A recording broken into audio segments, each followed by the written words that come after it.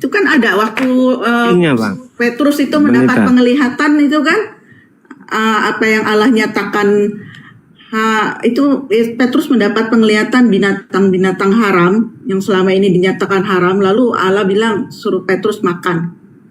Lalu Petrus bilang, aku tidak mau makan yang haram. Lalu Allah katakan, kalau aku nyatakan halal kau makan gitu. Itu penglihatan itu terjadi sampai 3 kali. Petrus menolak terjadi sampai 3 kali. Nah itu dari situ Petrus tahu bahwa memang sudah dibatalkan peraturan-peraturan tidak boleh makan babi dan segala sesuatunya. Tapi yang masih berlaku itu Baca baik-baik Bunda Nita ayat aspek itu. hukum moral. Finalnya Moral itu apa 10 perintah Allah itu masih berlaku. baca baik-baik Gini, itu peristiwa zaman Petrus. orang Yahudi Baca dulu baik-baik. kan kalau misalnya mencuri aja bisa potong tangan, kalau berzina bisa dirajam. Itu kan aspek sivil ya, hukum sivil. Cara mereka hidup ya begitu hukumnya. Nah, tapi itu dengan kematian Kristus itu udah dibatalkan. Tidak ada lagi orang Kristen itu nggak melakukan hal itu lagi. Mana ada gereja yang melakukan hal itu lagi? Justru kalau Itu melakukan hal itu ajaran kejam Paulus istilahnya. itu. Ajaran Om Paul itu. Baca baik-baik kisah Petrus, penglihatan Petrus. Finalnya di situ Petrus tidak makan itu bebong. Nah, dalam Yohanes 10 ayat 27 Yesus sudah jelas berkata, ya, domba-dombaku ya mendengar suaraku dan aku mengenal mereka dan mereka mengikuti aku. Itu kata Yesus. Apa yang dilakukan Yesus ikuti. Bagaimana mau dikenal Bunda Nita sama Yesus Tidak kalau semua yang tidak bisa cara begitu. hidup Yesus Jadi, itu orang Kristen ikuti, tapi pengajarannya. Nah, kalau di situ misalnya dikatakan semuanya Yesus apa jalan di pengajaran atas Yesus. air, apa Mute semua dulu, orang Bunda Kristen Nita. disuruh jalan di atas air, Mute tenggelam dulu, semua mute dulu, mati. Bunda Nita. Sekarang apa yang Jadi diajarkan nggak Yesus? sembarangan coba? juga gitu loh, ngomong-ngomong Iya, Yesus mute dulu. begini, Yesus begitu. Kita mesti Naik ikutin perahu semua lah, membabi Mbak buta, Nita. ya enggak Kalau lah. ini kan tetap di atas Ini air. Ada Iya, loh Kang iya. Dito, orang Sekarang Kristen begini. tolol itu dia ikutin, dia bilang maksudnya aku mau ikutin karena Tuhan Yesus suruh jalan di atas air, dia jalan di atas air beneran mati, dia tenggelam. Sebenarnya kan perintah itu Tuhan berikan kepada Petrus kan. Itu loh kalau dibaca, makanya memang jadi orang banyak sih Kristen juga disuruh di situ ada mesti baca firman ada Tuhan itu tulisannya suruh minum racun, pakai banyak dengan minum racun bantuan Roh ya. Kudus. Jangan roh kuda. Gitu loh. Itu kalau baca narasi, baca yang betul, jangan dipenggal-penggal. Satu ayat saja itu sudah bisa menerangkan. Kalau baca kisah Petrus, baca kisah Yesus, Yesus ajarannya tidak ada seperti Om Paul. Yesus datang itu bukan meniadakan Taurat tapi menggenapinya. Kalau dikatakan Taurat itu terbagi Taurat itu terbagi 3, Anda salah. Sampai detik ini hukum Taurat tidak pernah terbagi-bagi. Yang bagi-bagi itu kalian, klaim kalian Calvinis. Itu baru ada di abad ke-16 tahun 1524 ketika Calvinis mengatakan bahwa hukum Taurat itu terbagi 3, itu ditolak sama bangsa Yahudi. Sampai detik ini bangsa Yahudi tidak pernah meyakini ada hukum Taurat dibagi-bagi. Bagi 1, bagi 2, bagi 3, itu teori Calvinis baru muncul di abad Jangan ke-16. samakan Baca agama Kristen sejarah. dengan agama Betul, bener Yahudi. nih. Memang Sejarah. mereka Karena Mbak kan Nita tidak. pakai tafsiran Calvinis, padahal dia reformis. Calvinis reformis sama Pendengaran. Pak Dito sama. Calvinis reformis Ketembak sama. Anita. Jangan pakai tafsiran Calvinis makanya ketahuan nama kita. Kalau pakai Jangan, reformis iya. nggak tahu itu dari siapa. Dengarkan. Tapi gini Kalau pemahamannya, saya izin. Gini, Mungkin gini, bisa gini. dilanjutkan. Saya masih belum dapat Saya poinnya. itu saya Mbak. reform ya. Terus Betul. terang saya tidak Itu menarik menganggap gitu seperti loh. Advent itu bagian dari Kristen. Ya, karena ada alasan tertentu, terutama karena nabinya itu sebenarnya dalam Alkitab itu kan Tidak bisa nabi menjustice apa? begitu. Kalau dia misalnya memberikan nubuat atau nubuat ya dari Tuhan, Nggak bisa itu harus menyalahkan benar. orang begitu Bunda Nita. Kalau kita tanya sama Josken, Sekali salah itu udah terbukti itu bukan dari Tuhan, gitu loh. Pasti kalau kita tanya ke Josken, Kalau Josken juga bilang Ellen G. bahwa White Bunda itu Nita udah salah. berkali-kali salah. Maksud saya gini, jadi Itu asumsi Anda, Kang klaim Dito Anda. tidak bisa bilang, Ibu Nita Itu nggak boleh klaim pakai Anda. tafsiran reform. Saya ikut yang benar dan ya. Kalau saya misalnya ikut Masya Allah. aliran Kita lain, misalnya yang sering saya kritik Katolik ataupun Ya, misal izin dulu, atau apa, Mbak Nita, ya saya kita yakin sapa mereka ada dulu. sesatnya lah gitu loh. Saya nggak ikut Ya, jadi. sabar dulu, sabar dulu. Assalamualaikum warahmatullahi wabarakatuh. Waalaikumsalam warahmatullahi wabarakatuh. Wah, assalamualaikum warahmatullahi Bang wabarakatuh. Juma datang panjang dah, saya mau turun. Wah, aja, mau Bang, tidur. ini udah datang Bang Juma. Aku mute host, aku turun dulu host ya. Gak berani aku kabur host. Biasanya gitu host. Bang Kan Nita, udah malam, kabur kapan dong aku Bang Nita. tidurnya nih, udah mau jam 10 nih. Bang Nita, jangan pakai alasan, jangan kabur. Katanya ikut Yesus. Dengarkan. Tadi sebenarnya aku udah mau jangan turun. kabur dong. Tadi kalau Ya, mengklaim diskusi bentar Bunda, dong. Bang Nita, saya juga orang Katolik, Kristen Katolik, tapi saya bingung mau jalan kemana. Makanya kita dengar. Jangan ambil Makanya itu. makanya oh pantesan. Jangan Tadi kamu pakai bilang dalil-dalil apa? aja. Hukum Taurat Pakai masih alasan kesini. berlaku. Malah, kalau Bunda Nita, Memang hukum kalau Taurat masih berlaku, 10 hukum berlaku, Bang Nita. iya, Kenapa tidak hukum dipakai sama ininya, Katolik? aspek moralnya. Nantilah kita apa itu bicara lagi panjang, udah malam. Iya, jangan lari ya, Moralnya jangan masih lari, tapi berlaku. jangan lari ya. Tapi jangan lari ya, Enggak lah, aku Bang Nita. udah malam. Diskusi bentar, Bu. Enggak, itu kan masih ada yang lain yang bisa dengerin. Kalau Bang Uma yang ngomong panjang. Enggak, bentar aja, singkat-singkat aja. Saya Parah Bunda Nita. saya tertarik di dalam Al-Quranul Karim ada sebuah data, kemudian data ini membahas tentang Nabi yang datang di tengah Bani Israel lahir tanpa ayah. Ketika dia mengatakan, Bismillahirrahmanirrahim, Qala subhanaka ma yakunu li an aqula ma laysa li bihaqq. Beliau tidak pernah berkata-kata dari dirinya sendiri. Apa yang dia ucapkan tentu adalah apa yang diperintahkan oleh Tuhannya untuk ia katakan dan ia sampaikan. Bahkan dia mengatakan, in kuntu qultu faqad alimta ta'lamu ma fi nafsi wa la a'lamu ma fi nafsi. Jadi dia mengatakan bahwa jika aku pernah mengatakan, tentulah engkau telah mengetahuinya. Engkau Tuhan mengetahui apa yang ada pada diriku, dan aku tidak mengetahui apa yang ada padamu. Bahkan di ayat setelahnya dia mengatakan bahwasanya aku menjadi saksi kepada murid-muridku hanya pada saat ketika aku bersama dengan mereka. Wa kuntu alaihim syahida. Madum tu fihim falamma tawaffaitani kuntu antar raqiba alaihim. Jadi ketika aku sudah tak ada di bumi lagi, bukan lagi aku yang bersaksi, tetapi engkau yang menyaksikan itu. Nah, ada satu hal yang menarik di sini terkait dengan Islam Kristen.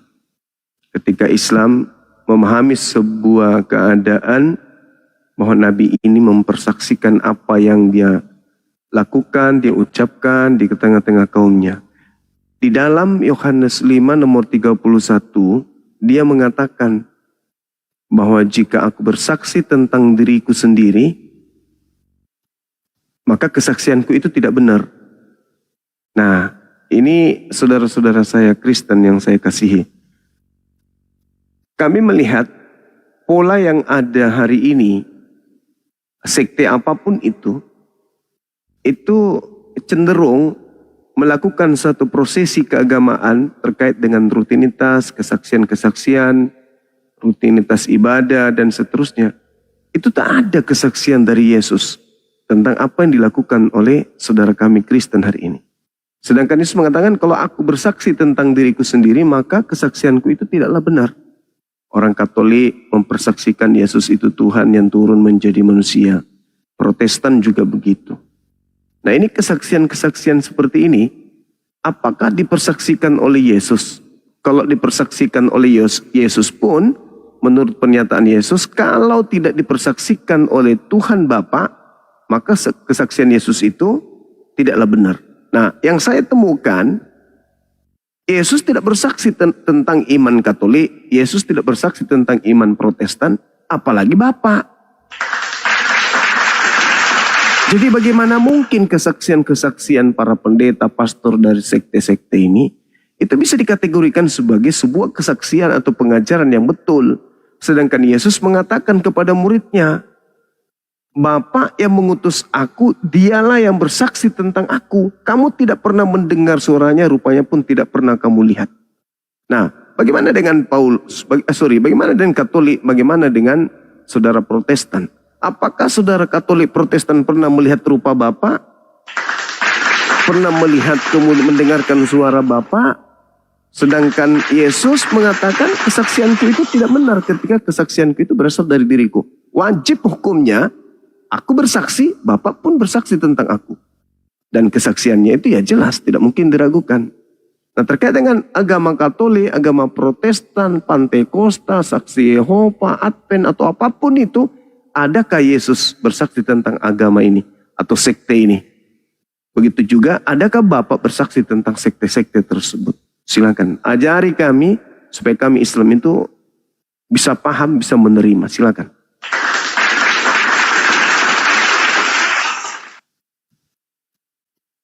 Silakan.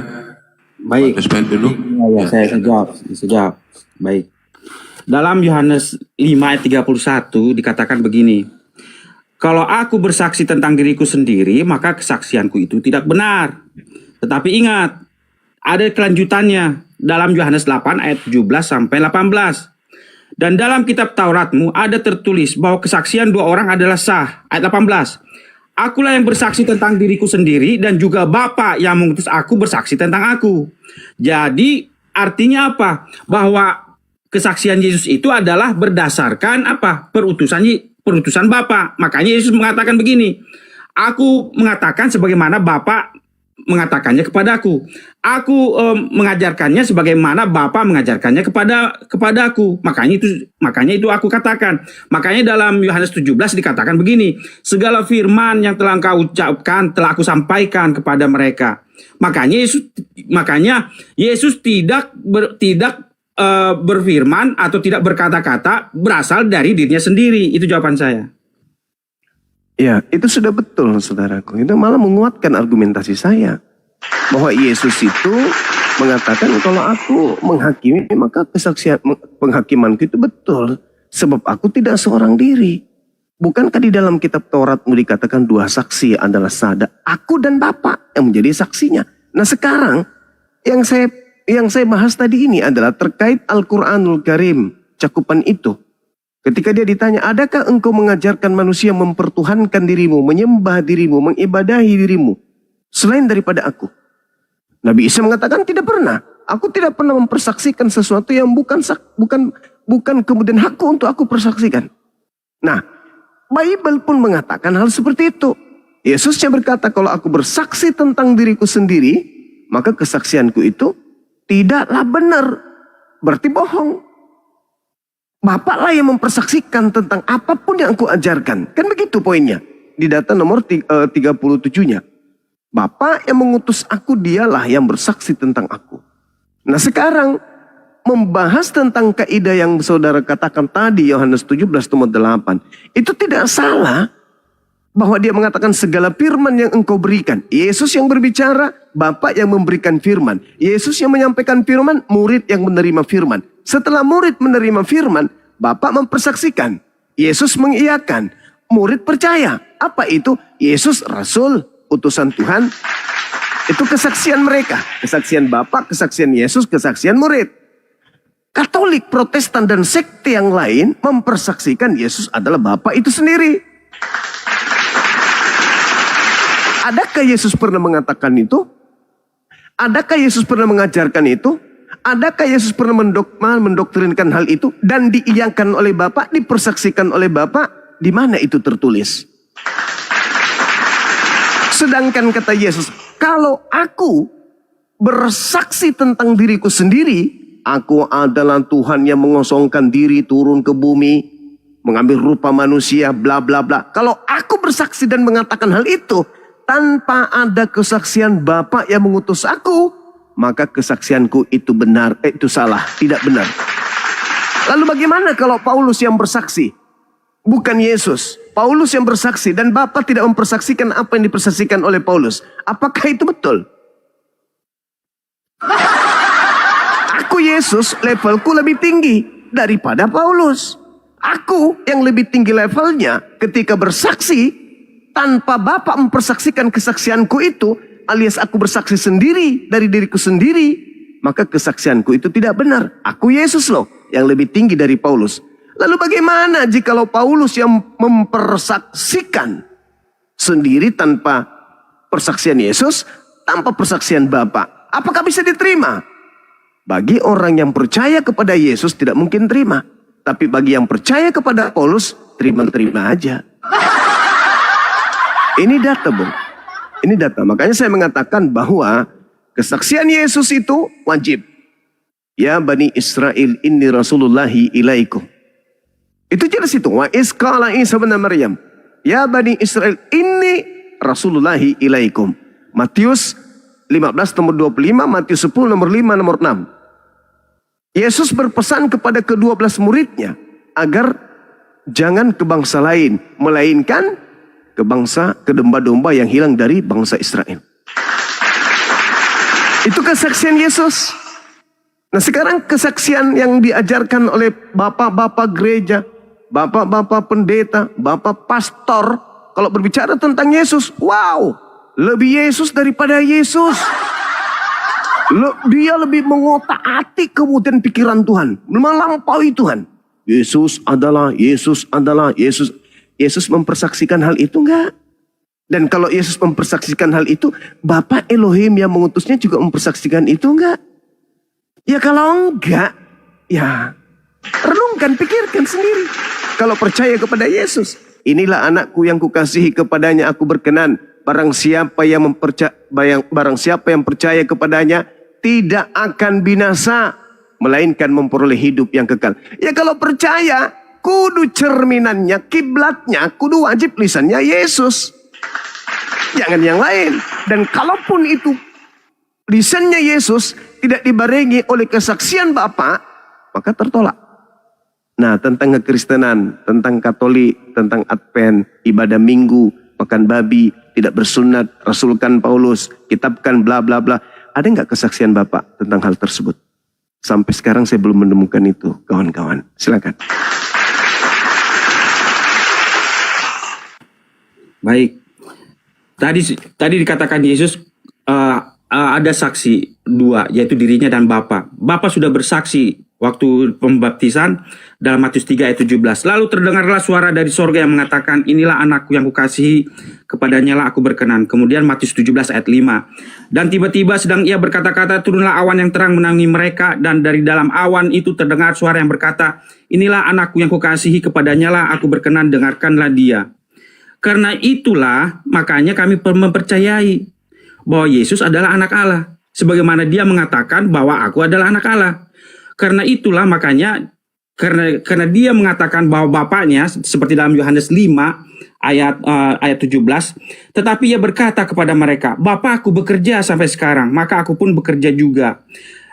Karena dia mengatakan Bapaknya adalah Tuhan, Bapaknya adalah Allah itu sendiri, maka ayat 18, sebab itu orang-orang Yahudi lebih berusaha lagi untuk membunuhnya, bukan saja karena ia meninggalkan hari Sabat, tetapi juga karena ia mengatakan bahwa Allah adalah Bapaknya sendiri dan dengan demikian menyamakan dirinya dengan Allah.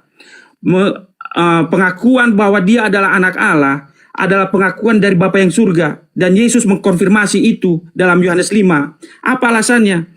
Ini alasannya. Sama Yesus mengidentifikasi dirinya bahwa kodratnya sama dengan Bapa. Dalam Yohanes 5 ayat 26 dikatakan begini, sebab sama seperti Bapa mempunyai hidup dalam dirinya sendiri, demikian juga diberikannya anak mempunyai hidup dalam dirinya sendiri. Jadi Yesus sedang menyamakan dirinya. Tidak ada nabi, tidak ada manusia, tidak ada seorang pun di dunia ini yang pernah mengatakan seperti Yohanes 5 ayat 26, sebab sama seperti Bapa mempunyai hidup dalam dirinya sendiri, demikian juga diberikannya anak mempunyai hidup dalam dirinya sendiri. Kemudian tidak ada seorang pun nabi yang mengatakan bahwa seperti di ayat 21, sebab sama seperti Bapa. Jadi Yesus menyamakan dirinya sama seperti Bapa. Sebab sama seperti Bapa membangkitkan orang-orang mati dan menghidupkannya, demikian juga Anak menghidupkan barang siapa yang dikehendakinya. Tidak ada seorang pun manusia atau nabi yang mengatakan seperti itu, mengidentifikasi dirinya, menyamakan dirinya dengan Bapa. Tidak ada seorang pun yang seperti di ayat 22 mengatakan seperti ini. Bapa tidak menghakimi siapapun, melainkan telah menyerahkan penghakiman itu seluruhnya kepada Anak. Makanya di ayat 23, Yesus mengkonfirmasi itu semuanya dalam satu kesimpulan. Seperti di ayat 23, supaya semua orang menghormati Anak sama seperti mereka menghormati Bapa. Barang siapa tidak menghormati Anak, ia juga tidak menghormati Bapa yang mengutus dia. Ketika Bapa dianggap seorang Allah, atau ketika Bapa dianggap sebagai seorang Tuhan, Yesus sedang mengatakan bahwa penghormatan kepada Tuhan adalah diberikan juga layak pantas diberikan kepada dirinya. Makanya Yesus mengatakan dalam Yohanes 5 ayat 23, supaya semua orang menghormati Anak sama seperti mereka menghormati Bapa. Barang siapa tidak menghormati Anak, ia juga tidak menghormati Bapa yang mengutus dia. Itu jawaban saya. Terima kasih. Saudaraku, tadi saya mengatakan kepada saudara, barang siapa yang mendengarkan penjelasan saya dan menggunakan kemudian akal bukan doktrin dogma pasti paham. Jika aku bersaksi tentang diriku sendiri, maka kesaksianku itu tidak benar. Nah, sedangkan kesaksian Yesus dikatakan benar jika mana kesaksian Yesus itu juga dipersaksikan oleh Bapa. Anda membaca dalil yang sebenarnya Anda nggak paham sendiri dalil itu. Anda mempersaksikan sesuatu di luar daripada dalil yang Anda baca. Anda membaca dalil tapi Anda nggak paham. Kenapa? Anda ingin mempersaksikan kesaksian palsu. Coba Anda lihat. Seluruh data yang Anda sajikan tadi itu. Apa yang dikatakan di dalamnya? Sama seperti Bapa mempunyai hidup dalam dirinya sendiri. Demikian juga diberikannya hidup kepada Yesus. Ada berapa yang hidup di situ? Ada 2. Ada 2, bukan 1. Data selanjutnya 27 Anda baca. Dan dia telah memberikan kuasanya untuk menghakimi. Karena apa? Karena Yesus adalah anak manusia. Bapak anak manusia enggak? Bukan. Berarti Bapak tidak diberikan kuasa. Kenapa? Karena Bapaklah pemilik kuasa itu. Yesus diberi kuasa karena dia hanya anak manusia. Jadi Anda mempersaksikan sesuatu yang tidak sesuai dengan kesaksian Bapa dan juga tidak sesuai dengan kesaksian Yesus. Ketika dikatakan dia diberi kuasa untuk menghakimi, memberi kuasa menghidupkan orang, mengampuni dosa orang sekalipun, itu karena apa? Dia diberikan sebab dia bukan Tuhan. Kalau dia Tuhan tidak diberikan. Justru karena dia diberikan dalam bahasa Yunani didome, diberikan, maka Yesus mampu melakukan itu karena dia diberikan kuasa itu. Kalau tidak diberi kuasa ya nggak bisa. Aku tidak dapat berbuat apa-apa dari diriku sendiri. Baca nomor 30-nya. Bisa nggak Bapa pencipta langit dan bumi mengatakan seperti itu? Ya nggak bisa. Jadi saudaraku, berhenti melakukan kesaksian-kesaksian tipu-tipu. Berhenti melakukan kesaksian-kesaksian selama 2000 tahun sebagai kesaksian bohongan. Jangan. Jangan. Yesus mengatakan kalau aku bersaksi tentang diriku sendiri, maka kesaksianku itu tidak benar. Apa kesaksian Yesus? Bapa yang mengutus aku. Aku diberi kuasa disebabkan karena aku adalah manusia. Aku diberi hidup. Oleh siapa? Oleh Bapa. Kalau tidak diberi hidup, hidup enggak aku. Enggak hidup. Jadi kesaksiannya itu loh yang harus kita percaya. Bukan kesaksian doktrin dogma dari gereja. Supaya kita ini bisa selamat.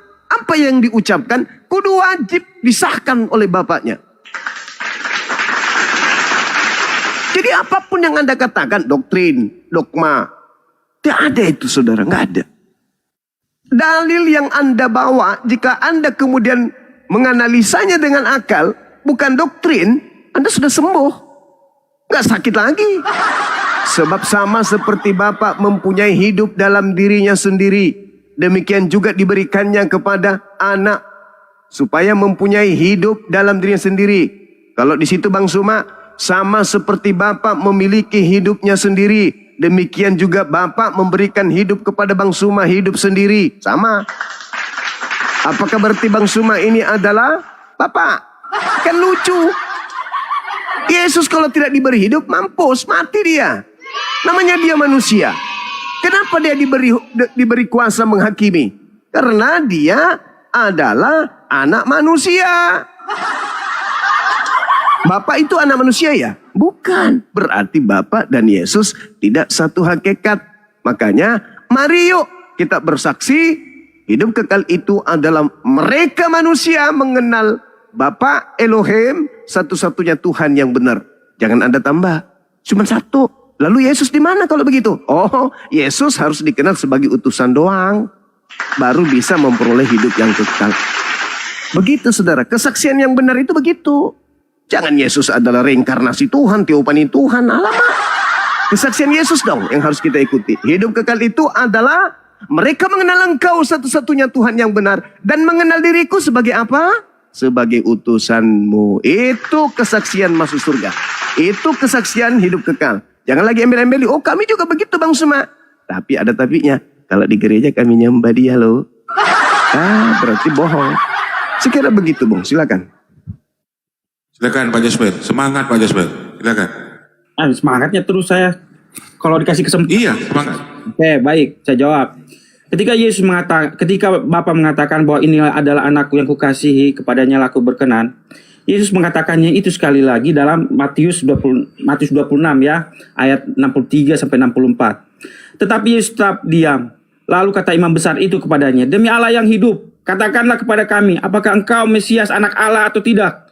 Jawab Yesus, "Engkau telah mengatakannya, akan tetapi aku berkata kepadamu, mulai sekarang kamu akan melihat anak manusia duduk di sebelah kanan yang Maha Kuasa dan datang di atas awan-awan di langit." Nah, mengapa Yesus mengatakan seperti itu?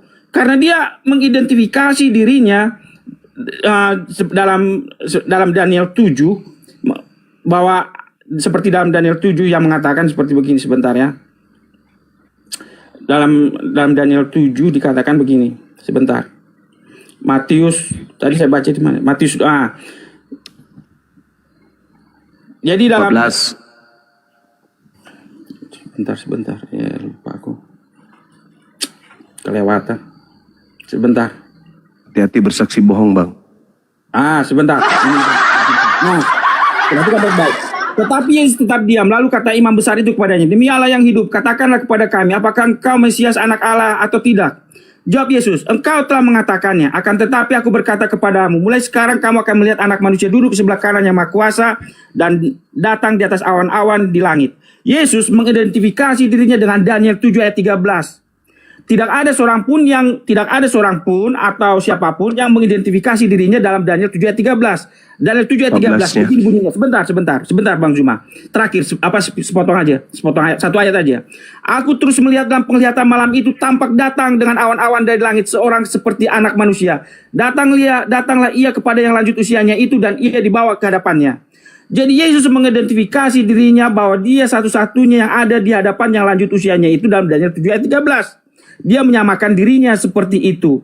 Nah, jadi kalaupun misalnya Bang Zuma ya berani mengatakan seperti kata Yesus tadi, seperti Bapa memiliki hidup dalam dirinya sendiri dan Bang Zuma mengatakan seperti itu, berani seperti itu, Bang Zuma harus bisa mempertanggungjawabkannya itu. Nah, kalaupun misalnya Bang Zuma berani mempertanggungjawabkannya itu di hadapan ini sekarang, tetapi apakah berani seperti yang ditulis oleh kitab Injil Sinoptik itu, 4 Injil itu mengatakannya seperti itu? Beranikah Bang Zuma mengatakan membangkitkan orang mati? Beranikah Bang Zuma mengatakan aku akan membangkitkan orang di akhir zaman? Penghakiman ada di tanganku. Kalau berani Bang Zuma mengatakan seperti itu, hati-hati Bang Zuma. Itu aja saya ucapkan. Karena apa? Karena Anda sedang menyandingkan diri Anda, sedang berhadapan dengan apa? Anak Allah. Itu jawaban saya. Terima kasih. Saudaraku, harusnya kalau Anda, sekali lagi saya katakan, kalau Anda itu mau jujur, bersaksi sesuai dengan kesaksian Yesus yang disahkan Bapa, Anda tidak sampai kepada kondisi yang meresahkan gitu loh. Anda meresahkan ini ketika Anda membawa Matius 26. Ketika ditanya Yesus, tidakkah engkau memberi jawab atas tuduhan-tuduhan, atas kesaksian-kesaksian ini terhadap engkau? Yesus diam aja kan? Yesus diam aja. Lalu kata imam besar itu kepadanya, demi Tuhan yang hidup, katakanlah kepada kami, apakah engkau Mesias, anak Tuhan atau bukan? Yesus menjawabnya bukan. Astagfirullahaladzim, ya Allah ya Karim. Ditanya sama Imam Kayafas, apakah ente anak Tuhan atau bukan? Yesus mengatakan apa? Bukan. Apa buktinya dia mengatakan bukan? Ya Anda sudah menjawabnya tadi. Apakah engkau adalah anak Elohim? Apa jawabnya? Engkau telah mengatakannya. Akan tetapi aku berkata kepadamu. Mulai sekarang kamu akan melihat anak manusia. Bukan. Apakah engkau anak Allah? Bukan. Aku anak manusia. Itu kesaksian Yesus. Pada hari ini telah lahir bagimu. Lahir dari siapa? Dari manusia. Siapa manusianya? Maria. Ya Allah ya Karim. Mana kesaksian bapaknya? Baca Matius 1. Nomor 18 sampai 31. Kepada Yusuf, apa dikatakan? Maria akan melahirkan anak laki-laki, anak manusia. Hendak kuberi dia nama siapa? Yesus. Tuhan Bapa bersaksi Yesus anak manusia. Malaikat datang, Maria melahirkan anak manusia. Yesus mengatakan dirinya anak manusia. Kristen mengatakan Yesus anak Allah. Sama seperti orang-orang Farisi. Ayo kawanku, mari bersaksi. Ikuti kami. Yesus adalah Rasul utusan Tuhan. Selesai. Hidup kekal itu adalah mereka mengenal Engkau, satu-satunya Tuhan yang benar. Dan mengenal Yesus satu natur aja. Bukan dua natur, satu natur. Apa itu? Rasulullah. Titik. Mau hidup kekal? Kenali dua. Pertama, Tuhannya Yesus satu-satunya Tuhan. Yang kedua, Yesus utusan Tuhan. Selesai. Sederhana kok itu. Jadi kalau Anda mengatakan, ini loh Bang Suma, ini loh. Apa ini loh? Orang-orang dalam keadaan genting. Dalam keadaan sangat-sangat menentukan hidup matinya oknum tersebut. Ditanya, apakah ente anak Tuhan? Engkau yang mengatakan itu. Tetapi aku mengatakannya bahwa mulai sekarang kau melihat anak manusia. Bukan berarti anak Tuhan. Kau yang mengatakan itu, tetapi aku berkata kepadamu. Beda. Apa yang aku katakan kepadamu? Anak manusia. Makanya tadi di awal saudaraku, andaikan Anda tidak pintar, tidak pandai kemudian bersilat lidah, Anda cukup menjawab, tidak ada kesaksian Bapa Elohim tentang Katolik, tentang Kristen, tentang Paulus, tentang Lukas, tentang Markus, tentang kitab-kitab yang kami amalkan, tentang makan babi dan tidak bersunat, tentang masuk ke gereja hari Minggu. Itu Bapak nggak pernah bersaksi tentang hal itu. Bahkan Bapak tidak pernah bersaksi tentang sekte yang kami anut sekarang ini. Udah selesai, bubar. Tapi kan Anda punya kelihayan silat lidah, kemana-mana, ujung-ujungnya juga Bapak nggak pernah bersaksi tentang agama saudara. Nah, sedangkan Yesus mengatakan apa tolak ukurnya? Kalau aku bersaksi tentang diriku sendiri, kesaksianku itu bisa dipercaya atau tidak? Tidak bisa. Kenapa? Karena tidak benar. Nah, bagaimana kalau gereja yang bersaksi tentang Yesus? Gereja bersaksi, pendeta bersaksi. Benar nggak? Ya itu sudah pasti tidak benar. Yesus aja bersaksi tentang dirinya sendiri nggak benar, apalagi pendeta di gereja, apalagi pastor. Jadi mari teman jemaat-jemaat tinggalkan hal-hal yang tidak benar di hadapan Tuhan. Silakan. Baik. Dalam Yohanes 10 ayat 30 sampai 36 dikatakan begini. Aku dan Bapa adalah satu. Kata Yesus kepada mereka, banyak pekerjaan baik yang berasal dari Bapakku yang kuperlihatkan kepadamu. Pekerjaan manakah diantaranya yang menyebabkan kamu melempari aku? Ayat 33. Jawab orang-orang Yahudi itu, bukan karena suatu pekerjaan baik maka kami mau melempari engkau, melainkan karena engkau menghujat Allah dan karena engkau sekalipun hanya seorang manusia saja menyamakan dirimu dan Allah. Ayat 36. Masihkah kamu berkata kepada dia yang dikuduskan Bapa dan yang telah diutusnya ke dalam dunia, engkau menghujat Allah karena aku telah berkata aku anak Allah? Jadi Yesus sendiri mengatakan bahwa dia adalah anak Allah.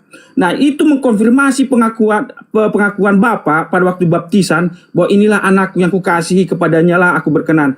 Kemudian yang kedua kalinya ketika di bukit pemuliaan, Bapa mengkonfirmasi lagi, inilah anakku yang kukasihi. Kemudian di Yohanes 10 ini dikatakan bahwa dia sendiri mengaku bahwa dia adalah anak Allah. Kemudian di Matius 16 ayat 16, Petrus pun mengakui bahwa dirinya adalah anak Allah. Dan sepanjang pengakuan orang lain terhadap dirinya bahwa dia adalah anak Allah, Yesus tidak pernah mengatakan tidak. Itu jawaban saya. Terima kasih Bang Zuma. Saudaraku, tadi itu Yesus mengatakan tidak, apakah engkau adalah anak Allah atau tidak? Yesus mengatakan engkau yang mengatakan itu. Tetapi aku berkata kepadamu, mulai sekarang engkau akan melihat anak manusia. Berarti tidak dong. Dia menolak. Saudara, tadi dalil ketika Anda membaca aku dan Bapa adalah satu, tadi kesaksiannya gimana? Yang Anda bawa itu tadi apa? Sama seperti Bapa memiliki hidup sendiri, demikian juga diberikan. Kan dua tuh.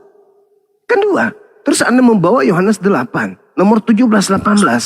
Kan Anda sendiri yang membawa, saudaraku. Bukankah dua saksi adalah sah? Akulah yang bersaksi tentang diriku dan juga Bapa yang kan dua di situ. Gimana? Kemudian kalau Anda memahami Yesus itu aku dan Bapa adalah satu, berarti Yesus itu adalah Bapa. Coba Anda lihat pernyataan. Ini lagi-lagi kesaksian Yesus ya. Kesaksian Yesus nih, kita harus berkiblat kepada kesaksian Yesus, orang yang mulia ini. Jangan ke doktrin, jangan ke dogma. Apa kata Yesus? Waktu Yesus mengajar di bait suci, Yesus berseru, apa katanya? Memang aku Yesus kamu kenal. Kamu memang mengenal aku. Dan kamu tahu dari mana aku berasal. Namun aku datang bukan atas kehendakku sendiri. Tetapi aku diutus oleh Dia yang benar, yang tidak kamu kenal. Memang kamu mengenal aku. Tetapi kamu tidak mengenal Dia yang mengutus aku. Kok katanya satu? Memang kamu mengenal aku, tetapi kamu tidak mengenal siapa yang mengutus aku. Aku kenal Dia, sebab aku datang dari Dia, dan Dialah yang mengutus aku.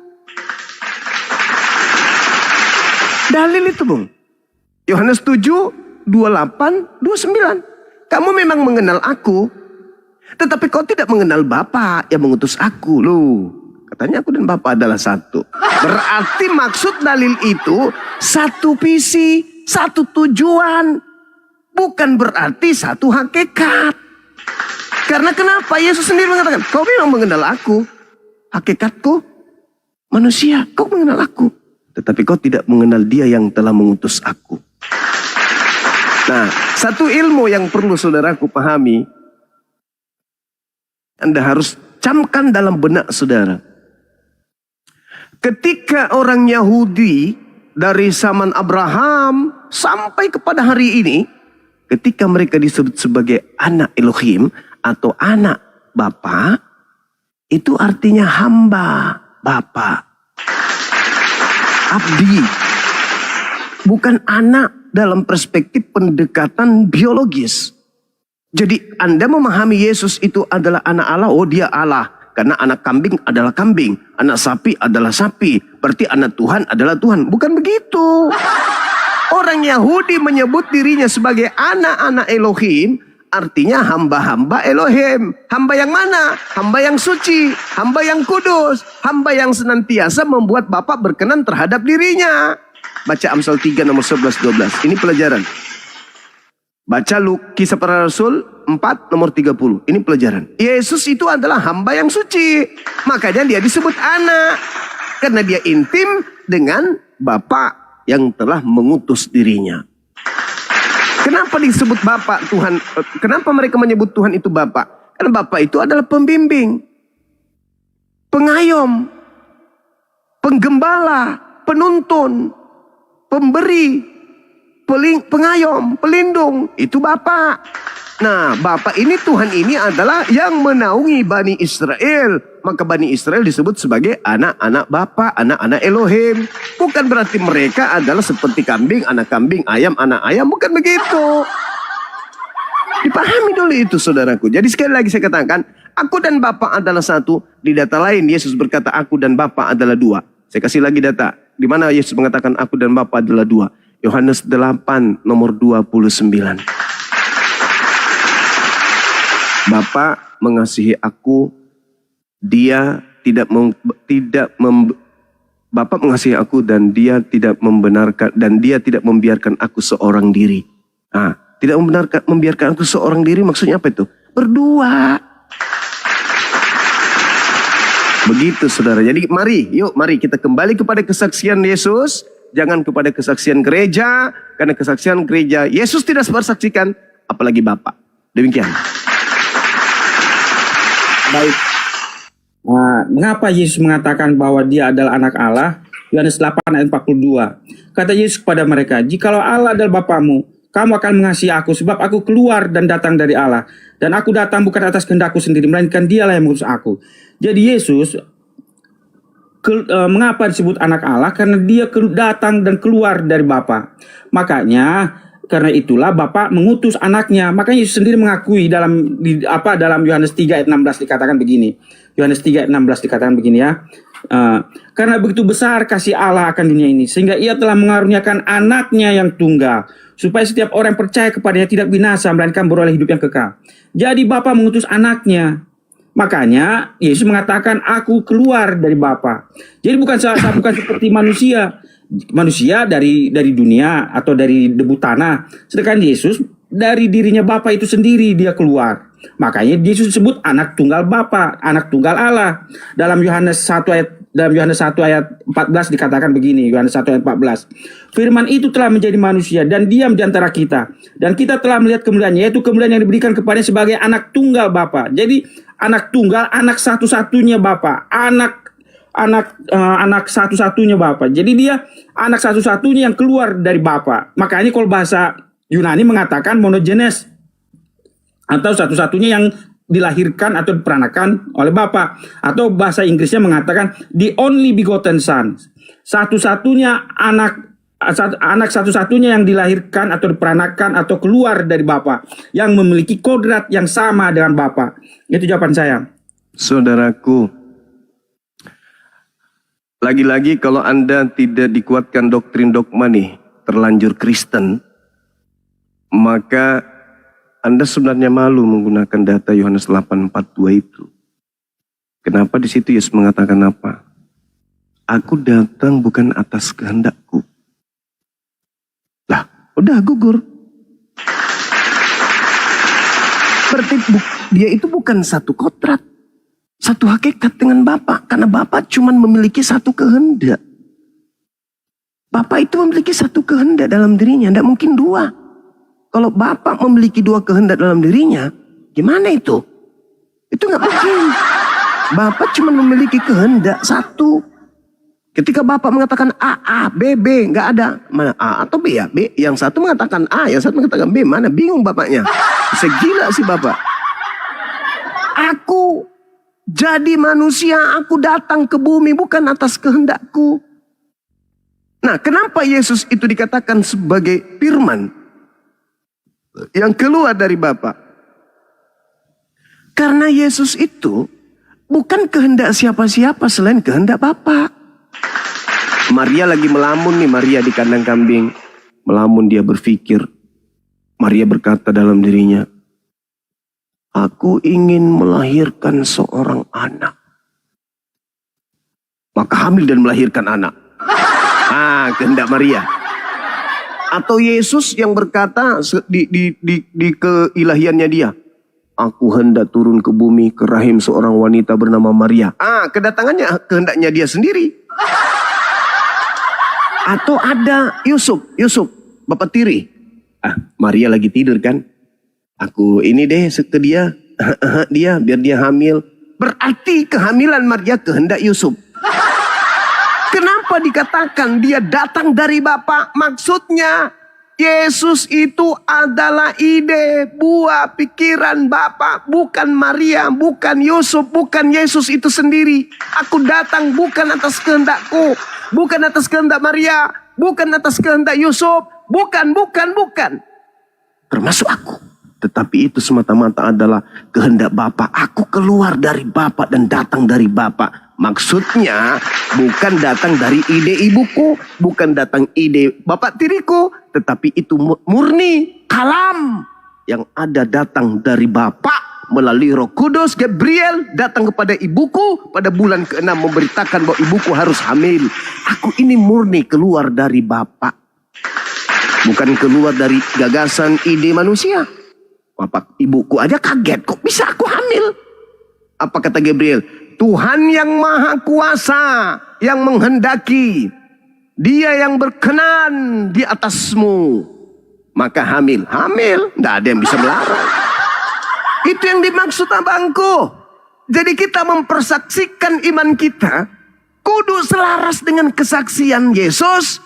Wajib selaras kesaksian itu dengan kesaksian Bapa. Inilah anakku. Maksudnya apa? Inilah ide yang berasal dari aku. Aku yang punya ide membuat Maria hamil.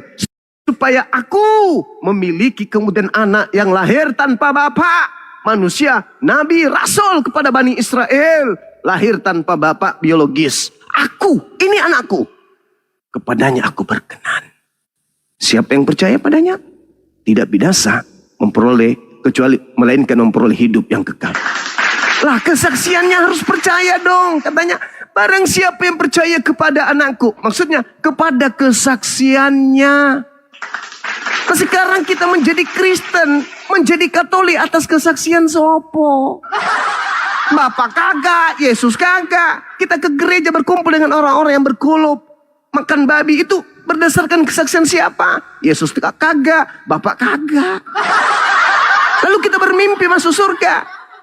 Mengenal agama kita aja Bapak kagak. Mengenal hari raya kita aja Yesus dan Bapak kagak. Kok kita ini mimpi masuk surga? Gimana ceritanya? Maka mari saudara-saudaraku, kita bersaksi iman ini di hadapan pencipta langit dan bumi. Selaraskan ritme gelombang apa yang Yesus ajarkan kepada kaumnya Bani Israel. Terlontar dari mulutnya sendiri. Itulah yang kita imani seharusnya hari ini. Jangan yang lain. Kembali ke dalam Yohanes 5:31. Jikalau aku bersaksi tentang diriku sendiri, maka kesaksianku itu tidak benar. Andai saja Yesus bersaksi sendiri, aku adalah aku adalah Mesias, aku adalah Firman, aku adalah, tanpa ada kesaksian Bapa, apa kata Yesus? Jangan kamu percaya, itu nggak benar. Harus kudu ada validasi, ada kemudian pengesahan dari Bapa. Iman Kristen ada kesaksian Bapa nggak? Katolik ada kesaksian Bapa nggak? Ibadah Minggu ada kesaksian Bapa nggak? Nyembah Yesus ada kesaksian Bapa nggak? Natalan ada kesaksian Bapa nggak? Ada nggak? Makan babi ada kesaksian Bapa nggak? Tidak bersunat ada kesaksian Bapa nggak? Merasulkan Paulus ada kesaksian Bapa nggak? Nggak ada, nggak ada, sama sekali nggak ada, nggak ada. Mau selamat gak? Ikuti kesaksian Yesus. La ilaha illallah, Yesus Rasulullah. Selesai. Baik ya, ini pamungkas yang terakhir lah ya. Yohanes 5 ayat 23 ya, dikuatkan supaya semua orang menghormati anak sama seperti mereka menghormati Bapa. Barang siapa tidak menghormati anak, ia juga tidak menghormati Bapa yang mengutus dia. Yohanes 8 ayat 54. Jawab Yesus, jikalau aku memuliakan diriku sendiri, maka kemuliaanku itu sedikit pun tidak ada artinya. Bapakulah yang memuliakan aku. Tentang siapa kamu berkata dia adalah Allah kami?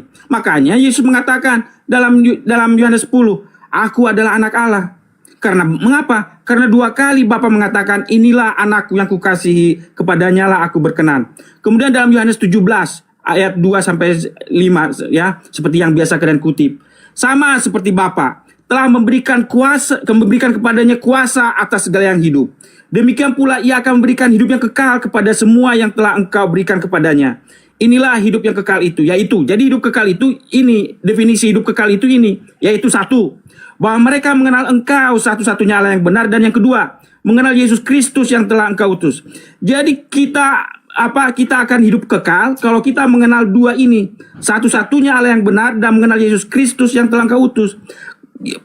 Tidak pernah ada di Alkitab mengatakan bahwa inilah hidup yang kekal itu, bahwa mereka mengenal engkau satu-satunya Allah yang benar dan mengenal Musa. Tidak ada.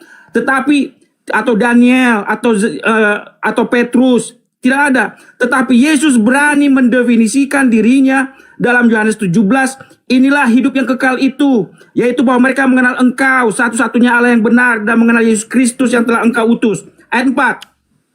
Aku telah mempermuliakan engkau di bumi dan jalan menyelesaikan pekerjaan yang telah engkau berikan kepadaku untuk melakukannya. Oleh sebab itu ya Bapa, permuliakanlah aku padamu sendiri dengan kemuliaan yang kumiliki dari hadiratmu sebelum dunia ada. Apa itu kemuliaan anak sebelum dunia ada? Yohanes 1 ayat 1. Pada mulanya adalah firman. Firman itu bersama-sama dengan Allah dan firman itu adalah Allah. Ayat 2. Ia yang pada mulanya bersama-sama dengan Allah. Kemudian ayat 14. Firman itu menjadi manusia. Di ayat 10. Dan segala milikku adalah milikmu dan milikmu adalah milikku dan aku telah dipermuliakan di dalam mereka. Karena itu apa? Yohanes 5 ayat 43. Ini kesimpulan pembicaraan kita. Aku datang dalam nama Bapakku dan kamu tidak menerima aku. Jikalau orang lain datang atas namanya sendiri, kamu akan menerima dia. Jadi syarat untuk menerima hidup yang kekal itu adalah mempercayai bahwa Yesus adalah anak Allah. Itu terima kasih ucapan saya. Terima kasih Bang Zuma. Tuhan Yesus memberkati. Saudaraku, Anda lagi-lagi saya katakan kalau bukan terlanjur Kristen nih, full di dalam diri saudara doktrin dan dogma, Anda malu membawa data Yohanes 5 tadi. Kenapa saudaraku? Di situ dikatakan apa? Supaya semua orang menghormati anak. Cara menghormatinya adalah tampar, seret, tonjok, bagikan pakaiannya, telanjangin, tombak, gantung, bunuh. Lalu beritakan ke orang-orang, dia telah mati dengan jalan kutuk karena kita. Sebab ada tertulis, terkutuklah orang yang digantung di atas tiang salib. Tuh, cara menghormati anak itu gitu. Satu-satunya ajaran di atas muka bumi ini yang menghina, menghujat, merendahkan Yesus hanya agama Anda. Supaya semua orang menghormati anak. Sama seperti mereka menghormati bapak. Bapak ini bisa ditampar rupanya. Bapak itu bisa diludahin gitu. Bisa ditonjok, bisa diseret. Diarak seperti maling motor. Barang siapa tidak menghormati anak, ia juga tidak menghormati bapak. Agama Kristen ini berasal dari mana? Oh, berasal dari agama yang mana agama ini percaya kepada orang-orang yang menghormati Yesus loh. Ini agama Kristen adalah agama yang sangat menghormati Yesus. Buktinya, ketika orang-orang membunuh Yesus, ketika orang-orang menampar Yesus, mereka tidak berkongkol, mereka marah loh. Oh, mereka sangat menghargai anak. Saudaraku, kesaksian-kesaksian palsu, tipu muslihat, kerja iblis merasuki Yudas dalam kaidah kekristenan adalah suatu tindakan yang terbukti dan berhasil. Dengan kata lain, Kristen berasal dari kesaksian-kesaksian palsu orang-orang Yahudi, imam-imam kepala. Kristen adalah agama yang dibangun dari tipu muslihat orang-orang Farisi di mahkamah agama. Dan konsep kekristenan berasal dari berhasilnya iblis merasuki Yudas. Ingat sekali lagi, Andai saja Anda tidak kenyang dengan doktrin gereja, nggak terlanjur Kristen, Anda malu membaca Yohanes 5 nomor 23 tersebut.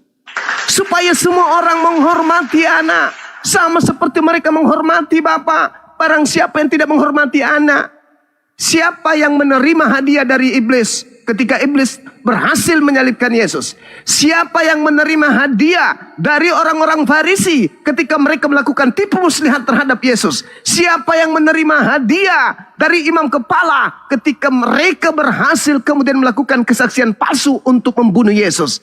Kristen bukan? Ini yang disebut kalian menghormati anak. No, kata Yesus dalam Yohanes 16 nomor 7, 8, 9, 10, 11, 12, 13, 14, 15. Apa katanya? Apabila roh kebenaran itu datang, dia akan memuliakan aku. Makanya umat Islam itu marah besar ketika orang Kristen mengusung sebuah konsep.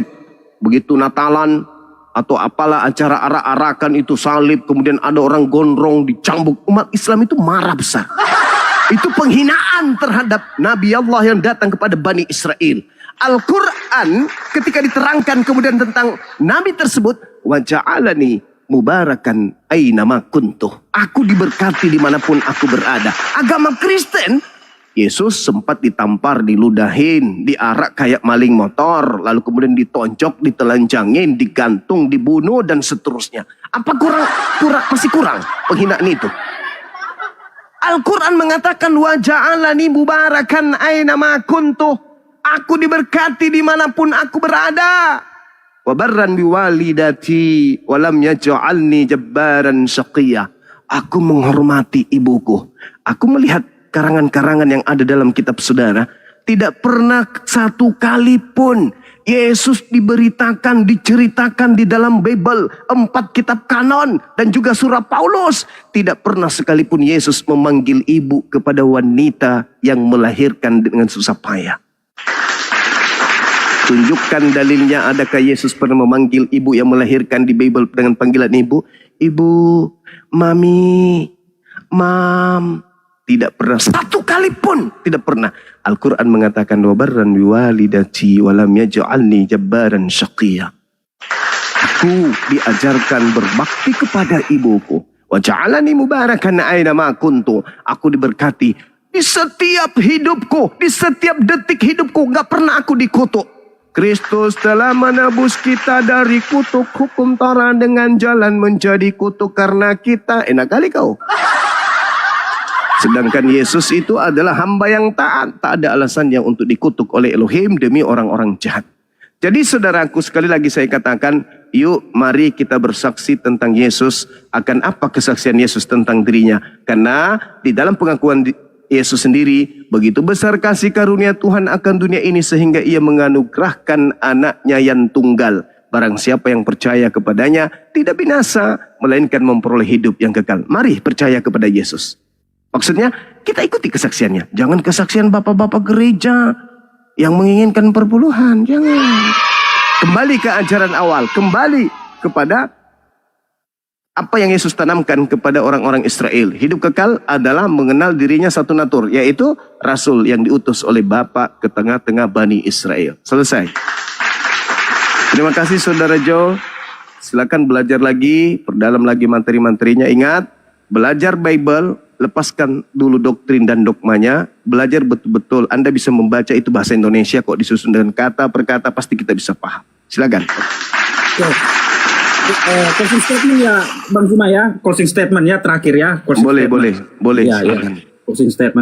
Closing statement saya adalah Matius 20 ayat 17 sampai 19. Ketika Yesus akan pergi ke Yerusalem, ia memanggil ke-12 muridnya tersendiri dan berkata kepada mereka di tengah jalan, sekarang kita pergi ke Yerusalem dan anak manusia akan serahkan kepada imam-imam kepala dan ahli-ahli Taurat, dan mereka akan menjatuhi dia hukuman mati, dan mereka akan menyerahkan dia kepada bangsa-bangsa yang tidak mengenal Allah, supaya ia diolok-olok, disesah, dan disalibkan, dan pada hari ketiga ia akan dibangkitkan. Jadi Yesus mati di kayu salib, memang itu adalah kehendak Bapa, dan dia menuruti kehendak itu dan dia sudah mengatakannya itu sebelum Yesus menjalani penyaliban. Terima kasih Bang Zuma, Tuhan Yesus memberkati. Iya, saudara. Baik, saya bantah closing statement-nya Anda. Pengakuan Yesus di dalam Yohanes 10 nomor 18. Apa kata beliau? Tidak seorang pun yang dapat mengambil nyawaku, melainkan aku memberikannya menurut kehendakku sendiri. Aku berkuasa memberikan nyawaku dan berkuasa mengambilnya kembali. Inilah tugas yang kuterima dari Bapakku. Jadi, ketika Anda membaca dalil anak manusia dan akan dibunuh oleh mereka, Lukas 22 juga mengatakan begitu. Siapa yang bisa membunuh Yesus? Gak ada. Kecuali Yesus menggorok lehernya sendiri baru bisa. Gak ada. Tidak seorang pun yang mampu mengambil nyawa dariku, melainkan aku sendiri yang memberikan menurut kehendakku sendiri. Aku berkuasa memberikannya. Ketika terkait dengan penyaliban, baca Lukas 22 nomor 4344. Sekiranya bisa cawan ini berlalu, biarlah berlalu, tetapi bukan atas kehendakku, melainkan atas kehendakmu sendiri. Maka seorang malaikat turun ke bumi, memberikan kekuatan kepada Yesus, sehingga Yesus semakin bersungguh-sungguh berdoa, sehingga peluhnya seperti titik-titik darah yang jatuh ke tanah. Anda baca Ibrani 5 nomor 7, sebagai manusia, ia telah mempersembahkan doa yang sangat-sangat kepada Tuhan yang mampu menyelamatkannya dari kematian, dan atas kesolehannya doanya dikabulkan. Dia tidak akan pernah mau bunuh diri, tidak akan pernah mau. Berarti tidak ada manusia yang bisa membunuh Yesus. Jangankan manusia, iblis pun gagak. Dia terangkat ke langit sendiri. Hanya Tuhan yang bisa mengambil nyawa, yang tak ada yang lain. Sedangkan kalau Anda melihat di dalam Markus 9 ya. Nomor berapa itu? 30-31. Lalu mereka membunuh dia, dan setelah dia dibunuh, pada hari ketiga dia bangkit dari kubur. Yesus berkata dia, bukan aku, dia. Saya kira begitu saudara. Silakan Anda baca Yohanes 10 nomor 18. Tidak akan ada yang pernah bisa membunuh Yesus. Hansip Romawi, gak bisa. Hansip Romawi mulai dari RT, RW, kepala desa, camat, bupati, gubernur gak akan pernah sanggup membunuh Yesus. Yakin dan percaya. Yesus orang mulia, dari sejak lahir aja sudah diproklamirkan oleh malaikat. Ibunya orang suci. Orang mulia Yesus itu, jangan macam-macam. Backingan Yesus itu bro, seluruh malaikat yang ada di langit, yang ada di bumi, pencipta langit dan bumi backingannya. Ada yang berani bunuh, pret. Gak mungkin ada, gak mungkin. Makanya dia pede. Apa kata dia? Tidak seorang pun yang bisa mengambil nyawaku daripadaku, melainkan aku memberikannya menurut kehendakku sendiri. Aku mau gak dibunuh sama mereka? Nehi mericik itu berjahen aja. Emang dia siapa? Jadi nggak ada itu, Bung. Tapi sekali lagi itu iman saudara, kepercayaan saudara, keyakinan saudara. Saya menghargai itu. Ini cuma diskusi supaya kita melenturkan saraf-saraf kita agar kita kembali kepada Tuhan pencipta langit dan bumi. Bukan karena pembodohan orang-orang menginginkan duit dari kita, tetapi betul-betul dari untaian kata demi kata yang kita kemudian pelajari karena kita punya alat untuk memahami itu, yaitu akal dari Tuhan. Silakan. Ya, istirahat dulu Bang Jaspan ya. Alhamdulillah. Bang Vicky, selamat malam. Bang Vicky ini sudah dipersimpangkan Gurunda. Beliau tidak percaya doktrin-doktrin gereja. Dia kayaknya sudah mau logit beliaunya. Ya. Silakan Bang Vicky, dibuka mute-nya Bang Vicky.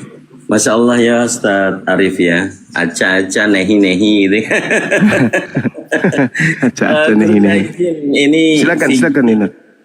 Vigi ini dari Katolik, mungkin saya anggap adik saya. Kemarin juga sempat saya mau mendalami dan belajar di sini.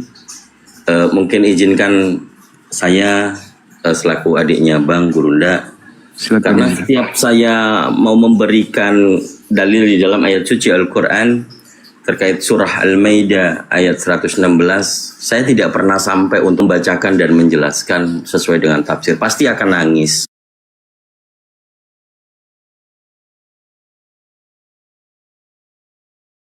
Yuna Isa alaihissalam. Jaringan ya. Ya, bagaimana Nabi Isa alaihissalam itu di ayat tersebut, dan bagaimana Allah meminta pertanggungjawaban. Begitu Gununda, surah Al-Maidah ayat 116 Gununda. Masya Allah. Ya. Silakan. Silakan Vicky, dibuka mute-nya dulu, Vicky. Vicky, monitor Vicky. Vicky. Bang Vicky. Vicky. Dek, dibuka dek, mic-nya dek. Wabarakatuh Gurundaku, Gurunda, Waalaikumsalam warahmatullahi wabarakatuh. Oh, Ustaz perempuan. Kirain laki-laki. Manggut, Waalaikumsalam. Dari Katolik deh. Kang Dito. Lanjut, Adek ini dari Bang Haji Katolik. Indra. Iya, dari Katolik beliau. Gurunda. Oh iya. Iya. Siapa namanya, Dek? Tuh. Bunda Rahma. Piki, Piki Gurunda. Oh, bukan adek yang tadi mau ini, bukan. Iya itu Kak. Ketiduran kayaknya dia. Akhi Indra, barakallah fik, syukran. Akhina, barakallah fikum. Gemetaran menyimak tadi ini. Kelihatannya cahaya hidayah sudah ada. Amin. Amin. Ya Rabbal Alamin. Enggak, kayaknya ada jauh dari berangkat. Terlalu Tunggu lama. Bang Zuma, terima kasih ya Bang Zuma. Makasih Saudara Oh, Jos. iya Bang Jospes. Saudaraku Maafin diskusi Tuhan. dengan baik. Masya Allah. Saya suka cara diskusi seperti itu, suka saya. Itu mengedukasi gitu. Silakan pertahankan argumentasi sesuai dengan dogma doktrin. Silakan. Tapi jangan berdasarkan doktrin Anda mau mengalahkan kekuatan akal. Tak akan pernah sanggup itu. Akal Anda mau kalahkan dengan doktrin, sama halnya ketika kita melihat kotoran kambing. Saya katakan itu kotoran kambing. Doktrin Anda katakan enggak, ini coklat. Mau sampai kapanpun tidak akan pernah bisa menang. Mau sampai mulut robek, sampai kuping bilang coklat, itu tak akan pernah berubah jadi coklat. Tetap aja itu kotoran kambing. Silakan. Ya, silakan teman-teman Kristen yang lain yang mau naik, masih ada satu slot ini. Waduh, ada pejabat guru surga ini dari tadi. Coba saya naikkan ini dulu, siapa tahu Kristen. Sambil bantu tetep layar teman-teman, yuk serta 4.000 penonton. Tetep layar, yuk posting ulang yang belum posting ulang. San, selamat malam San. Selamat malam. Ya, agamanya apa Bang? Islam Bang. Oh, kalau Islam di bawah dulu Bang ya. Satu slot untuk Kristen. Assalamualaikum warahmatullahi wabarakatuh, saudara. Ya, assalamualaikum dulu, Abangku. Mohon maaf Bang. Sedikit Ketiduran FG itu ketiduran tuh. sedikit Gurunda boleh masuk Gurunda sedikit ya. Silakan, saudara Kian cerdas. Sebenarnya saya ada peringatan dari TikTok. Baal kamu diam aja, saya ini katanya karena ban katanya. Begitu benar. Jadi gini ya, teman-teman Kristen kan selalu mengutip Yohanes 1. Tadi ya di closing dari siapa? Jospen itu Yohanes 20. Jadi kita ada star gitu. Startnya dari 1 endingnya nanti di 20 atau 21 ya. Di Yohanes 1 ini di closingnya itu kan dari Yohanes 1 pada mulanya firman dan lain-lain. Itu closingnya itu di ayat berikutnya di ayat 39. Itu di closing sebenarnya bahwa poin-poin nomor 1 sampai berikutnya itu semua murid-murid Yesus yang pertama nih itu bersaksi bukan Yesus Tuhan, tetapi di situ adalah Mesias, gitu kan. Mereka pun datang dan melihat di mana ia tinggal, dan di hari mereka tinggal bersama-sama dengan dia. Waktu itu kira-kira pukul 4, salah seorang dari keduanya mendengar perkataan Yohanes lalu mengikuti Yesus adalah Andreas, Simon Petrus. Andreas mula-mula bertemu dengan Simon, saudaranya, dan berkata kepadanya, kami telah menemukan Mesias, bukan Tuhan, kan gitu. Bagus ya. Dan kalau kita belajar tentang bagaimana kan dikatakan bahwa Yohanes ini adalah termasuk kitab sinoptik, itu siapa Jospen itu terlalu kurang belajar. Padahal saya sudah katakan bahwa Yohanes ini adalah bukan kitab sinoptik atau bukan buku karangan sinoptik. Yang buku sinoptik ini adalah Markus, Matius, Lukas. Kenapa Yohanes tidak dimasukkan ke dalam kitab sinoptik? Karena Yohanes tidak berbicara tentang kehidupan yang real, kehidupan tentang Yesus. Makanya di Bapak-Bapak Gereja Awal tidak dimasukkan. Ini hanyalah filsafat dan teologi dari pemahaman Yohanes. Jadi poin Yohanes 1 itu berbicara keseluruhan mengatakan Yesus bukan Tuhan tetapi adalah Mesias. Di closing oleh Yohanes sendiri, dia adalah Mesias, murid-muridnya mengaku Mesias. Di sini perikopnya jelas, murid-murid Yesus yang pertama mengatakan bahwa Yesus itu adalah Mesias, bukan Tuhan ya. Tetapi Bapak Gereja berputar-putar di sana Yesus Tuhan, Yesus Tuhan. Padahal Yohanes sudah menjelaskan bahwa Yesus adalah Mesias. Dari cerita Yohanes dari bab 1 ya sampai 21 itu di closing oleh Yohanes itu di Yohanes 20. Yohanes 20 nomor 30 closing dari Yohanes. Jadi Yohanes ini tidak berbicara bahwa Yesus Tuhan. Perikopnya jelas di Yohanes 20 nomor 30 closing dari Yohanes. Ya. Maksud Injil ini dicatat. Nah, jadi Injil dari Matius 1 sampai selanjutnya 21 di closing di 20 begini. Maksud Injil dicatat. Ini perikopnya.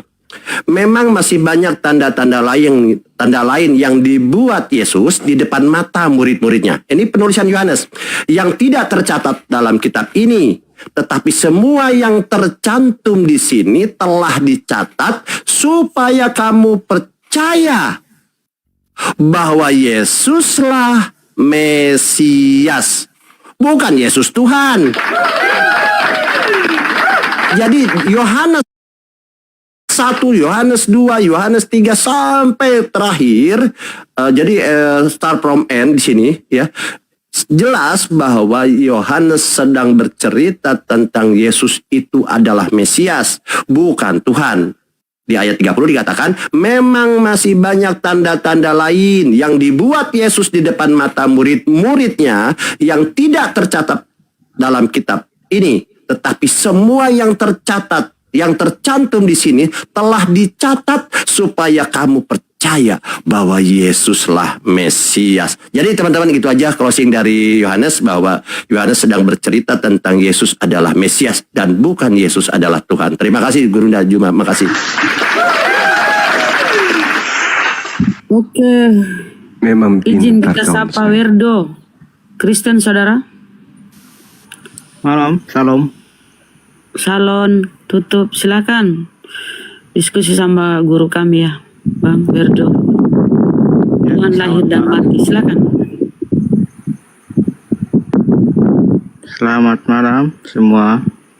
Iya, Malam. semangat malam Bang. Boleh bertanya Bang Juma? Boleh. Kalau kata Injil yang ada di Al-Quran itu ada di tahun berapa ya Bang Juma? Kata Injil itu sejak Al-Quran itu diwahyukan oleh Allah,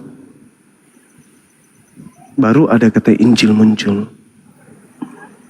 Ada datanya yang akurat gitu menurut Al-Quran aja Bang, Al-Quran.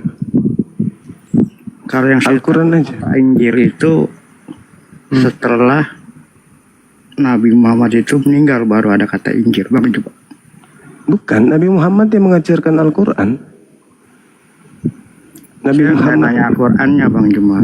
kan Anda Saya bertanya nanya kata Injil. kata Tidak Injilnya ada aja. kata Injil sebelum Al-Quran itu diwahyukan. Gak ada kata Injil itu. Itu hanya ada di Al-Quran, surah Al-Ma'idah ayat 46. Coba Anda lihat. Ada data yang untuk bukti. Al-Ma'idah ayat 46. Itu jelas bagi kami umat Islam. Saya nggak bisa open camp ya. Kalau bisa saya akan tunjukkan kalau kata Injil itu 200 setelah Rasulullah. Nggak ada. Wa atainahul Injil fihi hudal wa nur wa musaddiqan lima baina yaday minat Torah wa hudaw wa mau'idatan lil muttaqin. Kami menurunkan, kemudian kami membenarkan kemudian kitab suci yang datang sebelumnya, yaitu Torah. Kami menurunkan Injil kepadanya Di dalamnya terdapat petunjuk dan cahaya. Wa atainahul Injil. Ada, dan itu diajarkan Nabi Muhammad pada saat beliau menerima wahyu tersebut. Dan Kristen di Indonesia ikut-ikutan biar dianggap paten. Mereka juga pakai istilah Injil. Padahal di Bible itu nggak ada, Injil itu nggak ada di Bible.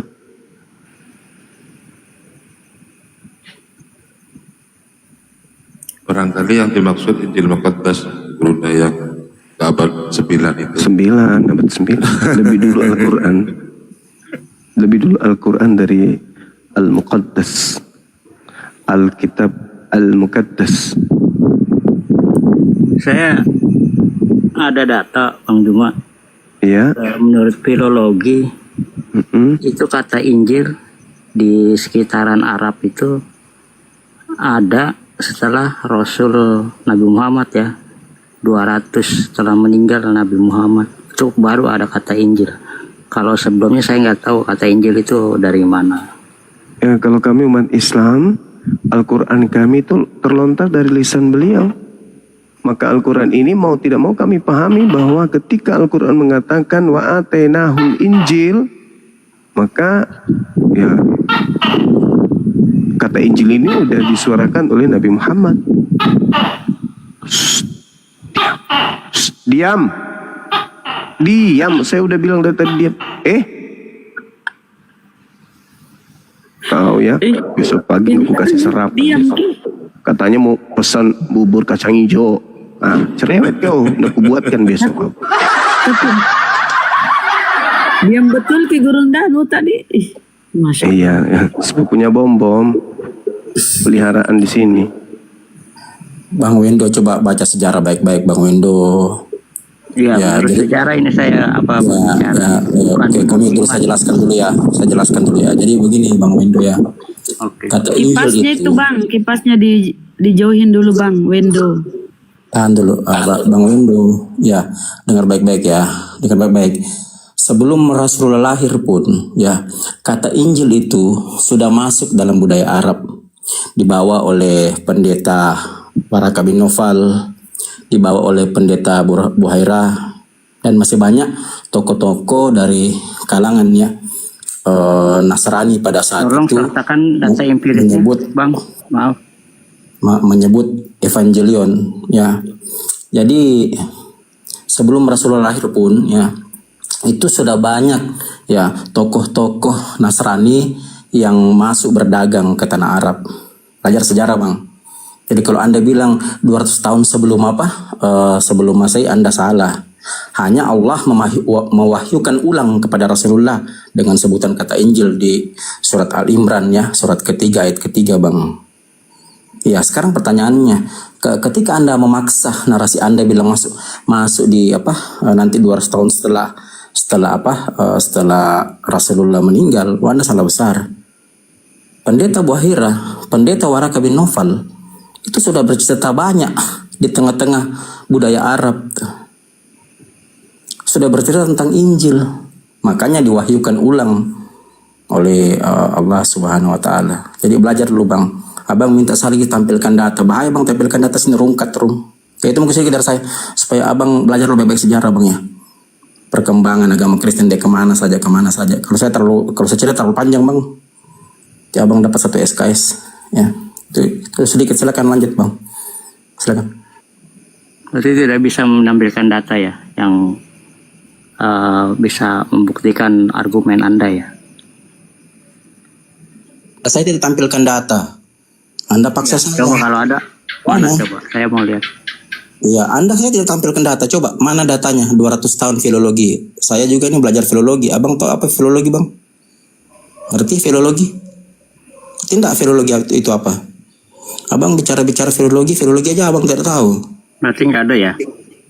Ya, abang ada punya data. Abang punya data enggak? Oh, ada. Data ada. Saya ngomong berarti ada. Mana coba tampilkan? Coba. Jangan berbohong sini Bang, nggak bagus kalau kita menipu-nipu, nggak bagus Bang.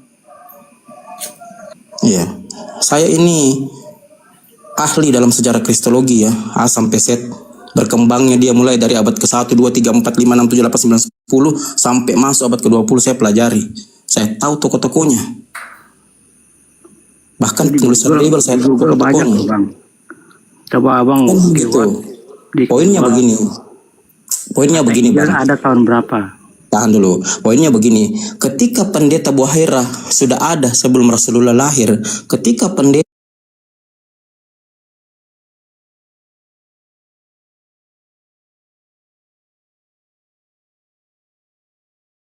hidup dalam budaya Arab, apakah mereka tidak pernah menyebut Injil? Menyebut. Belum, Bang. Allah mewahyukan ulang itu Belum ada kata dalam Injil. Quran. Sekarang Anda paksa saya di tampilkan zaman data. Nabi Muhammad nggak ada Mana kata data Anda?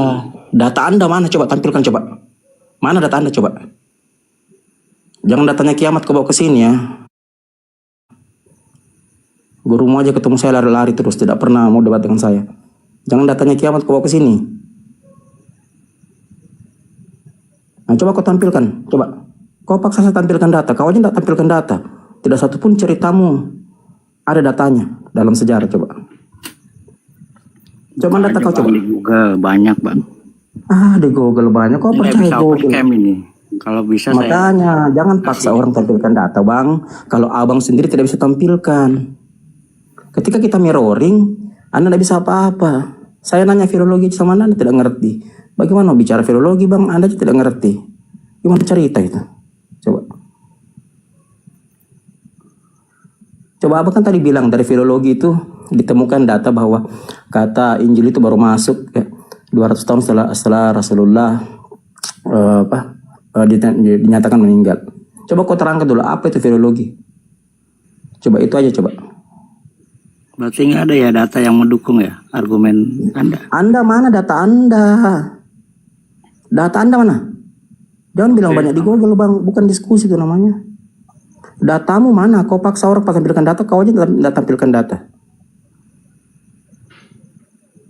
Diskusi yang betul, Bang. Abang ngerti ranah dialektika? Ranah dialektika ini ya, dasarnya kita bertukar knowledge, bertukar pengetahuan. Anda paksa saya tampilkan data, Anda sendiri tampilkan data. Bagaimana kita bertukar knowledge? Kalau kita berdialektika, Bang, ya. Anda tidak ada data. Konstruksi berpikir. Berarti ya. Anda saya jelaskan Anda supaya Anda paham Selamat berdialektika. malam, Bang. Saya turun ya. Iya, Anda tidak mampu kan? Jadi Al-Quran itu campur tangan manusia itu nggak ada ya. Nah, sudah. Kalau Anda mau kurang aja, karena Anda tidak ada ilmu. Tuh, coba. Saya baru ngomong gitu kok sudah kabur. Karena kau bicara satu narasi yang kau tidak ngerti. Bagaimana caranya mau kok mengedukasi, mau membagi pengetahuanmu. Kalau kau bicara narasi saya kok tidak ngerti. Saya bertanya filologi saya kok tidak ngerti. Bagaimana caranya? Kau paksa orang tampilkan data, begitu kita mirroring kau tidak bisa tampilkan data. Itu kalau kita berdialektika, Bang, ya. Konstruksi berpikir kita itu harus melahirkan atau menciptakan yang disebut kalau dalam dunia akademisi disebut itu the force of the better argument. Kekuatan argumen yang lebih baik. Bukan strength of the worst argument, kekuatan yang lebih buruk. Anda naik di sini Anda hanya menampilkan argumen yang lebih buruk. Tidak laku, Bang, dalam dunia dialektika.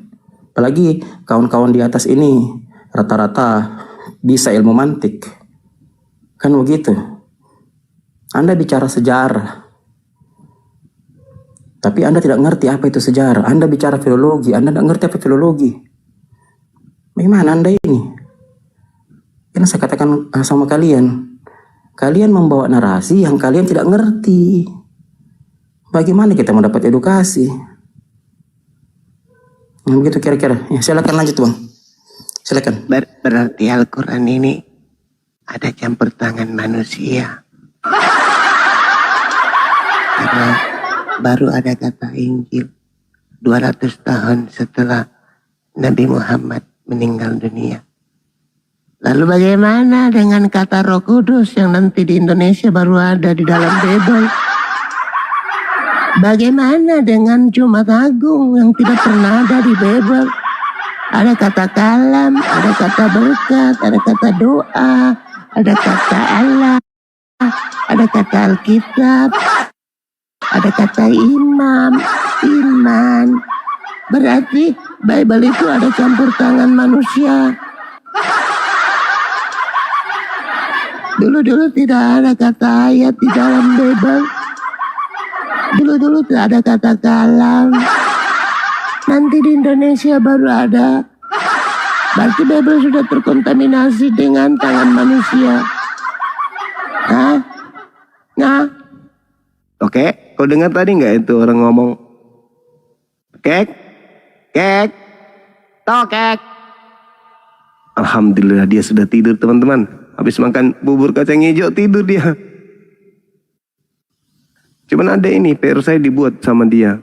Bang, besok kalau abang ndak tunaikan janjinya, aku tinggalkan rumah ini, kata dia. Dia nagih ini kemangi, kawan-kawan. Dia dengar saya debat, dia pun ingin pakai kemangi. Ya Allah ya Karim. Toke, kok kayak gue masak kau toke. Lanjut. Kita tunggu Oten yang sedikit berisi, silakan.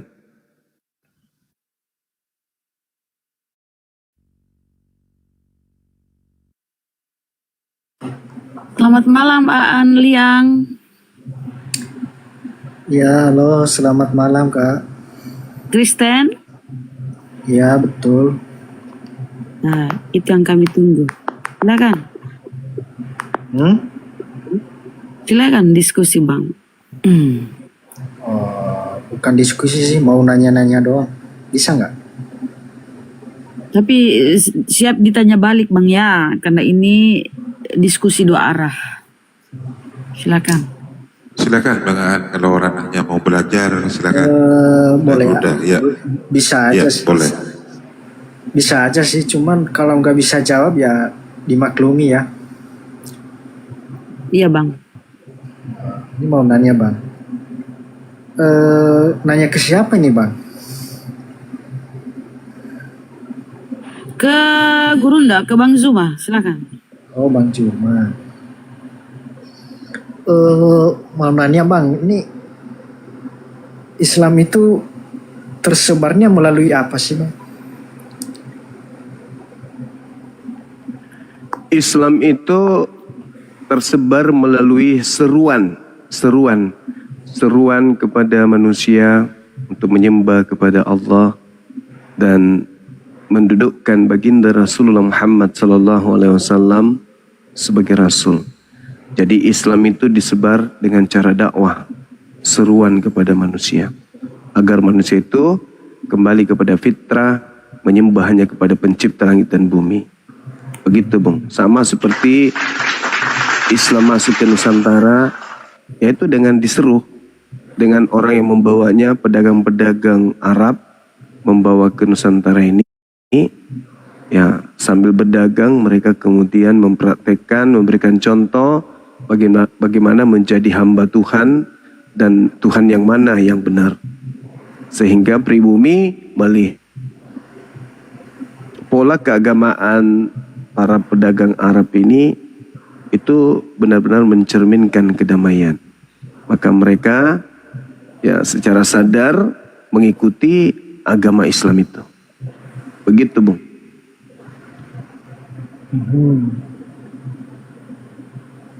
Boleh lanjut lagi nanyanya, boleh nggak? Boleh. Ini saya masih ragu-ragu Bang, kan Islam kan pas Islam muncul kan pas Muhammad nerima wahyu kan Bang? Iya. Nah, pas wahyu itu diterima oleh Muhammad menyebar wahyu itu melalui apa Bang? Melalui Al-Quran. Melalui Al-Quran itu apa? Oh, dakwah ya. Oh. Iya. Setiap kali beliau mendapatkan wahyu, beliau sampaikan kepada orang yang ada di sekelilingnya. Orang yang ada di sekelilingnya kemudian percaya kepada beliau, ya ikut. Oh, gitu ya. Iya.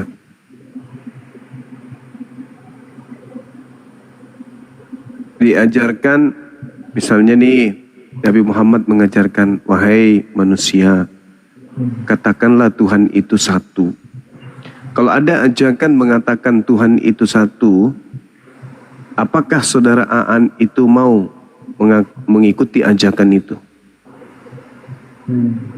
Mau atau tidak Bang? Ya kalau orang, misalnya kalau orang ngajar kita pada hal yang baik, ya kita ikuti. Ya, terkait yang tadi. Nabi Muhammad datang mengajarkan bangsa Arab penyembah dewa-dewa, penyembah kemudian patung-patung berhala, mengajarkan kul huwallahu ahad, katakanlah Tuhan itu satu, Allah itu ahad. Menurut saudara Aan, Anda ikut nggak dengan konsep itu? Atau Anda ikut Tuhan itu ada 5, Tuhan itu ada 6?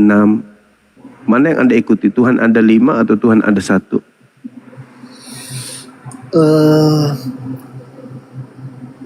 Ya Tuhan yang satu lah. Nah, tuh. Kedua, Nabi Muhammad mengajarkan kepada bangsa Arab kala itu Allahus Samad. Tuhan yang satu itu adalah segala-galanya tergantung kepadanya. Segala makhluk tergantung kepadanya. Segala alam semesta tergantung kepadanya. Bukan dia tergantung kepada makhluk. Jadi Nabi Muhammad mengajarkan Tuhan yang satu itu adalah tempat bergantungnya seluruh makhluk. Nasib makhluk itu berada di tangannya. Nah, menurut saudara, ketika datang ajaran ini, Tuhan itu satu, Anda terima.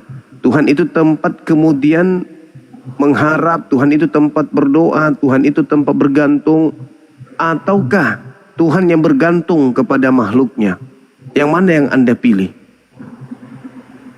Tuhan tempat bergantung atau Tuhan digantung? Mana yang Anda pilih?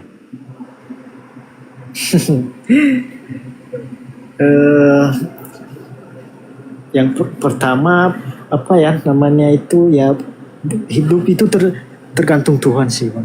Nah, 2 poin. 2 poin. Lalu kemudian Nabi Muhammad mengajarkan tuh kepada bangsa Arab, Tuhan tidak beranak, Tuhan tidak bersilsilah, dan tidak diperanakkan. Dibandingkan ada Tuhan beranak cucu, sehingga ada sepupu Tuhan, opung Tuhan, tante Tuhan. Nah, mana yang Anda pilih kira-kira ketika ajaran itu sampai kepada Anda? Tuhan tidak beranak dan Tuhan tidak diperanakkan.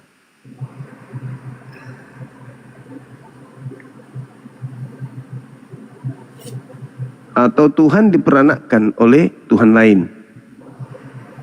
Mana yang Anda pilih? Tergantung konsepnya Bang. Tergantung konsep. Iya. Jadi kalau Tuhan tidak diperanakkan artinya kan Tuhan tidak beranak, dan tidak diperanakkan artinya Tuhan itu kembali kepada konsep awal. Tuhan itu satu. Kalau Tuhan beranak berarti Tuhan itu banyak. Kira-kira mana yang Anda pahami? Tadi apakah Anda ingin meninggalkan konsep awal Tuhan itu satu atau Tuhan itu banyak?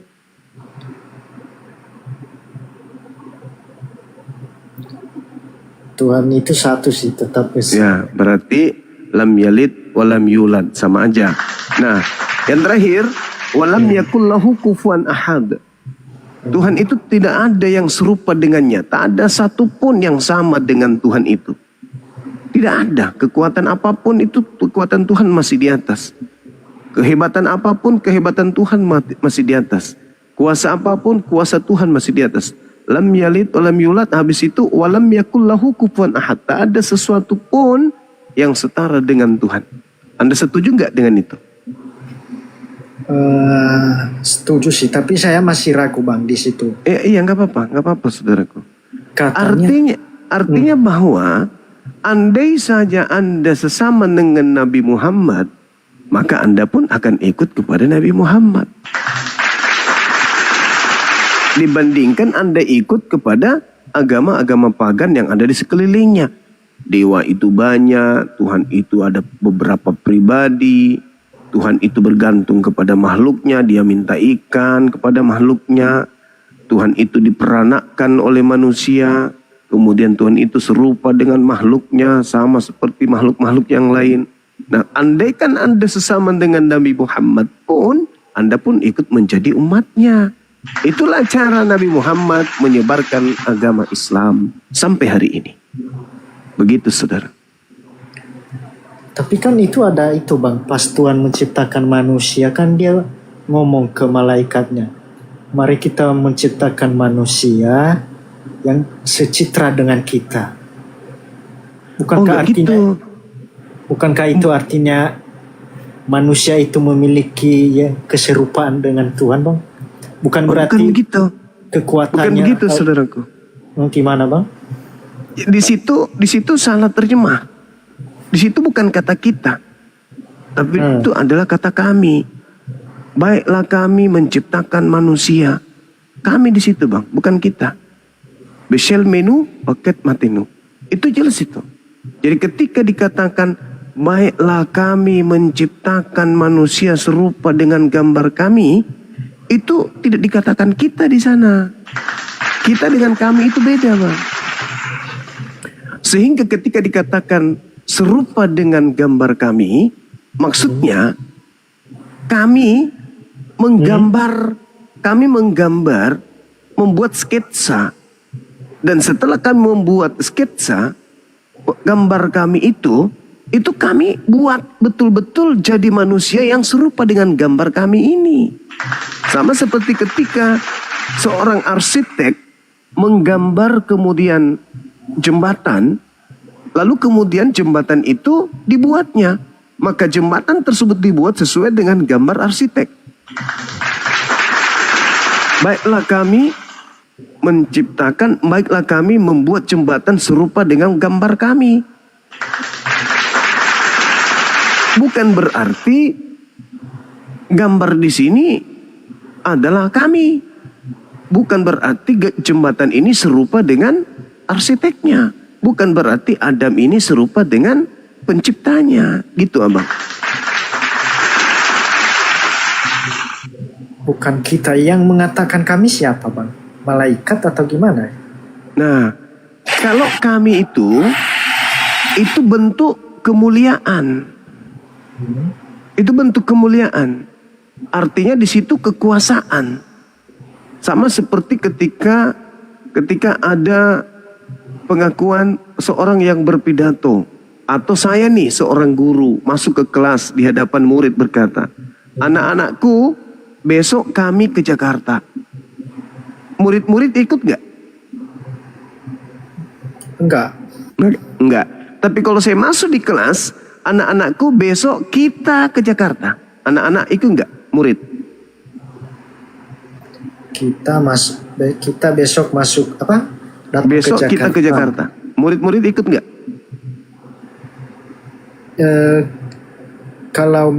Ikut. Kalau kita ya ikut. Okay. Ikut. Nah, artinya kami itu bisa bermakna tunggal. Cuma bahasa Indonesia tidak ada kata yang bisa sepadan dengan kata nahnu itu. Kata kami itu. Yang berupa tunggal. Tidak ada. Maka bahasa Indonesia yang timpang terhadap Al-Quran hanya bisa menggunakan kata kami. Karena tidak ada yang dalam kaidah bahasa Indonesia kami yang tunggal. Sehingga kami memahami, kami Islam menjelaskan bahwa kata kami dalam Al-Quran itu menunjukkan kebesaran Tuhan. Sama seperti seorang yang berpidato. Bapak-bapak sekalian, hari ini kami memutuskan bahwa karena mertua kami lagi sakit, maka besok kami tidak akan hadir di kantor. Kami itu siapa? Ya, orang yang bicara ini seorang diri. Jadi itu bukan berarti banyak. Contoh Anda baca di dalam Keluaran 7 nomor 1 tentang kata kami. Lalu Tuhan berkata kepada Musa, aku akan mengutus engkau Musa sebagai Elohim kepada Fir'aun. Elohim itu kan banyak. Nah, apakah Musa itu banyak? Musa cuma satu, tapi kenapa disebut sebagai Elohim? Itu bukti bahwa ternyata dalam bahasa Ibrani dan bahasa Arab, kata kami itu bisa merujuk kepada tunggal.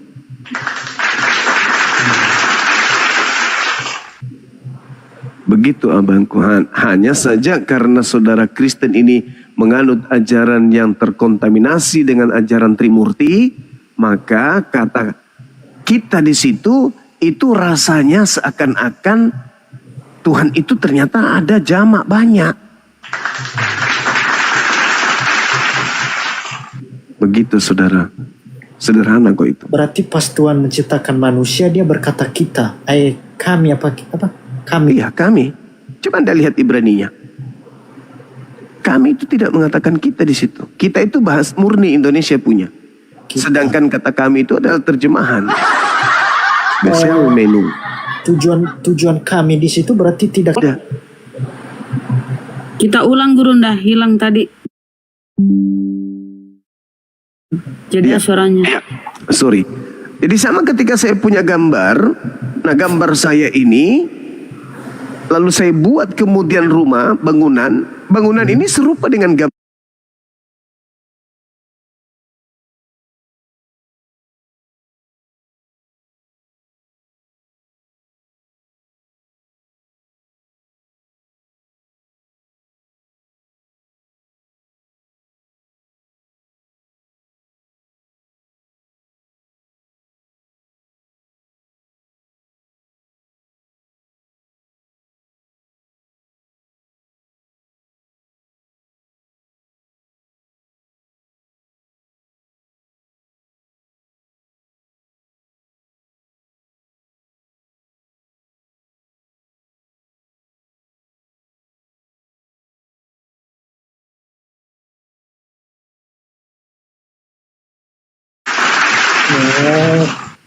Yang artinya berbeda, kayak itu bang.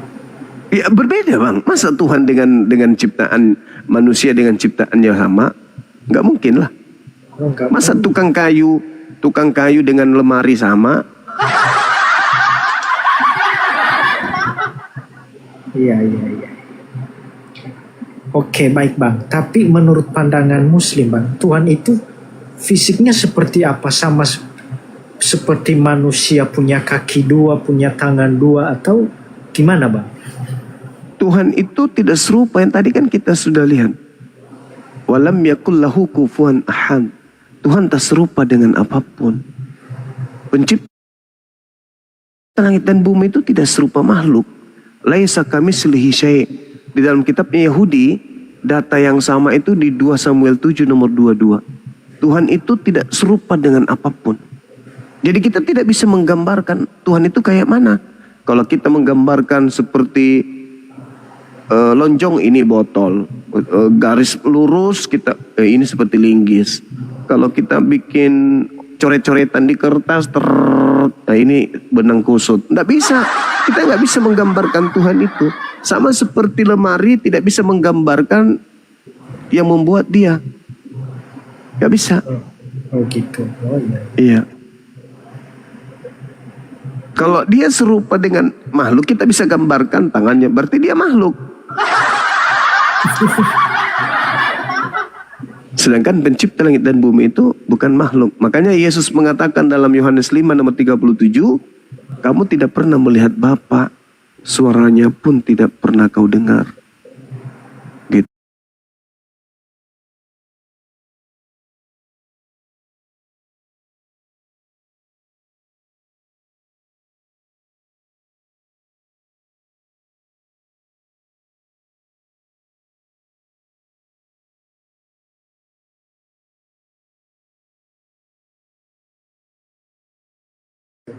Silakan. Oke, kita sapa Rian, saudara Rian. Selamat malam, Kristen Muslim, saudara. Saudara Rian. Kepencet. Muslim ya, Rian. Muslim apa Kristen, saudara? Kristen sih kayaknya bang. Itu dia Rian Papua tuh orang. Oke. Monitor Pak Rian. Pak Rian, banyak Pak Rian ini lagi. Oh, satu lagi bang. Boleh. Al-Quran itu ada yang ini saya nggak tahu kalau benar ya. Itu kalau saya lihat-lihat di konten-konten orang-orang itu katanya Al-Quran itu turun langsung atau ditulis orang bang. Jadi Al-Quran itu turun. Ayat-ayat Al-Quran itu turun. Nuzul artinya turun. Diturunkan ayat suci Al-Quran itu selama 22 tahun lebih. Al-Quran itu diwahyukan oleh Allah kepada baginda Rasulullah Muhammad SAW. Jadi dia bukan berupa buku yang jatuh dari langit, enggak. Al-Quran itu diwahyukan oleh Allah kepada Nabi Muhammad. Kemudian Nabi Muhammad mengajarkan kepada sahabat menghafalkan, memahami, mentadabburi isinya, mengimani isinya, lalu mereka menghafal, lalu mereka menulis. Oh, berarti pas turun itu bentuk kalimat. Ya betul, kalimat dalam bahasa Arab itu kata, berbentuk kata-kata tersusun dia.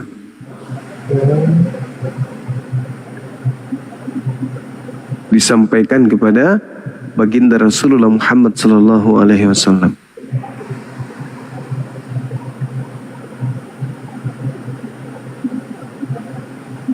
Makanya dikatakan Qul nazzalahu ruhul qudusi min rabbika bil haqq. Katakanlah wahai Nabi Muhammad, Roh Kudus menurunkan Al-Quran dari Tuhanmu dengan kebenaran.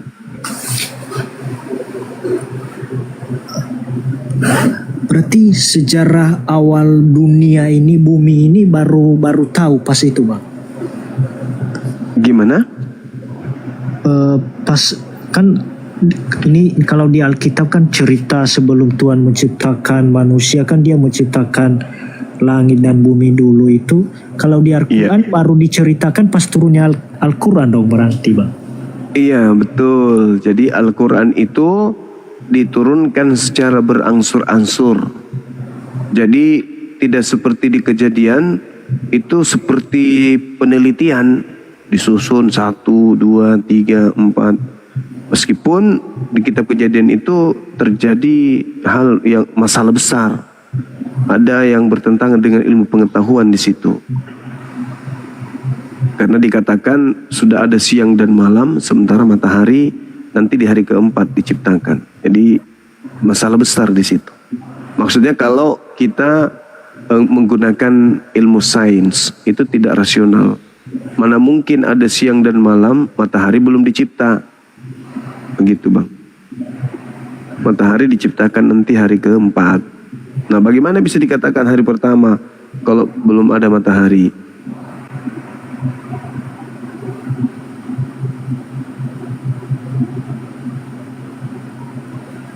Oh iya, berarti umat muslim baru tahu dunia ini diciptakan pas wahyu itu turun ke Muhammad, Bang. Jadi gini, saudara, sudah fitrah kita sebagai manusia bahwa kita ini ciptaan. Begitu datang Al-Quran meneguhkan iman kami bahwa memang alam semesta ini ada yang menciptakan, yaitu pencipta. Kami menyebutnya Khalik.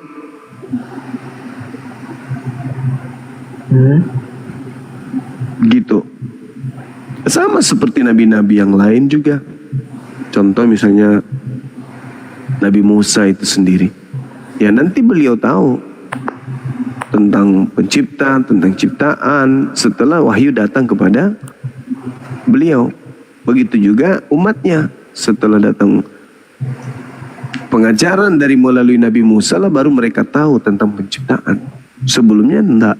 Tapi mereka sadar diantaranya bahwa pencipta itu pasti ada. Tuhan itu pasti ada.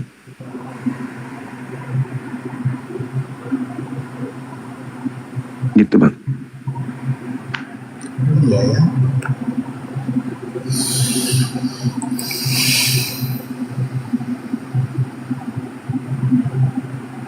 Ada lagi? Udah sih, ini Bang Juma, ini orang mana, Bang? Saya Bugis Makassar. Makassar. Oh. Iya. Oke lah, Bang. Saya sih cuma pengen tahu aja, belajar-belajar aja. Iya, nggak apa-apa. Itu bagus abangku, bagus itu. Ya biar kita nggak salah tafsirkan. Kadang di di konten-konten atau di media-media sosial itu kan kadang ada banyak konten-konten yang hoax-hoax kan. Kadang ini itulah ya kan. Iya, kita betul. Jadi lebih baik kita langsung tanya aja biar kita nggak terkecoh sama berita-berita hoax. Iya, betul itu. Betul itu, Bang. Oke Bang, silakan apa lagi yang ingin kamu ketahui tentang Islam?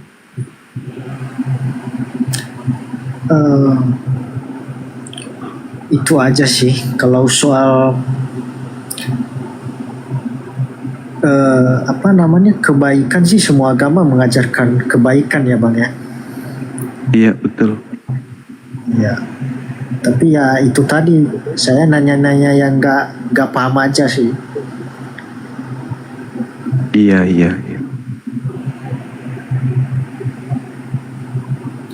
Semua agama mengajarkan kebaikan, tapi kebaikan belum tentu kebenaran. Gimana Gurunda? Baik belum tentu benar. Baik belum tentu benar. Itu Bang. Iya. Pernah dengar sih kalimat itu. Maksudnya gimana itu Gurunda? Baik.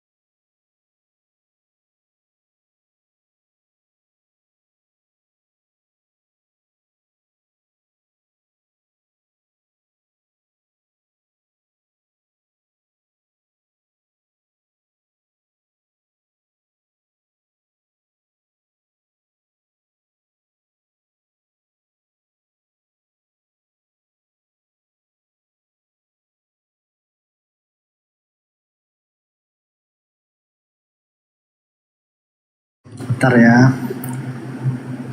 Iya Bang.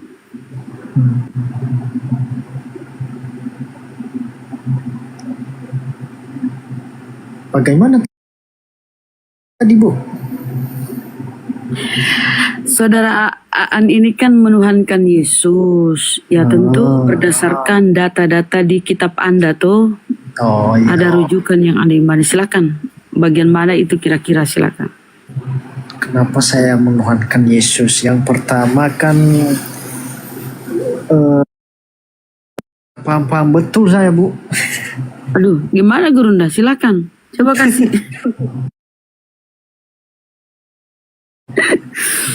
Enggak sama aku ditanya. Saya ajarin boleh? Hebat kali. Boleh Bang, silakan. Bang Aan, saya ajarin. Bang Zuma ya, sama guru kami Bang ya, silakan diskusi. Enggak, aku dulu sama si Zuma itu. Oh ya, silakan. Nah, naikkan aku. Sama-sama kita buka data ya. Wih, keren. Tapi nggak bisa oke ini nanti Gurunda ya. Kamu ada yang bertanya tadi, di mana dasar-dasarnya menuhankan Yesus. Saya mengambil dasar-dasarnya. Tuhan. Itu dasar-dasarnya mengambil. Jadi, Oke, kasih paham ketua. singkat aja lah. Ada datanya itu. Tapi singkat aja aku tanya sama si Juma.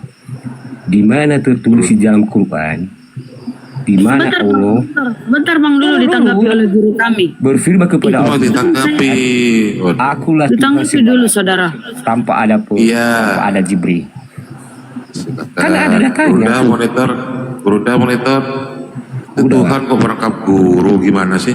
Iya, Kan ada datanya Yohanes 13 Iya, ayat gimana 13. Bang? Gimana? Nah, dasar-dasarnya menyembah Yesus. Iya, apa itu Bang? Dasarnya menyembah Yohanes Yesus. 13 ayat 13. Aku dan kamu menyebut aku Guru dan tua. guru dan Tuhan. Ya, Tuhan itu apa, Bang? Tuhan itu pembimbing, majikan, Jangan junjungan, guru. IQ-mu itu masih di standarku kalau kayak gitu kamu jawabannya. Oh, Tuhan itu apa rupanya menurut saudara? Tuhan. Kok ketawa? Oh gitu. Loh, ustamu aja kalau udah ngakui di situ, memang betul.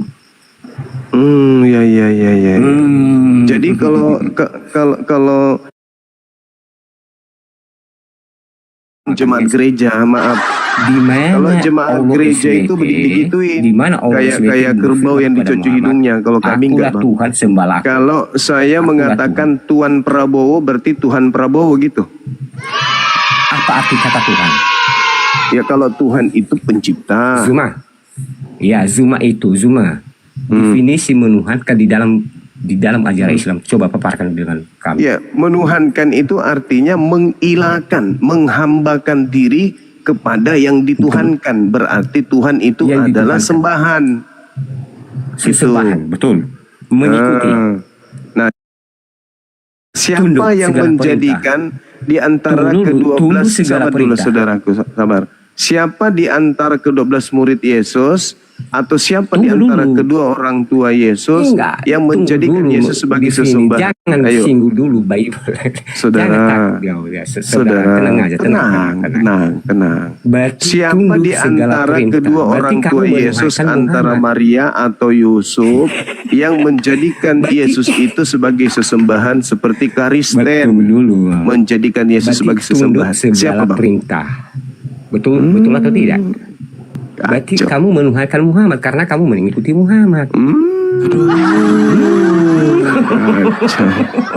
Jadi kalau tunduk kepada orang tua berarti menuhankan orang tua gitu. Kacau, ilmu minim. Kan ajar beda. aturannya.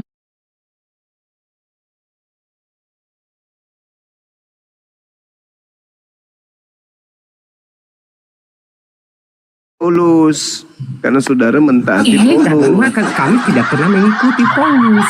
Ya, kami Kata ikuti siapa? adalah Yesus. Coba di mana Mana ajaran ayat? Yesus untuk Mana menjadi ayat? Kristen? Ayo.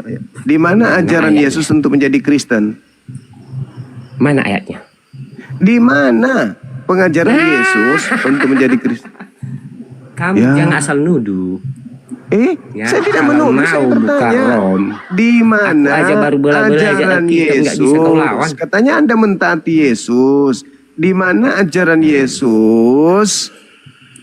Ayo, untuk menjadi Kristen. Mana ada? Oke, saya tanya dibalik seperti yang pertanyaanmu. Di mana Allah SWT Masalah yang generasi. mengatakan kepada Di mana, saudaraku? Di mana? Di mana? Anda kan mengatakan Anda Di mentaati mana? Yesus. Saya mengatakan Anda mentaati Paulus berarti Anda penyembah Paulus. Siapa yang menaati Paulus? Kamu Ya Anda menaati menjadi Muhammad. Kristen karena Paulus, bukan karena Yesus. Mana datamu? Roma 16 nomor 7. Paulus Baca, itu tunjuk ke Kristen. ayatnya. Sedangkan di dalam Quran kutunjukkan sama kau bahwa Allah SWT adalah iblis. Yang diutus adalah Muhammad adalah setan. Sesuai di ayat 83. Loh. Kita Aduh, saudara. bahwa kami telah mengutus setan-setan. Tunjukkan data, tunjukkan data, tunjukkan Mengutus data. setan-setan katanya. Tunjukkan data, tunjukkan data. Mengutus setan-setan. Ya. Surat Maryam 83. Nggak bisa oke minim. Kan udah saya bilang dari tadi kan. Oke, biar kita baca. Ya. Di situ Apa kan itu, Bang? tertunjuk semua bang bahwa Allah SWT itu iblis. Kenapa bisa Anda mengatakan Muhammad. iblis? Kenapa Maka Anda dia mengutus mengatakan setan. Tuhan saya iblis, Bang? Tunjukkan datanya. Tuhanmu Muhammad. Ya Allah. Sampai segitunya orang Kristen ini. Gara-gara si iblis. Kalau Anda Bukan, memang mengatakan data. kami Ini dulu mentaati datanya. Nabi Muhammad, lalu Anda mengatakan kami menuhankan Nabi Muhammad, berarti kalian menuhankan Paulus. Sedangkan Allah SWT aja sujud kepada Muhammad. Ya Di surah Allah ya Al-Isra 80. Karim. Loh, ya Allah. Apa surat berapa? Apa? Oke, satu Surah An-Nisa? Balik enggak tahu. Sekarang aja Bang, Enggak, satu-satu. sebutkan ayatnya apa? Surah Karena apa? dia yang apa keluar. Ini kita bahas dulu. Oh, surah Makanya apa? jangan kemana-mana pertanyaanmu cuma. Nah, baca surat Maryam 83 di situ.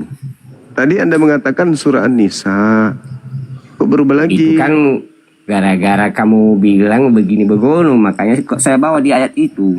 Ini Mau orang kemana kalau kau lari? banyak Bawa makan kau. babi begini dia. Seruduk sana, seruduk sini, diskusinya kayak orang gila, Surat Maryam betul. 83. Anda membawa tadi surah An-Nisa, sekarang loncat lagi ke Maryam, padahal cuma terjemahannya kau ini. Tadi surah An-Nisa ayat berapa? Biar saya bacakan sama Beda konsepnya itu. Surat Maryam 83 ini. Surat Maryam 83. Pindah-pindah Jangan kau kemana-mana. takut kalau dibahas itu. La haula wala quwwata illa billah. Ini Orang Kristen. Surat Maryam. Baca di situ dulu. Apa? Coba saya bacakan. Bismillahirrahmanirrahim. Alam tara anna arsalna syayatin alal kafirina ta'uzzuhum azza.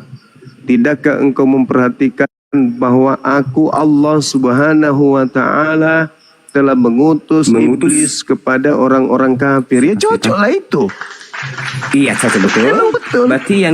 Berarti Allahmu yang mengutus setan di sini kan? Iya benar. Emang kenapa? Berarti dia setan kan? Berarti Muhammad juga setan kan? Utusan dia kan? Loh. Bukan Muhammad kan utusannya. Ya Allah. Ya teman-teman rekam Jangan begitu. penghinaannya sama diutus. Jangan begitu. Loh, jangan begitu. Tuhan mengutus Ya, iblis itu betul. Iya juga Muhammad kan? Juga Muhammad juga. Nah, sekarang kalau Anda mengatakan bahwa ya jangan emosi, jangan sampai kerobek mulutmu pakai kapak. Dengar. Kalau Anda menuduh bahwa yang mengutus iblis itu adalah iblis, begitu kan? Iblis, ya. Betul. Sekarang kalau kita baca di dalam kitab saudara bahwasanya Tuhan mengutus iblis, berarti Tuhan Anda iblis. Begitu. Oke, Oke. Asalkan ada Satu Raja-Raja 22-23. Karena itu itu mendadakan sesat itu. Kenapa? Baca. Oke, saya baca. Satu Ini Raja-Raja kita selesaikan 22-23. Karena itu sesungguhnya Tuhan telah menaruh roh dusta ke dalam mulut semua nabimu ini, sebab Tuhan telah menetapkan untuk menimpakan malapetaka kepadamu. Oke, udah paham aku tuh. Baca dulu dari awal, dari baca dulu dari siapa yang kenapa Tuhan yang baca dulu nih, bacakan lagi. 2 Tesalonika 2 nomor 11. Dan itulah sebabnya Tuhan mengutus kesesatan atas mereka yang menyebabkan mereka percaya akan dusta. Nah, Tuhanmu iblis kan? Nah, sudah saya tegal. Ini dalilnya Tuhanmu iblis. Dengar lagi. Iya, 1 Samuel 16 nomor 14. Tetapi roh Tuhan telah mundur daripada Saul dan sekarang ia diganggu oleh roh iblis yang diutus dari Tuhan. Nah, iblis diutus oleh Tuhan. 1 Samuel 18 nomor 10. keesokan harinya Satu-satu. iblis yang berasal dari Tuhan berkuasa atas Saul sehingga Saul kerasukan di tengah-tengah rumah. Itu bukti Tuhanmu iblis. Jadi itu sudah terbukti. Tuhanmu iblis. Sudah? Tuhanmu iblis. Enggak apa-apa, karena kamu framing. Ini ayatnya. Giliran saya baca dalil dibilang framing. 83. Kalau saya mengatakan alam tara anna arsalna Jangan syayatin diminum. alal kafirin, memang betul. Iblis itu diutus kepada orang Sudah kafir. bicara.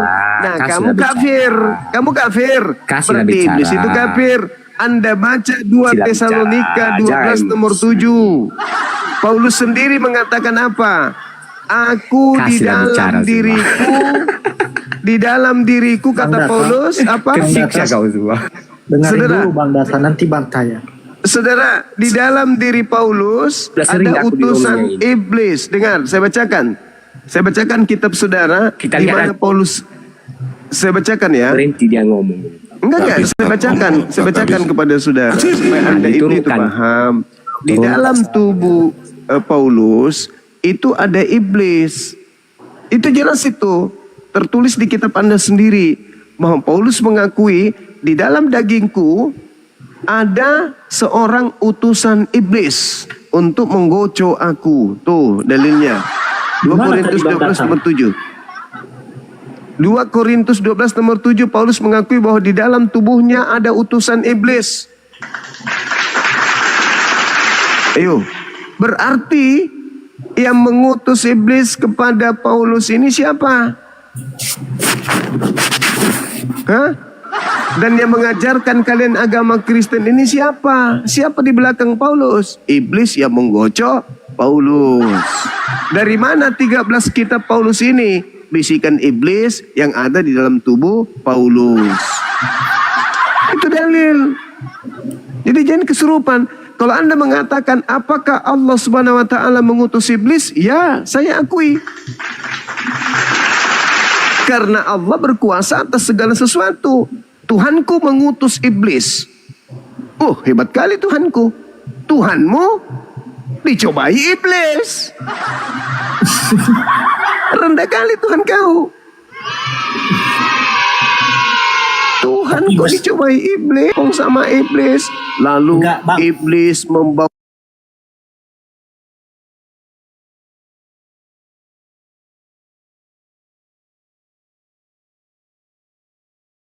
Memang kuasa Tuhan itu kan kuat Bang. Jadi pada saat itu kan Yesus kan dicobain oleh iblis. Tapi namun pada akhirnya tidak juga tercobai. Intinya ya Yesus tidak ikut pada setan ya. Artinya dia menunjukkan bahwa kekuasaannya itu lebih tinggi dari setan.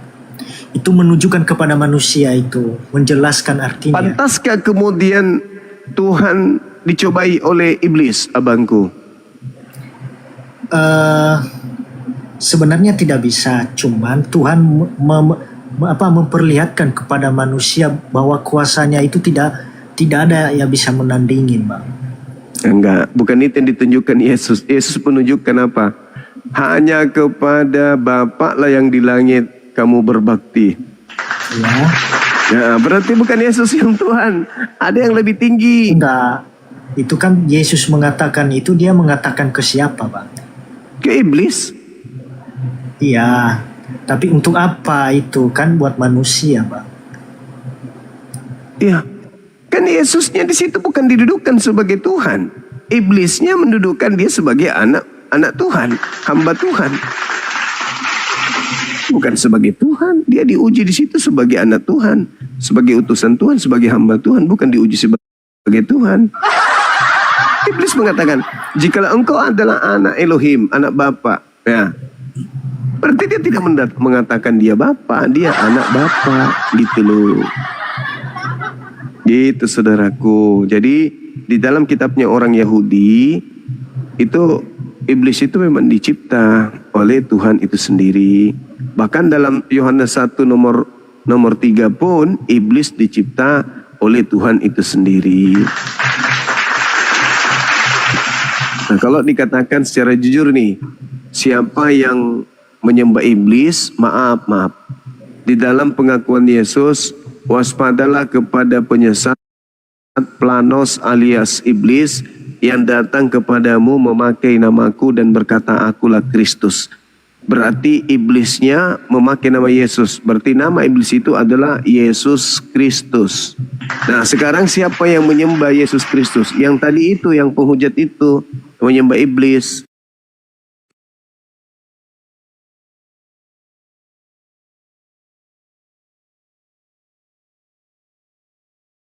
Atau kepada Yesus Kristus? Kepada iblis yang datang dalam nama Yesus Kristus. Bukan kepada Allah SWT. Kita harus waspada menurut Yesus. Tapi kepada Yesus Kristus yang adalah iblis. Itu nasihat Yesus loh. Di mana itu tertulis? Di Lukas 21 nomor 8, Matius 24 nomor 3, nomor 4, nomor 5 dan nomor 24. Nomor 24. Yesus meminta orang Yahudi agar waspada kepada iblis yang nyamar-nyamar menjadi Yesus Kristus. Jadi iblis bisa menyamar Yesus, tapi iblis jangankan menyamar menjadi Allah, menyamar menjadi Nabi Muhammad saja nggak bisa. Gitu saudaraku. Jadi Tuhan saya mengutus iblis, Tuhan saudara justru dicobai iblis. Saya kira demikian. Silakan sahabat yang lain. Saya masuk sedikit. Dulu Bang Ang. Bang Ang buka aja Yakobus 1 ayat 13 itu. Tuhan tidak bisa dicobai dalam Bible Anda. Bukan itu yang saya mau tanggap ya. Terkait tadi perdebatannya. Jadi begini Bang, kalau Abang belajar sejarah ya, dalam budaya Islam tidak satupun kelompok komunitas Islam itu yang memprotes Tuhan dalam Al-Quran. Tapi menurut sejarah Anda Kristen ya, ada beberapa kelompok yang memprotes Tuhan dalam perjanjian lama Anda. Dikatakan bahwa Tuhan dalam perjanjian lama itu kami tidak percaya karena iblis ya. Yahweh itu iblis ya. Abang kalau belajar panjang sejarah salah satu aliran yang bernama Marcion ya. Marcion sampai detik ini tidak pernah mengakui Tuhan dalam perjanjian lama. Yahweh itu adalah pencipta langit bumi. Tapi menurut Marcion, aliran Kristen Marcion yang berdiri ya akhir abad kedua, beliau komunitas ini mengatakan bahwa pendirinya langsung ya, Marcion itu dari Sinope ya. Beliau mengatakan bahwa Tuhan dalam perjanjian lama itu sadis. Gitu. Kalau kita melakukan metode perbandingan, di sini sudah ketahuan sebenarnya siapa yang salah ajarannya. Ketika komunitas Islam sampai detik ini tidak ada yang memprotes Tuhan dalam Al-Quran, tapi dalam budaya Anda, komunitas-komunitas Kristen bahkan yang berdiri awal memprotes Tuhan dalam perjanjian lama Anda. Yang pertama. Yang kedua tadi saya menjawab tadi yang sebelum naik ya, saya pernah katakan bahwa Lai itu sudah melakukan pembunuhan bertahun-tahun terhadap umat Kristen dengan melakukan kesalahan terjemahannya. Dalam Yohanes 13 itu teks aslinya humes panote emi hodidas kalos kai hokolios kai kalos legete emigar. Aslinya itu artinya ya, kau menyebutku guru dan Tuhan, tepat katamu akulah dia. Tapi karena lain mau melakukan pembodohan, kata guru dan Tuhan diulang sampai 2 kali. Kau menyebutku guru dan Tuhan, tepat katamu akulah guru dan Tuhan. Sudah dirubah jadi Tuhan, diulang pula 2 kali. Ini kesalahan grammar dan ini bertahun-tahun dibawa oleh orang Kristen. Sama tadi yang penghujat naik tadi. Begitu ya kawan-kawan. Jadi kesalahan-kesalahan ini sebenarnya ditampilkan oleh mereka, bukan kita. Dalam budaya Islam tidak pernah menampilkan kesalahan-kesalahan ini. Sementara budaya Kristen ratusan bahkan ribuan kesalahan-kesalahan ini ditampilkan ya secara sah dan meyakinkan, dan kita bisa baca ya dari berbagai buku. Kan begitu. Itu sedikit dari saya supaya kita paham. Sementara tadi perdebatan Bang Suma dengan yang penghujat tadi ya, kalau dalam Bible itu banyak ya bahwa Allah itu sendiri mengutus iblis, banyak itu kurang lebih 10 ayat ya. Allah itu mengutus iblis ya dengan denotasi yang berbeda-beda, kan begitu ya, makna denotasi yang berbeda-beda ya. Ada disebut roh pendusta lah, ada disebut roh jahat ya, itu langsung ditulis. Jadi kalau kita melakukan perbandingan terlalu jauh perbandingannya, kan begitu. Nah, sementara kalau kita berbicara 2 kitab, otomatis kita harus melakukan metode perbandingan, kan begitu. Nah, kalau Islam itu tidak ada salah terjemahan, tapi kalau Bible Anda ribuan nih, bayangkan sudah berbagai versi ribuan pula. Kan begitu, Bang. Ya itu sedikit dari saya. Supaya kita paham sedikit sejarah penulisan maupun sejarah asli dari Kristen itu sendiri. Silakan. Sejarah awal. Boleh tanya? Boleh, Bang Boboho, silakan Bang. Bang semua silakan. Untuk Bang Aan ya tadi pernah mengatakan bahwa semua agama itu bagus ajarannya. Yang saya ingin tanyakan bahwa ada di dalam Bible itu yang menyuruh melakukan genosida, yaitu membantai semuanya. Itu bagaimana menurut Anda? Di mana, Bang? Saya lupa ayatnya, mungkin Bang Juma bisa ayat berapa ya? 20 nomor 10. Oke Bang Aan. Apa? Bunuhlah semua suku Amalek ya, bukan itu? Iya, yang Amalek itu. Itu kan genosida ya. Ajaran genosida, berarti kan ajarannya aneh gitu. Peperangan. Jelaskan Bang Bobo. Marcion itu menolak gara-gara ayat-ayat seperti itu. Ya, jadi Marcion itu komunitas Kristen yang awal abad kedua berdiri memprotes ya Tuhan dalam perjanjian lama. Mereka katakan bahwa Tuhan Yahweh itu iblis. Salah satunya yang abang tanyakan tadi kepada Ang itu. Ya menurut Marcion aliran Kristen awal ya, bahkan Marcion ini lebih duluan lahir daripada Ebionik ya. Dia katakan bahwa Tuhan dalam perjanjian lama itu begitu kejam, sadis. Kami tidak punya Tuhan seperti dalam perjanjian lama. Kami tidak punya Tuhan yang bernama Yahweh. Itu kelompok Kristen Marcion yang menggunakan 10 kitab Paulus dan 1 kitab Lukas. Nah, mungkin begitu Bobo. Silakan. Oke, bagaimana Bang Aan? Saya belum baca Bang itunya. Belum baca ayatnya ya. Tapi menurut Anda dalam ya, pakai logika saja lah. Kalau ada perintah Tuhan menyuruh melakukan itu, menurut Anda kitab itu betul atau tidak? Atau ajaran itu betul atau tidak?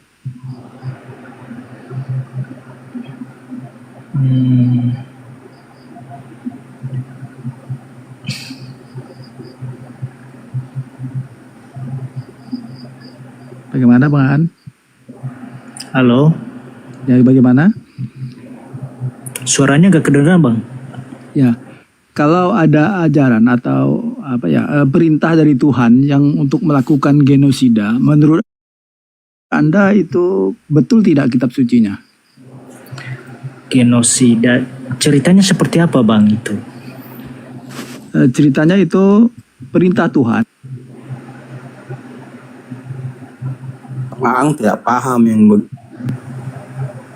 Kenapa turun itu Bang? sedangkan yang terlalu. Iya.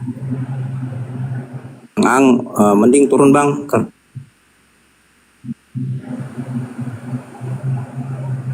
Bang, tadi saya sudah jelaskan kan. Ya. Itu kira-kira Bang Ang. Silakan mungkin lanjut, masih ada mau ditanyakan ke Bang Suma, silakan. Saya jelaskan tadi ya sejarah Yohanes 13:13 itu salah ya. Penegasan berulang itu sebenarnya kalau sudah salah terjemahan kita menipu itu. Kita melakukan hoax, mengajarkan hoax begitu.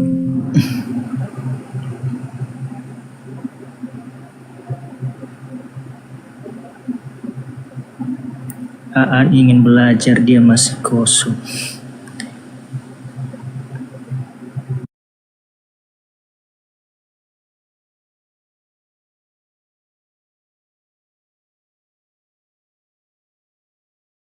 Bisa membantu.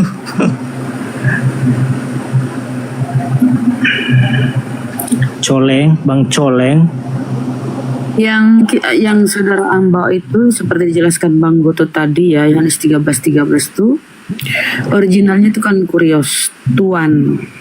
Kalau kita buka Bible kuno misalnya Seliber ya, pasti Tuan di situ, junjungan dan Tuan, guru dan Tuan. Iya Bunda. Betul, kalau satu kali saja guru dan Tuan. Masalah Bunda. Kalau satu kali saja.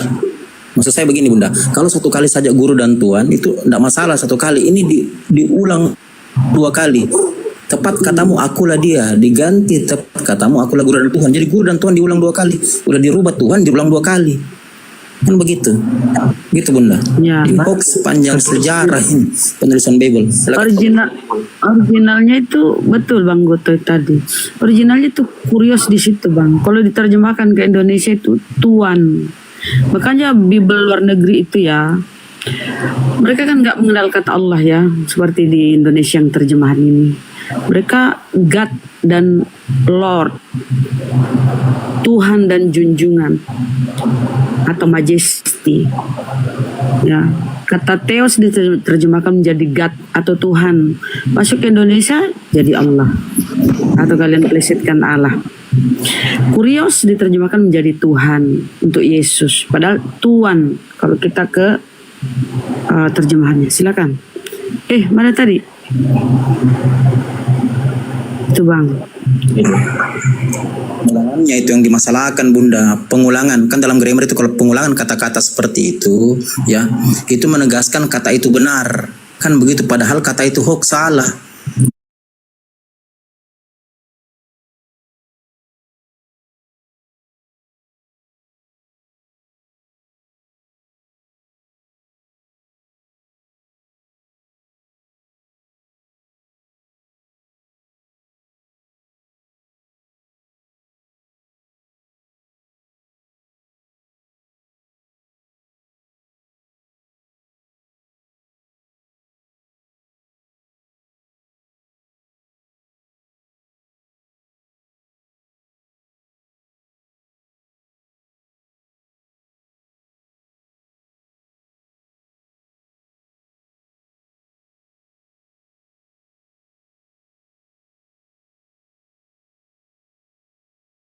Terus Pak itu 50-50 Bang.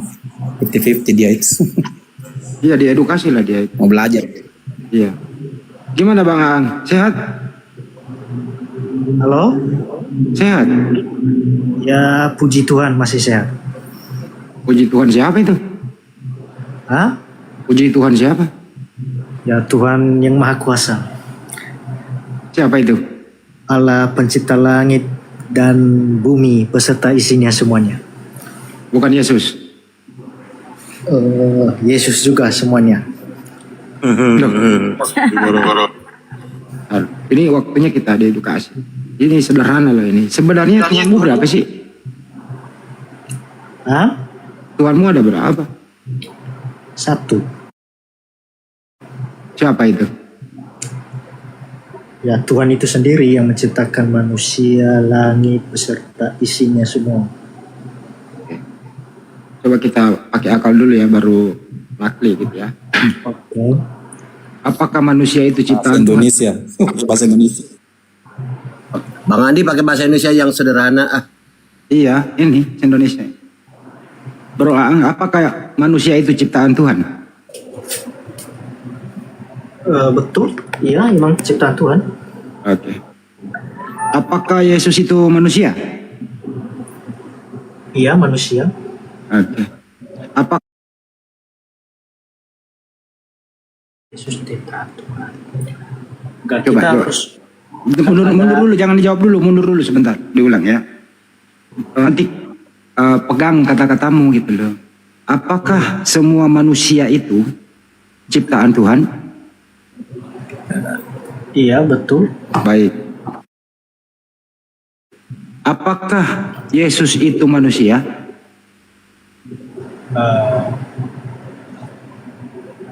Iya, betul.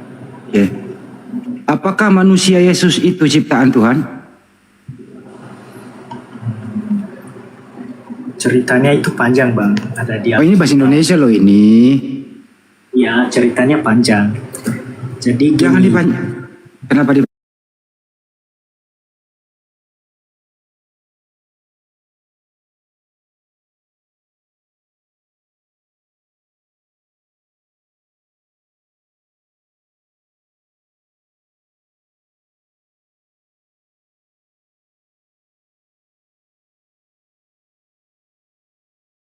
Yesus ini siapa? Dia juga bisa manusia, tetapi dia bisa juga Tuhan. Artinya apa? Ketika Yesus itu mengajarkan hal-hal yang baik dan bisa menyembuhkan dan melakukan semuanya tanpa tanpa ada perbatasan. Nah, disitulah orang-orang itu bingung. Oke, gini nih. Oke. Jadi Yesus turun ke bumi 100% manusia, 100% Tuhan gitu ya menurut Anda ya? Betul. Oke. Coba kita tes dulu. Waktu dia 100% manusia, seperti apa aktivitasnya? Yang pertama dia turun ke bumi itu dalam wujud manusia, itu yang pertama. Contoh apa yang dilakukan Yesus membuktikan dirinya manusia? Ya ini kan tadi saya bilang dia kan turun ke bumi, dia lahir melalui perawan Maria. Itu bukan aktivitas Yesus, itu masih diaktifkan. Iya, itu masih diaktifkan. Iya, dia masih dilahirkan gitu loh. Apa yang dilakukan? Nah, berarti sudah dilakukan. Ini berarti dia sudah bisa bergerak. Misalnya cari makan sendiri, minum, tidur, lari, dan seterusnya. Itu loh namanya aktivitas. Kalau waktu dilahirkan diaktifkan, belum aktif dia. Saya mau nanya, Bang. Ya. Manusia lahir gak, Bang? Manusia lahir gak, Bang? Ya, lahir. Lah, Yesus kan lahir. Jadi dia menunjukkan dia itu manusia, benar gak? Baik. Ikuti aja lah daripada ribut. Setelah itu kan Yesus kan pada saat dia masih di bumi itu kan bersama-sama dengan muridnya itu kan dia makan, minum. Jadi Jadi yang membuktikan dirinya manusia, lahir, makan, minum cucu, buang air, mandi gitu, membuktikan dirinya manusia ya, gitu ya. Iya. Oke. Kalau dia membuktikan dirinya Tuhan, apa yang dia lakukan? Yang pertama dia bisa membangkitkan orang mati. Banyak sih hal-hal yang dia lakukan. Satu aja dulu. Waktu dia membangkitkan orang mati, apakah Yesus berbentuk manusia? Dalam fisiknya dia manusia, cuman dalam kuasa itu hanya Tuhan yang bisa melakukan itu, Bang. Tuhan siapa? Tuhan siapa? Ya Tuhan. Tuhan yang mana? Jangan menggandakan Tuhan nih. Tuhan yang mana? Kayak yang di surga ya Bapa atau ya Yesus sendiri? Ya Yesus sendiri. Berarti ada dua Tuhan. Ada Tuhan di bumi, nempel sama Yesus, ada dua Tuhan di surga. Gimana? Abangnya kurang paham sih konsep Alkitabnya seperti. Coba kasih paham. Pakai bahasa Indonesia ya? Iya. Ya, coba. Jadi kan tadi saya udah jelaskan. Lahirnya Yesus ke bumi itu dia itu karena kehendak Tuhan. Tuhan itu sebenarnya pas manusia diciptakan awal itu kan udah jatuh dalam dosa. Di mana Adam itu melanggar yang namanya perintah Tuhan. Ntar dulu, jangan ke Adam. Ini loh Yesus, kita mau apa yang dilakukan Yesus di bumi, membuktikan dirinya Tuhan. Gak usah ke Adam dulu, gak usah ke Adam. Adam bukan Tuhan. Enggak, kalau abang langsung ambil di pucuknya, abang bisa salah. Gak usah langsung aja. Orang kan udah ngerti, dewasa semua di sini. Yesus dengerin ya, Yesus tadi membuktikan dirinya manusia, dilahirkan, minum cucu, dirawat sama ibunya, bertumbuh kembang dari bayi, disunat, kalau ngantuk tidur gitu ya, kalau lapar makan dan seterusnya, itu manusianya gitu toh. Iya, betul. Waktu membuktikan dirinya Tuhan, membangkitkan orang mati, betul?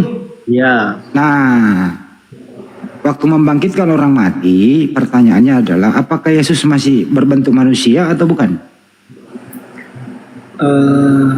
Iya, dalam wujud ya manusia, cuman dalam kuasa seperti itu menunjukkan bahwa dia Tuhan itu sendiri. Oke.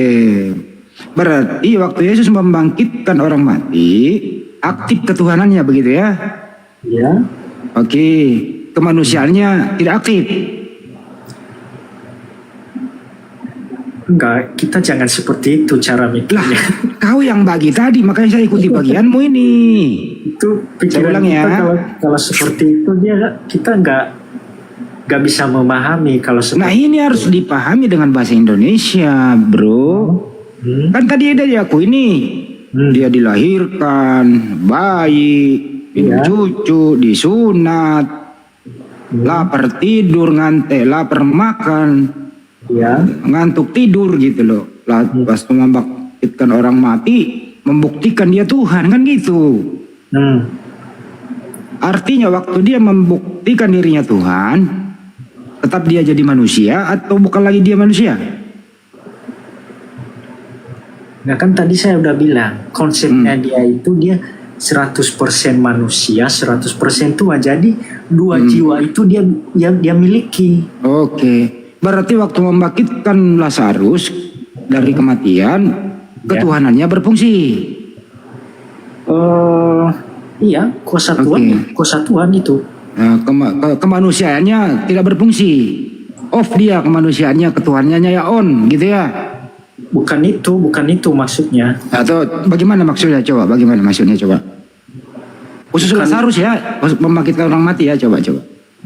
Anda coba hilangkan kemanusiaan Yesus waktu dia aktif ketuhanannya. Coba hilangkan kemanusiaannya, silakan. Gak bisa dihilangkan. Berarti yang aktif kemanusiaannya apa ketuhanannya waktu dia membangkitkan orang mati? Enggak, abang ngerti nggak tadi saya bilang dia 100% manusia. Jadi dia bisa melakukan apa aja, dia bisa berubah jadi manusia, bisa juga. Karena yang melakukan ini kan hanya Tuhan yang bisa. Ada nggak manusia selain itu yang bisa melakukan itu? Kalau begitu saya mundurkan dulu satu langkah ya. Oke. Waktu Anda tadi membuktikan kemanusiaannya, jadi bayi, dilahirkan, minum cucu, nangis, BAB, makan, minum, tidur. Nah waktu kemanusiaannya ini berfungsi, ketuhanannya kemana? Enggak kemana-mana. Dia itu kan sendiri. Kenapa? Jadi ketuhanannya off, kemanusiaannya berfungsi waktu dia tidur, lapar. Nah itulah abang itu kan mikirnya seperti manusiawi. Terus kita pikir secara monyet gitu. Abang itu tergantung pada tombol on off. Jadi lah Anda sendiri yang ngomong kayak gitu tadi lo, Anda bagi dua anak orang. Enggak, Yesus itu enggak ada tombol on off-nya. Ya terus bagaimana caranya bisa kita kelihatan top kemanusiaannya saat dia ada ketuhanannya gitu loh. Gimana caranya itu bisa membedakannya gitu loh Bang? Nggak bisa membedakan? Iya nggak bisa, coba bedakan Bang. Saya tanya manusia itu seperti apa? Lahir, makan, minum. Yesus punya itu nggak? Iya punya. Sama nggak dengan manusia? Ya sama. Ya gimana? Nah pertanyaannya, waktu dia menjadi manusia dia tidur, apakah dia juga Tuhan? Waktu Yesus tidur? Tetap kuasanya tetap pada dia. Berarti Tuhan ikut tidur. Yesus itu punya kuasa di langit. Saya hanya kuasa, dengerin dulu. Contoh nih, Yesus tidur nih. Gak mungkin Yesus begadang 24 jam, pasti tidur. Betul ya? Betul. Nah, waktu Yesus tidur, apakah masih ada ketuhanan dalam diri Yesus yang tidur? Kalau kuasanya tetap pada dia, itu gak kemana-mana. Baik. Apa kira-kira yang dikuasai Yesus waktu Yesus tidur? Apa sih maksudnya Bang yang dikuasai Yesus pada saat tidur? Maksudnya kan berkuasa, Yesus Tuhan kan berkuasa. Iya. Nah, Yesus tidur, dia juga berkuasa. Oke. Apa yang dikuasai Yesus saat Yesus tidur? Dikuasai Yesus pada saat tidur. Maksudnya gimana? Apa kira-kira? Contoh nih, saya kasih contoh ya. Yesus dulu itu pernah naik perahu di danau. Iya betul bersama dengan murid-muridnya. Iya. Waktu dia tertidur, apakah Yesus kira-kira merasakan ada badai waktu dia tertidur? Nah, silakan. Merasakan? Nah itu menguji murid-muridnya bagaimana mereka itu menaruh harapan kepada Tuhan meskipun di tengah badai. Baik. Yesus waktu tidur itu dia bangun sendiri atau dibangunkan? Kalau dalam cerita Alkitab dia dibangunkan. Dibangunkan. Oke, lah terus kenapa? Kenapa bisa ada Tuhan di dalam dirinya yang maha tahu, yang berkuasa, Kok bisa dia nggak tahu kalau ada badai bangun sendiri? Kenapa mesti butuh bantuan orang lain membangunkan dia? Enggak, dia bukan nggak tahu. Pada saat itu dia sedang menguji iman para muridnya itu. Kayaknya kayaknya kau ada di perahu deh. Haha, enggak. Kan pada saat terjadi badai itu kan murid-muridnya pada gelisah. Waduh, kita mati nih, bisa mati. Nah, tapi murid gelisah, Tuhan tidur. Gimana? Enggak, dengarin dulu Bang. Pada saat gimana, itu pasti.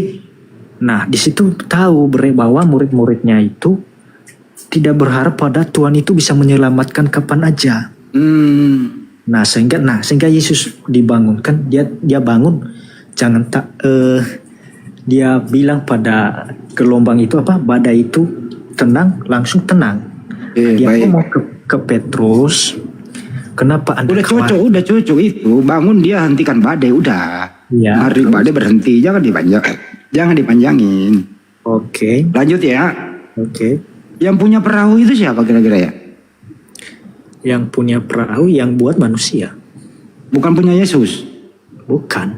Tuhan kok nggak punya perahu? Hah? Tuhan kok nggak punya perahu? Bukan nggak punya. Gimana?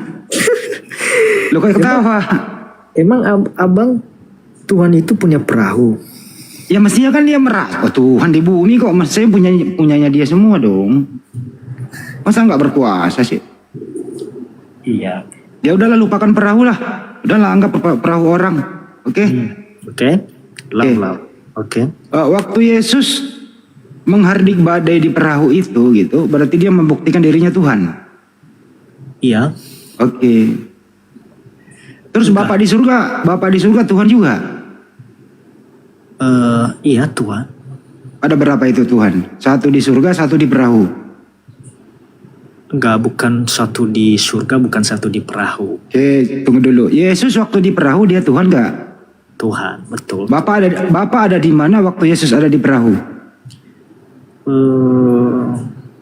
Enggak, konsep dari awalnya itu Yesus itu sebenarnya Tuhan, Pak. Iya, saya nggak nanya itu. Enggak. Iya, ini dulu. Ada Tuhan di perahu sedang tidur, dibangunkan menghardik badai. Satu, ada Tuhan di perahu nih. Entah itu perahu siapa. Iya.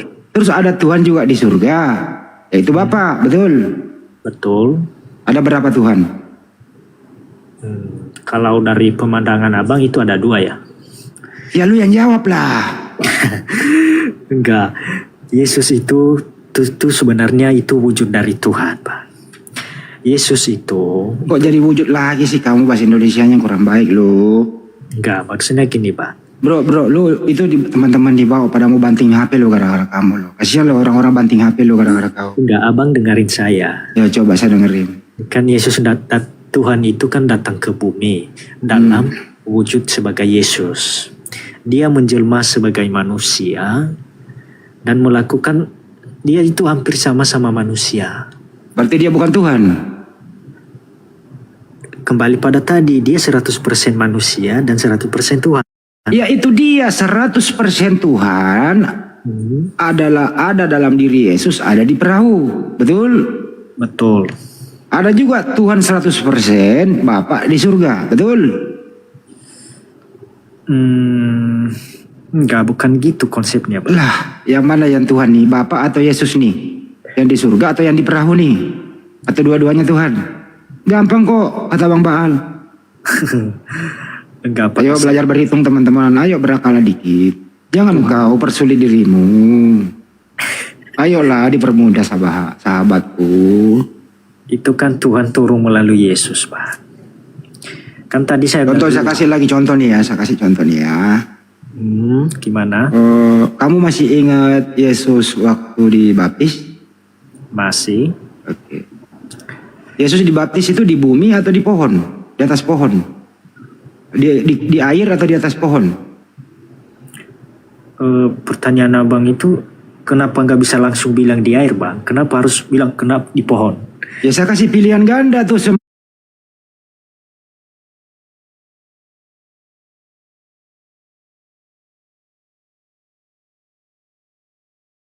Gitu, saya kasih pilihan supaya kau berpikir. Oke. Kalau kamu jawab di atas pohon, saya betulkan. Enggak, Dek, itu di Sungai Yordan. Memang sifat Ini namanya memancing adrenalin kamu. Pertama, kamu bisa berpikir enggak? Atau kedua, kamu ngerti bahasa Indonesia enggak? Itu maksudnya. Oke? Berarti Saya jawab diputuskan di air. dibaptis di Sungai Yordan. Betul. Oke.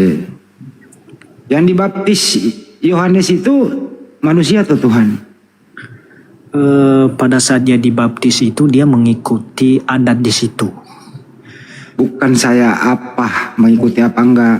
Yang dibaptis Yohanes itu Yesus ini Tuhan atau Yesus bukan Tuhan? Itu apa bang? Berisik. Yang dibaptis Yohanes ini Yesus sebagai Tuhan atau Yesus sebagai manusia? Kalau kita lihat dari segi ketuhanan, Tuhan itu nggak bisa dibaptis, benar nggak? Berarti waktu Yesus dibaptis dia bukan Tuhan. Dia menunjukkan sifat kemanusiaannya. Iya, berarti dia manusia dibaptis, berarti Yesus bukan Tuhan waktu dibaptis.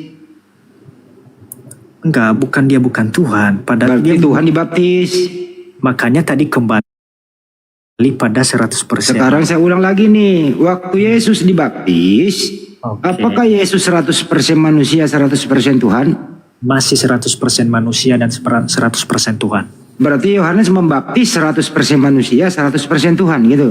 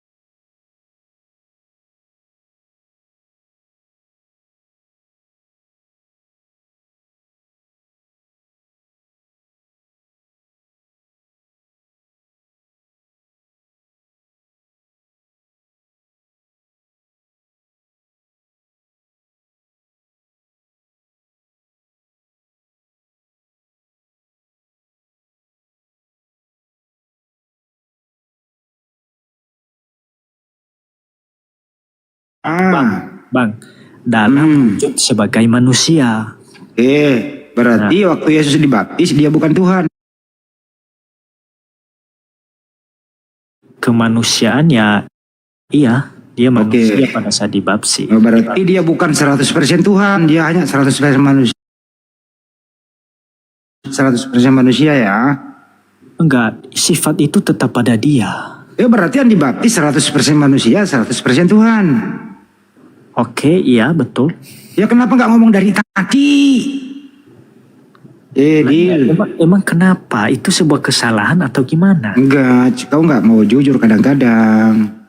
Kamu jangan mempersulit sesuatu yang mudah, yang bisa dipermudah gitu loh. Bukan bang, kita tidak. Kita lanjut aja, udah diakui yang dibaptis 100% manusia, 100% Tuhan.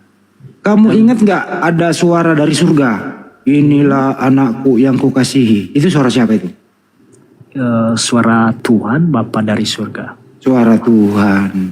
Ada Tuhan di bumi sama Yesus dibaptis. Ada juga Tuhan di surga bersuara. Ada berapa Tuhan? Oke.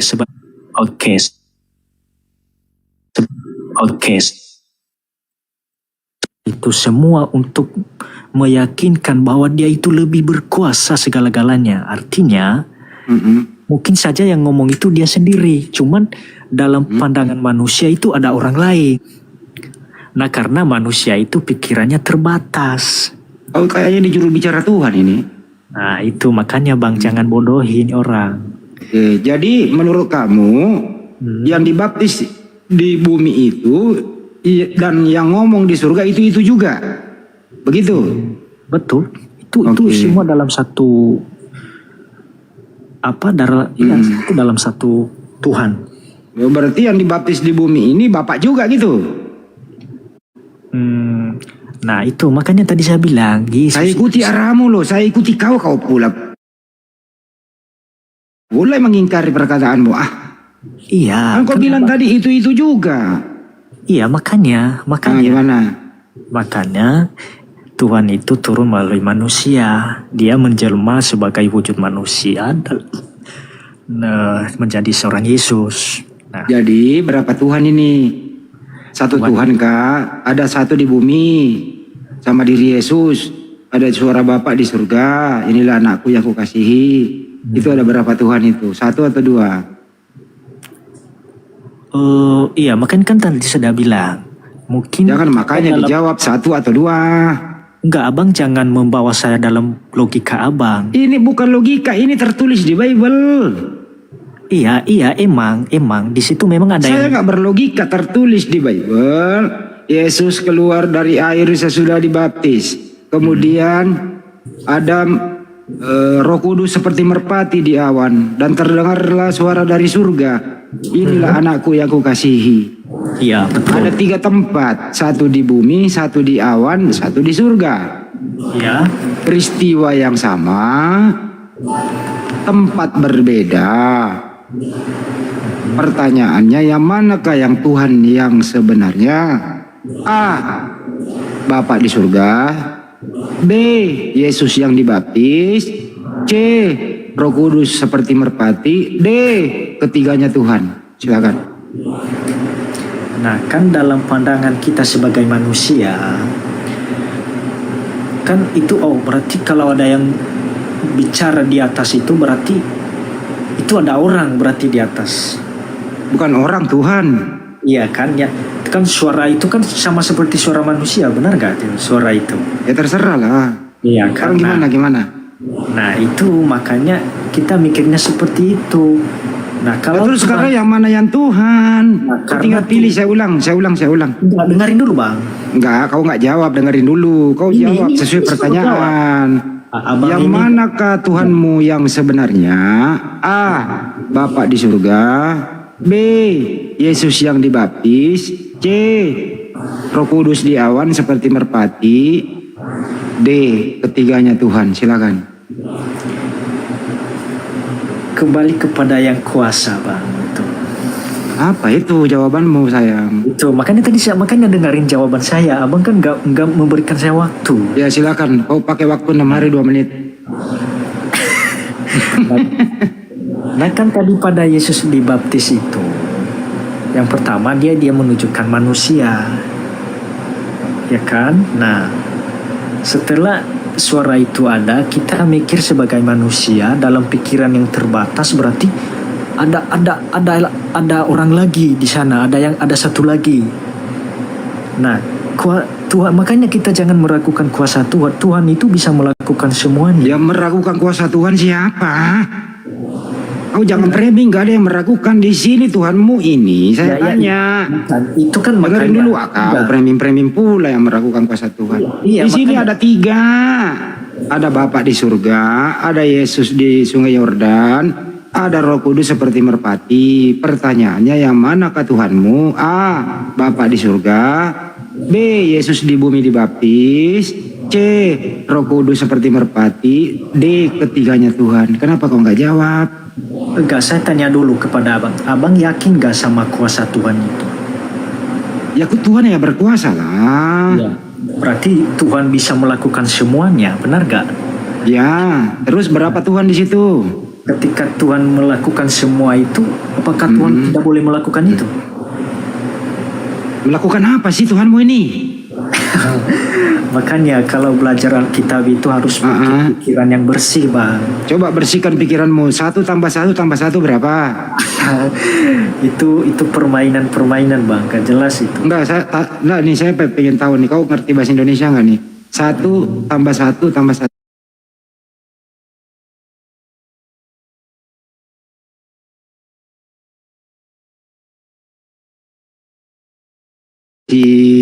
Enggak, Abang Kau kan aja orang berpikiran bersih, kau sendiri yang kotor.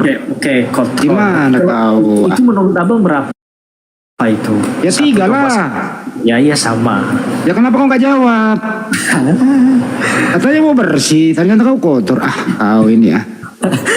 Jangan kau bikin marah emosi orang di bawah. Banyak penonton loh, memalukan nanti. Nggak enak lo kau. Malu lo kau itu. Ini orang yang tidak percaya kepada Yesus itu meragukan kuasa Tuhan. Saya ini bukan percaya nggak percaya. Saya ini lagi nanya sama kamu. Sesuai dengan imanmu dan argumentasimu sendiri. Ya, tadi kenapa kamu melawan pendapatmu sendiri gitu loh? Bukan melawan yang mana? Sekarang kalau kau nggak lawan pendapatmu, dengarkan baik-baik. Siapakah Tuhanmu yang sebenarnya? A. Bapa di surga. B. Yesus yang dibaptis. C. Roh Kudus. D. Ketiganya Tuhan. Silakan dipilih. Pilihannya bukan seperti itu. Bisa dalam ajaran kita ya ada. Saya nggak nanya ajaran, kau pilih salah satunya. Enggak, iya makanya saya jawab. Saya nggak bisa ikuti kemauan Abang. Saya bukan kemauan, saya ini kenyataannya. Iya memang kenyataannya. Tapi sekarang aku jawab kenyataan itu. Kenyataan itu ada sebuah menuju. Saya ulang dulu ya. Apakah dengerin pertanyaannya satu-satu aja deh. Apakah Bapak di surga itu Tuhan? A. Tuhan. B. Bukan Tuhan. Apa tadi apa? Apakah Bapak di surga itu Tuhan? A. Tuhan. B. Bukan Tuhan.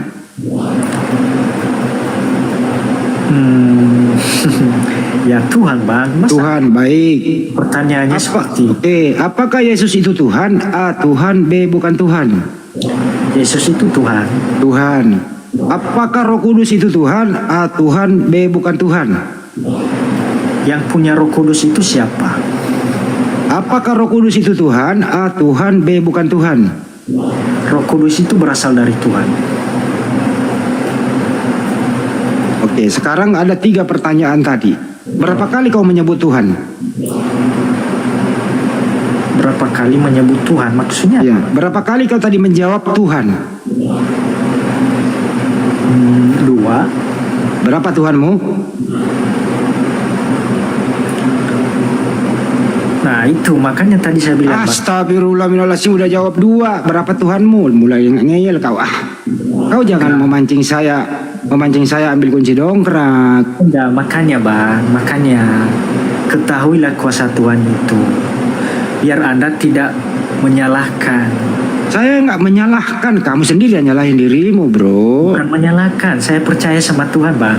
Ya percaya. Tuhanmu berapa tadi itu? Tuhan saya itu maha kuasa. Berapa? Saya nggak nanya maha kuasa apa enggak. Berapa?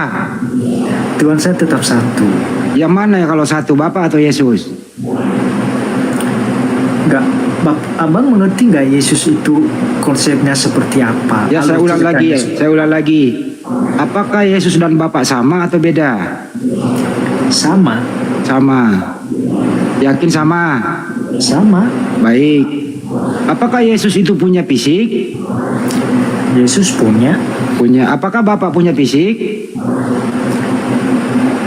Kalau dia mau, bisa. Pernah nggak Bapak punya fisik? Nah, kalau tanya seperti itu, saya belum ketemu Tuhan. Tuhan Bapak itu roh atau ada fisiknya itu rohnya Bapakmu di surga itu? Roh atau ada fisiknya? Kamu kok belaga bego, bro? Kamu jangan belaga bego, jangan begitulah. Enggak. Kamu udah dewasa loh itu. Tadi katanya serius mau belajar bahasa Indonesia. Kok jadi bego begini? Bukan bego, Bang. Jujur, dia nggak Kristen kalau dia jujur. Karena dia nggak jujur ya, dia Kristen. Ayolah. Ini rokokku habis nih 5 bungkus nih. Makanya abang itu ketahui dulu, Tuhan itu dia berkuasa. Dia bisa melakukan apa aja. Jadi ketika Yesus itu datang ke bumi, dia bisa menjadi manusia. Apakah Yesus Maha Kuasa? Dia Maha Kuasa. Baik. Apa yang dikuasai Yesus waktu Yesus ada di dalam kandungan ibunya? Dikuasai Yesus. Apakah Yesus waktu dalam kandungan dia Maha Kuasa? Itu kan hanya proses saja, Bang. Saya nggak nanya itu, kan Yesus Maha Kuasa nih. Iya. Yesus pernah ada dalam kandungan nggak? Ada, itu dikandung oleh perawan Maria. Iya. Apakah Yesus Maha Kuasa waktu Yesus ada dalam kandungan? Maha Kuasa. Apa yang dikuasai Yesus dalam kandungan? Pada saat dia masih dalam kandungan, kita belum tahu. Belum tahu. Baik. Waktu dia jadi bayi lah. Apakah Yesus waktu bayi Maha Kuasa? Masih belum. Nah, kira-kira di usia berapa Yesus kelihatan dia Maha Kuasa? Di usia berapa? Nah, itu pada saat Yesus mulai menunjukkan kepada manusia itu kan banyak dia melakukan banyak hal setelah. Jadi usia berapa kira-kira? Intinya di atas 30-an lah. Di atas 30. Berarti di bawah 30 belum Maha Kuasa. Bukan belum, cuman belum dia tunjukkan aja karena belum atau sudah.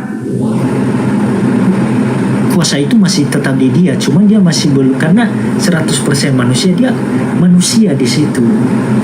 Saya belum pakai data loh ini teman-teman. Saya ulang dulu nih. Usia 0 hari sampai 29 tahun. Yesus itu Maha Kuasa atau tidak? Maha Kuasa, tetap dia Maha Kuasa. Apa yang dikuasai Yesus waktu umur 1 hari misalnya? Nah, di situ dia masih belum melakukan apa-apa sih, dia masih dalam kondisi manusia. Berarti tidak Maha Kuasa, nggak kelihatan Maha Kuasanya. Iya, tapi pada ujung-ujungnya dia memperlihatkan. Apa yang diperlihatkan? Pada saat dia besar kan dia bisa melakukan itu, menghidupkan orang mati. Baik, sekarang kembali ke menghidupkan orang mati. Kamu punya Bible nggak di situ? Kebetulan sih nggak ada. Oke. Yesus waktu menghidupkan orang mati, sekarang saya berbicara apa?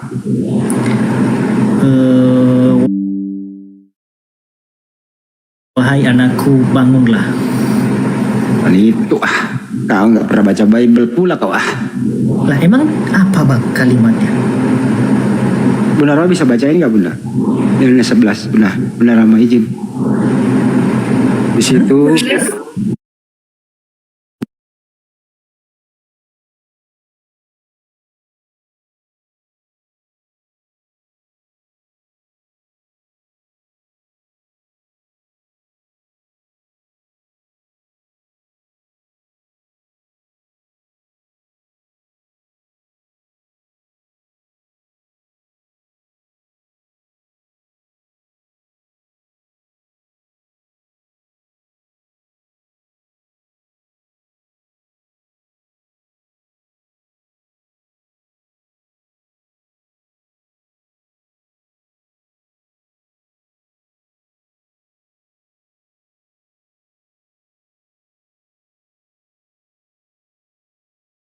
Bahwa engkaulah yang telah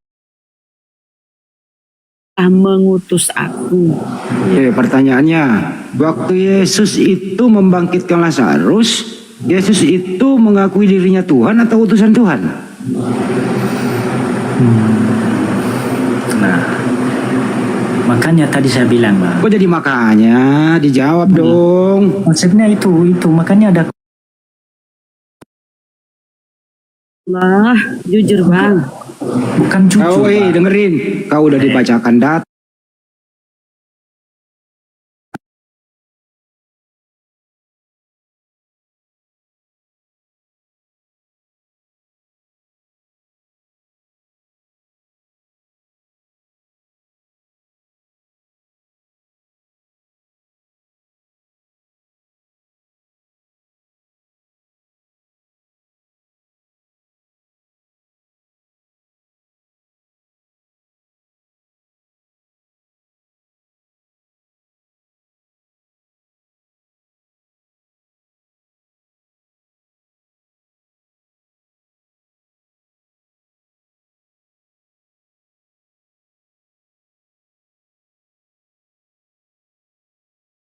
Kalau di Lalu Yesus menengadah ke atas nih, dia memohon.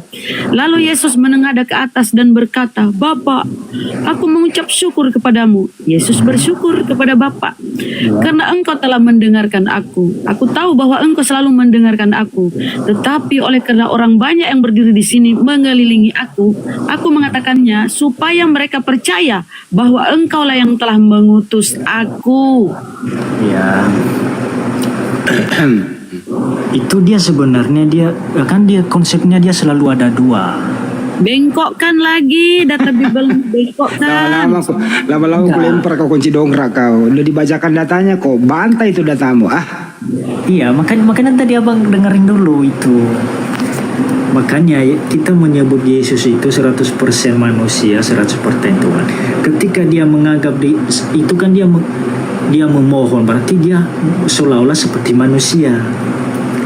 Oh, seolah-olah? Iya, di situ wujudnya sebagai 100% manusia. Pertanyaannya gini loh, waktu Yesus membangkitkan Lazarus dari kematian, Yesus di situ berkata, A, dia Tuhan, atau B, dia utusan Tuhan. Kalau dari kita baca langsung, kalau kita nggak ngerti artinya, kita menganggap dia manusia, utusan. Tertulisnya aja. Nah, makanya kita harus mengerti dulu. Mengerti apa? Orang bahasa Indonesia sudah itu. Lama-lama aku lempar kau kunci dongkrak. Aduh, kaget saya nih bang. Kacau kau ah. Yesus di sini bersyukur kepada Bapa. Yang bersyukur itu siapa di sini? Dalam posisi, dia posisinya apa? Posisi apa sekarang dia bersyukur? Dalam posisi seorang yang bersyukur itu siapa? Yang bersyukur itu siapa? Itu manusia. Yesus. Manusia. Dia manusia. Ini dia lagi mau membangkitkan Lazarus loh. Nah, ketika doa itu terwujud, akhirnya Lazarus. Dia bilang, sebentar ya teman-teman. Dia bilang, ketika dia bersyukur dia posisi manusia. Lah dia sedang membangkitkan Lazarus. Iya, dia membangkitkan itu. Ketika dia membangkitkan Lazarus, dia posisi keilahiannya atau kemanusiaannya? Keilahiannya, ketuhanannya. Tapi dia bersyukur kepada ilahi. Orang dia mengaku dirinya utusan Tuhan kok. Aduh ya Allah ya Rabbi, kasihan bro, ya. Kenapa kau lawan Yesus? Bukan melawan. Iya, kalau kau nggak melawan, saya tanya lagi. Berdasarkan tulisan yang ada, Yesus di situ mengklaim dirinya Tuhan, utusan Tuhan. Iya, kalau kita nggak paham artinya, kita. Astagfirullahaladzim, ini anak lama-lama juga nih. Iya, makanya. Ku ikat kau di pohon nanti ku ikat kau.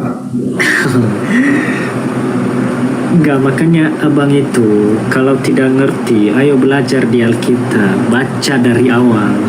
Bang, kau yang baca. Bang, kamu ini 1 Korintus 4:10 ya, oten botol karena Kristus. Tadi Yesus di situ mengaku dia utusan, supaya mereka semua tahu bahwa engkau yang telah mengutus aku, supaya Yesus diterima bahwa dia adalah Nabiullah, Nabi Allah, Rasul Allah, dengan mukjizat-mukjizatnya. Lebih ini aja. Mana sih itu yang misalkan dulu sih itu yang itu. Itu. Halo Tuyen. Selamat malam Tuyen. Ya, selamat malam. Bisa on cam? Kenapa? On cam dulu lah. Salam-salam semua orang-orang di Indonesia. Tapi cuma di sini tidak on cam. On cam dulu, orang mau lihat. Itu cewek bang. Enggak, ini murid saya. Tuyen, on cam Tuyen. Ya. Ini murid saya dari Vietnam. Tadi lupa kenalan bang. Bang Handi ini orang mana bang?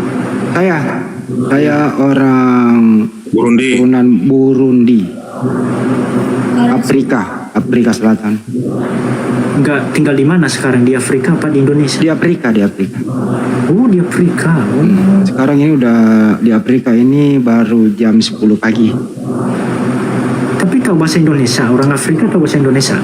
Saya belajar 7 bahasa. Terakhir ini saya belajar bahasa roh. Susah bahasa roh dipelajari. Keren ya? Iya dong. Andi Selebes ono lo guru bahasa. Wah. Iya. Tuyen, listen to me Tuyen. Open your mic. Open your Oh, kenapa?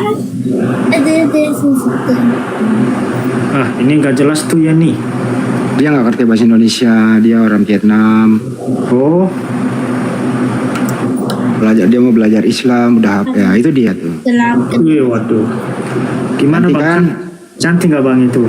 Ya. Coba Tuyen Al-Fatihah. Alhamdulillahirabbil alamin. Coba diulang. Apa? Coba. Bismillah. Ya, Al-Fatihah. Bismillah. Dulu bismillah. Bang, izin mau turun ya. Udah larut malam soalnya. Iya. Turunlah kau dek. Oke, salam kenal semua ya. Yuk.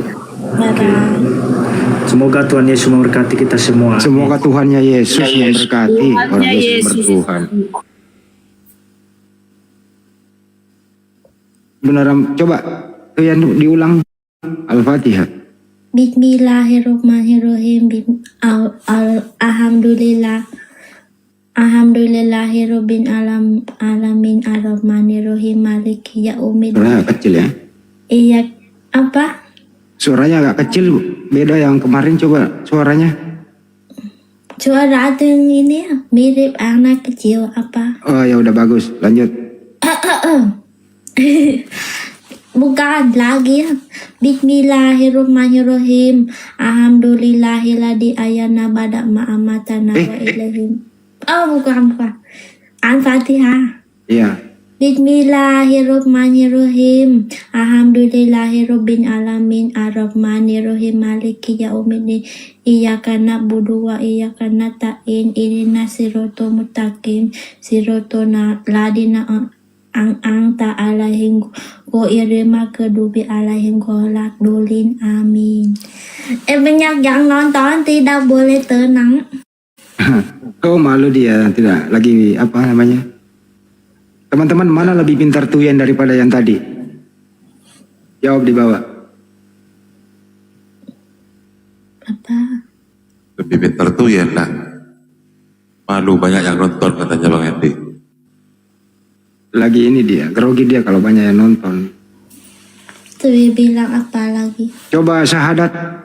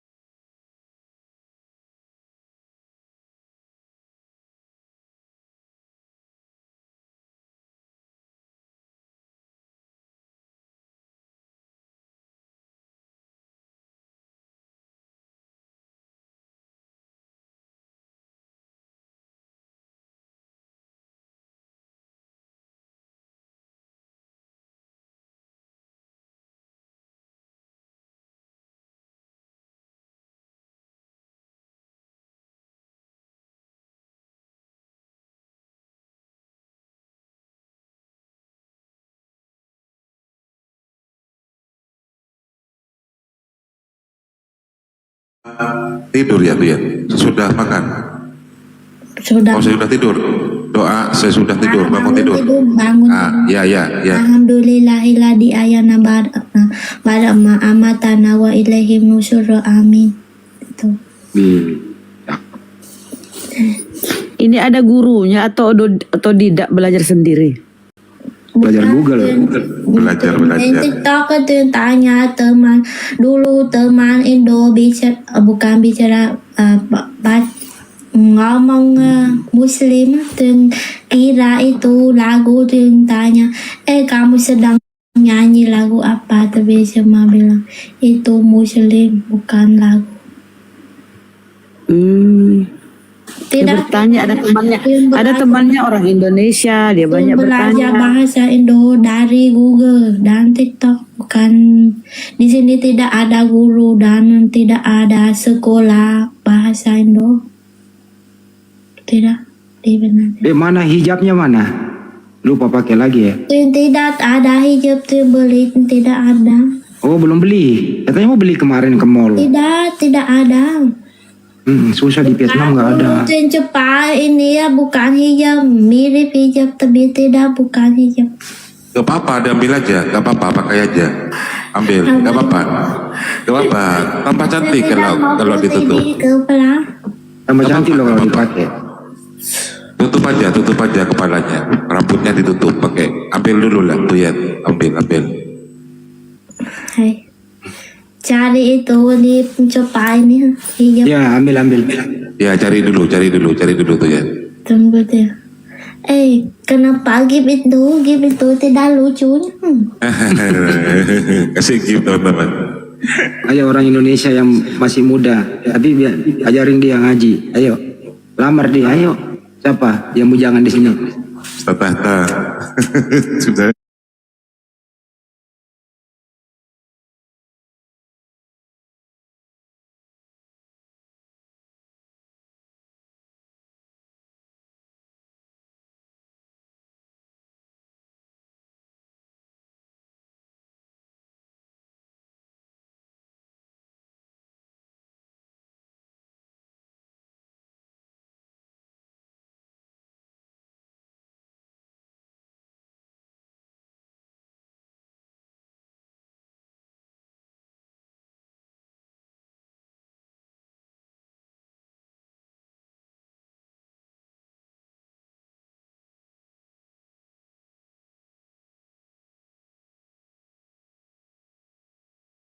Mandi di kepala ini. Gak apa-apa, tutup kepala aja, tutup kepala, tutup. Gak apa-apa. Yang kira ini putih mau putih atau hitam itu. Tunggu cepat. Tuh. Apa?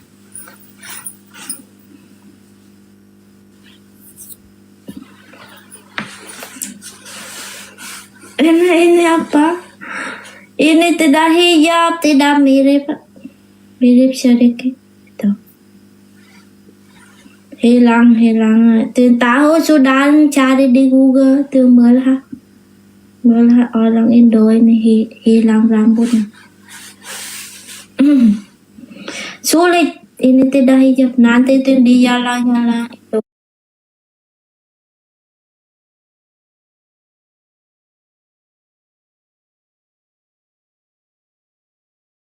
Tuyan, lebih cantik Tuyan. Ilis, iya kan bahkan dia. Iya. Ayo, aku yang bujangan bungkus. Wush, Masya Allah. Cantiknya. Tapi Tintin suka ini hitam atau putih. Licin lagi tuh badannya. Ayo. Di sini Ayo tidak yang bujangan. beli. Di sini tidak orang Vietnam tidak ada agama dan agama Muslim itu belum. Tuyen, mau nanya Tuyen, mau dilamar sama orang Indonesia? Bersedia dilamar? Kawin dong Indonesia. Mau nikah Mau nikah sama? Sekali abai, setiap boleh. Kalau dia baik boleh katanya. Wish. Ya teman-teman. Itu tidak boleh. Culik ini. Sulit. Pengarbain di bawah. Kasih anakku katanya pengarbain. Ya aku udah punya bini kali, kenapa gua? Tidak boleh ini sulit. Ini tidak mirip. Dia mah kayak anak kita ini usia. Tuoi berapa? Usia berapa Tuoi? 30. Udah 30. Tapi masih kayak bocah ya. Iya. 30 di Vietnam tidak apa-apa, masih muda. Muda. Tuh Yen, sebentar lagi mau puasa Ramadan tuh Yen ya. Hai, Mau puasa. Puasa Ramadan. puasa bulan Ramadan. Iya, iya. Oke. Tidak. Nggak ada japitannya apa itu anak? Dijepit di apa sih namanya? Boleh ini. Bahasa Vietnam jepit apa sih? Jepitan. Ini tidak sama hijab, tidak boleh ini. Nanti tuh yang beli di ini. Ada game, ada game.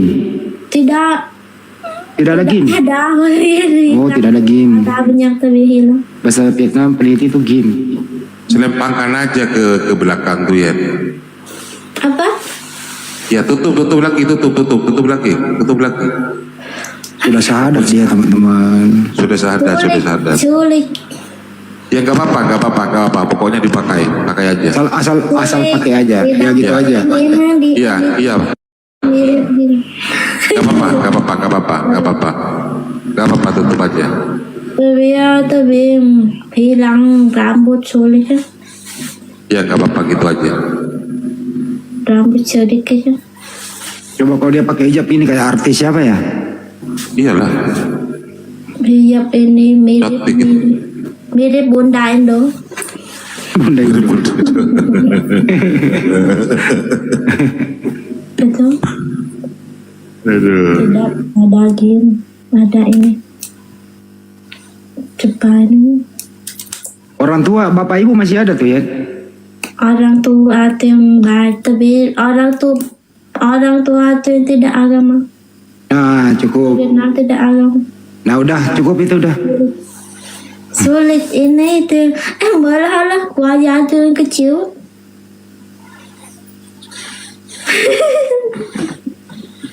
Apaan mirip Mikana mau aja jauh. Tanah. Tidak. Apa? Di mana Bunda Rama?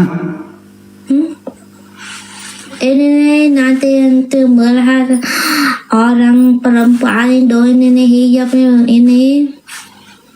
Tuyan kenapa belajar Islam? Kenapa nggak belajar Kristen? Itu dulu tuh yang tidak tahu, nanti tuh tahu banyak dengan Muslim. Tahu bulan Ramadan, tahu orang kenapa jangan tuh sendiri tidak mau. jangan dulu tuh tahu. Kenapa dikecilin lagi? Tanya teman kenapa tuh sendiri, jangan tuh dua orang. Malu dia. Gak apa-apa tuh Yen, gak apa-apa. Tahu. No, tidak. Satu orang lagi lah. Ini nih Bunda Ra. Oh, Bunda Rahma. Itu dulu Sherlock tuh Yen. tahu bangsa Indo dan tahu Muslim dan tidak tahu. Tapi nanti lama-lama tuh tahu banyak Muslim. Teman-teman. Baik Roy, Tuyan. Baik Roy. Jam berapa di sini? Satu sama jam Jakarta sama Jakarta. Beda 1 jam sama Bali. Itu yang kecil lah. Mai Roy. Ya, Mbak Roy, kamu tanya jam berapa di sana?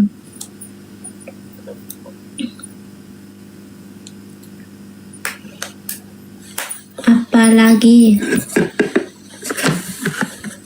poligami. Apalagi yang ditanyakan katanya. An Oma ngadi katanya. Dia bilang aku cinta kamu. Diartiin lagi jangan diartiin. Ngadi. Ini abang suami orang ngadi. Suami orang ngadi. Bahasa Vietnam susah ya? Susah sedikit. Tapi jika kamu tenang-tenang belajar boleh. Apa mau di Indonesia apa? Berapa? Kamu mau ke Indonesia nggak? Kapan? Ya, tapi nanti bulan ini itu di sini itu sedang libur libur tunggu tahun baru di Vietnam. Tidak mengajar di sekolah. 8 hari lagi di Vietnam tahun baru sama tahun baru di Cina. Tuyen, Loi Chong Vicky. Apa? Kerja apa? Tuh guru di Vietnam, tuh mengajar. Oh, guru dia. Vietnam dan matematika di sekolah SD. Guru bahasa dia Bang Andi. Ya, bahasa dan matematika di sekolah SD. Oh, Giovien ya, Giovien. Apa? Giovien. Giáo viên ya guru. Ya, guru. Ya. Ngadi. Mau ke Indo juga, mau puasa di Indo. Jika di Vietnam mau puasa boleh, kenapa? Tidak boleh.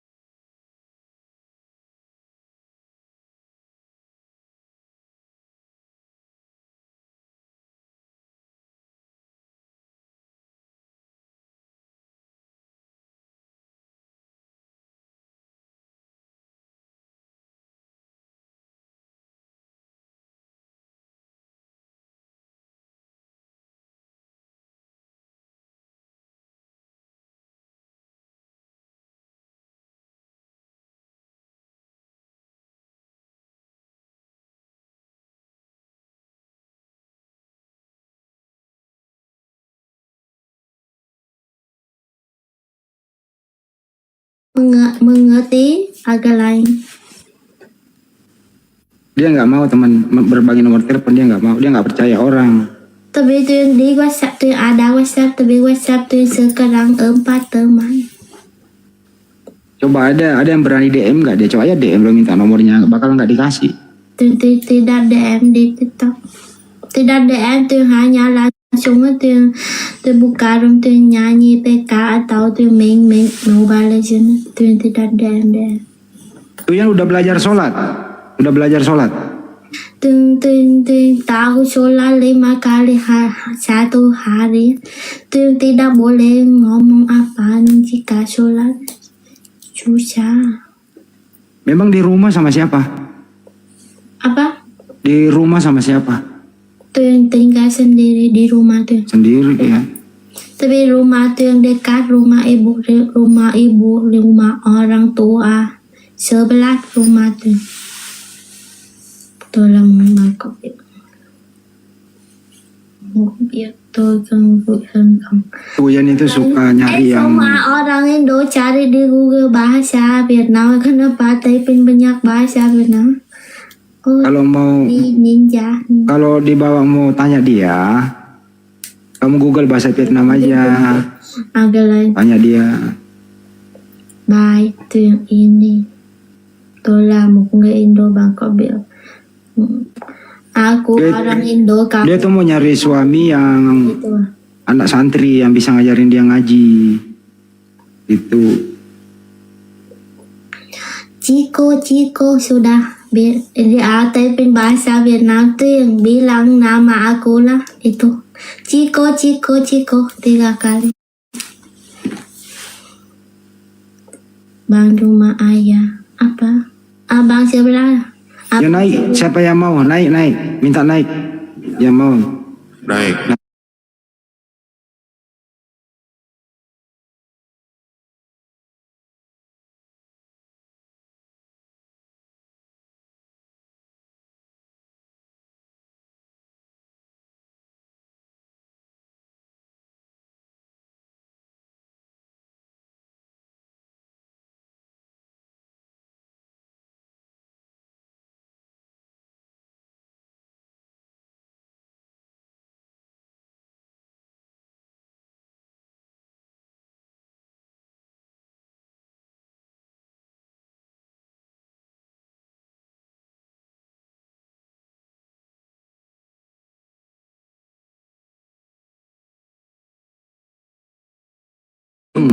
Deng. Đừng, dạ. Jangan đừng atau dừng lại. Jom lại. Dừng lại. Kasih bang Jack. Jack ya. Makasih Bang Jack katanya. Gua ada bukunya ini. Aku ada buku translate gua. Banyak orang typing bahasa Vietnam. Cari di Google agak lain. Salah sedikit. Tapi itu boleh mengerti. Ayo yang bujangan dibawa. Siapa yang mau bungkus naik? Kasih macam. Itu apa Indra itu? Duluhun. Betul no, Pak Indra bilang. Tapi serius harus melalui api dulu diseleksi. Bener. Ini cuma sedang buka rencana. Ini anak ini benar-benar mau memeluk Islam, mau belajar Islam dia. Oke, nah jika menikah dengan orang Muslim, dia boleh dan dia boleh lanjut belajar Muslim. Mau kalau sama orang Kristen mau nggak menikah? No, belum. No. Belum kira yang menikah dengan orang Kristen. Buddha, suka Buddha atau Muslim. Kalau di Vietnam kan Buddha ya? Ya. Banyak orang, no. Tidak tahu apa ini. 90% apa? Tuyen kenapa mau belajar Islam? Dulu tidak tahu, tidak suka, nanti tahu suka. Oh, setelah kenal Islam, suka Islam. Tanya banyak dengan teman Vietnam. Vietnam tidak agama. Jika ada 100 orang, jika 100 orang ada 90 orang tidak agama, mengerti? Apa? Tunggu cari di Google dulu. Ya maksudnya di Vietnam itu gak ada agama gitu Bang. Paling adanya cuma 10 orang gitu. Ya tuh ya. Di Vietnam ada masjid. Apa ini? Ini. 90% tidak ada agama di Vietnam. Buka Google dia. Itu bukan sudah tahu tapi tidak tahu ngomong apa cari ini nih. 90% tidak memiliki agama. Ya. Oh. Vietnam 90% tidak memiliki agama. Boleh ngomong tapi tidak irang apa? Ya iya. Coba ambil catatannya tuh yang selama ini belajar Islam, ambil coba bukunya, catatan, tulisan. Ya tulisan ya. Tidak mengerti apa? Buku catatan, tulisan itu. Catatan. Ya catatan tuh ya itu. Ambil. Bahasa Indo.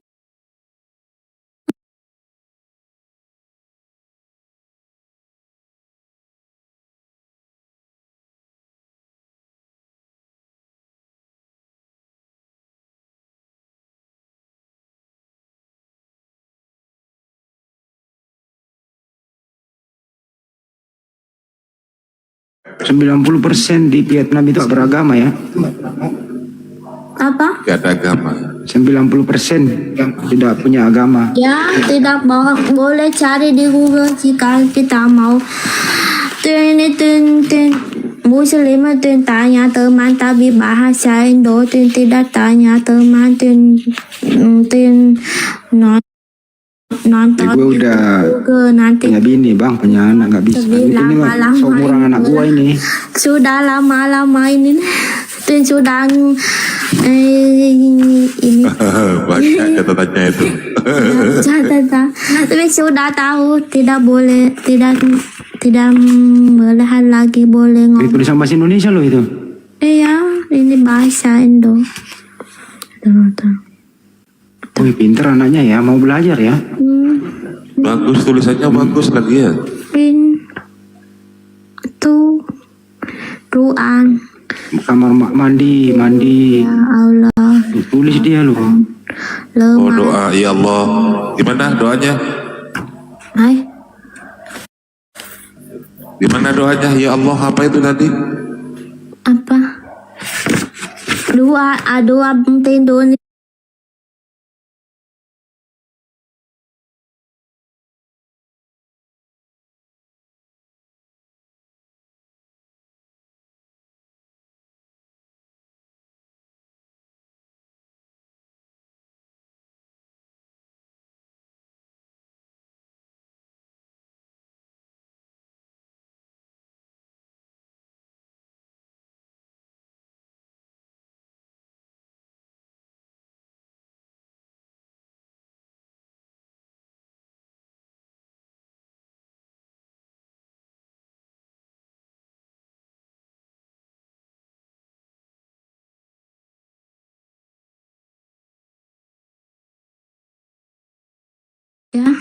Ya, nomor 1 dibaca. Ini ya. Ya. Senang marah, tenang mati bersama-sama buruk. Mudah saya minta maaf. Terkejut. Hidup sendirian, bosan, sulit. Bye, jangan khawatir. Jangan khawatir. Don't worry. Iya. Banyak. Enggak, yang belajar Al-Quran, yang belajar ngaji mana? Hai. Al-Fatihah mana tulisannya? Al-Fatihah. Nah. Tapi dulu tidak tahu ngomong apa ini. Record tapi record bahasa Vietnam. Oh, dia tulis bahasa Tapi dia Indonesia. boleh ngomong ini. Coba dibaca itu. Al-Fatihahnya dibaca coba. Hai. Apa? Dibaca Al-Fatihah. Bismillahirrahmanirrahim.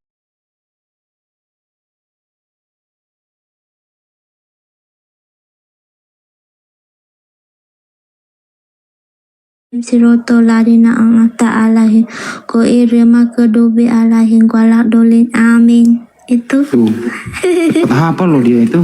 Nah, orang Vietnam. Catatan ini cuma tidak boleh mengerti tapi tidak mengerti. Ini catatan tapi catatan Vietnam.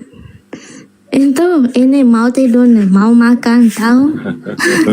Bismillah. Tapi tidak melihat catatan, tidak boleh ngomong ini. Bukan ini kita ini. Bismillahirrahmanirrahim. Mau tidurnya Bismillahirrahmanirrahim. Bimika Allahumma ahir wa bimika amud amin. Mau makan Bismillahirrahmanirrahim. Allahumma barik lana bima rozakana wa qina azabana amin. Bangun tidur. Alhamdulillahilladzi ahyana ba'da ma amatana wa ilaihim nusyur amin. Itu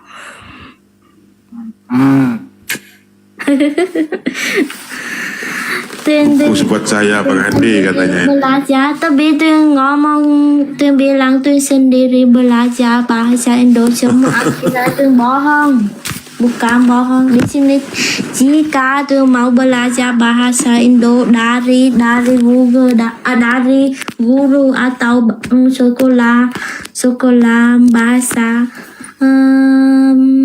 bahasa Indo tidak ada. Di sini belum ada. Tapi itu yang kira banyak tahun lagi di Vietnam ada sekolah belajar bahasa Indo. Mengerti semua. Sudah berapa tahun, berapa lama belajar bahasa Indonesia? Belajar berapa tahun? Tidak jika tuh mau tahu apa tuh cari di Google dulu, nanti record itu lama-lama boleh. Dia cari di Google dulu, dia tulis baru dia hafal. Ya. Sampai bahasa Sunda bisa. Banyak bahasa. Kumaha damang. Alhamdulillah damang. Alhamdulillah damang. Harga kerba, bukan harga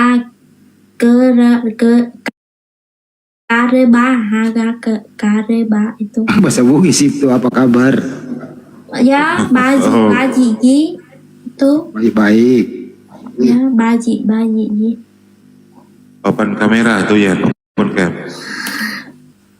Harga kerba, baji itu. Bahasa Indo tidak sulit. Mudah. Kalau bahasa Vietnamnya apa kabar apa ya? Apa kabar Bang khỏe không? Ban toko chung Bang khỏe không atau Bang có khỏe không sama? Tuh. Ban toko không. Ya, Bang có khỏe không atau Bang khỏe không? Sama. Pembuang biskuit. Ini tuyên tay bên này. Bang khỏe không? Bên này. Bang có khỏe không? Tapi bahasa Việt Nam susah. Ban ngủ lúc mấy giờ? Bang ngủ lúc mấy giờ? Chỉ cần hắn túc tidur. Yang tidur. Pinter dia bahasa Vietnam. Jika từ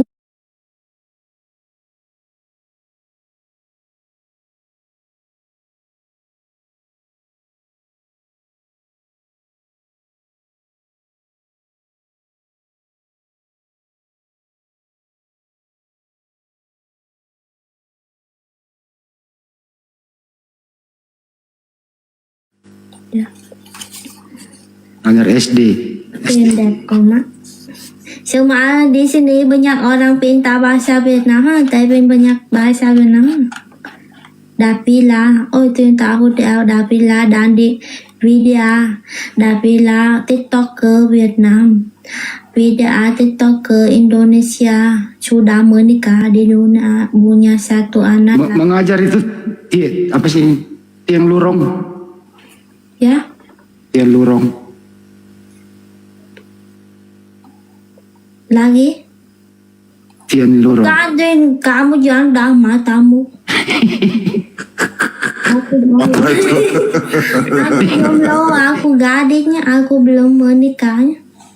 Apa itu makanya? Kalau kita lagi belajar Vietnam, kalau kita salah ucap diketawain gitu loh. Jumlah ganda mata. Chúc ngủ ngon. Jika bilang chúc ngủ ngon, kita bilang selamat tidur. Apa? Macam istri. Iya. Saya pikir nggak ngerti artinya janda, ngerti juga ya. Ngerti. Ngerti. Fokus bagus tuh, fokus. Congu reyeu. Ya? Congu reyeu.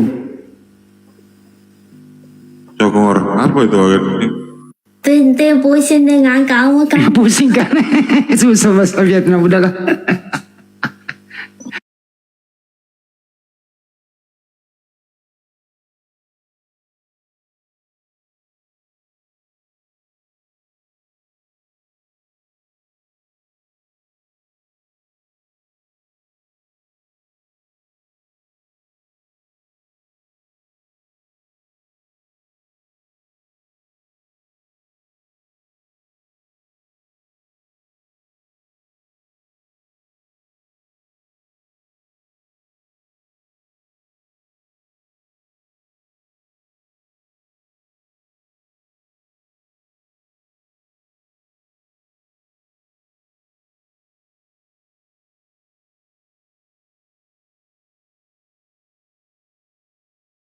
Apa kerajaannya?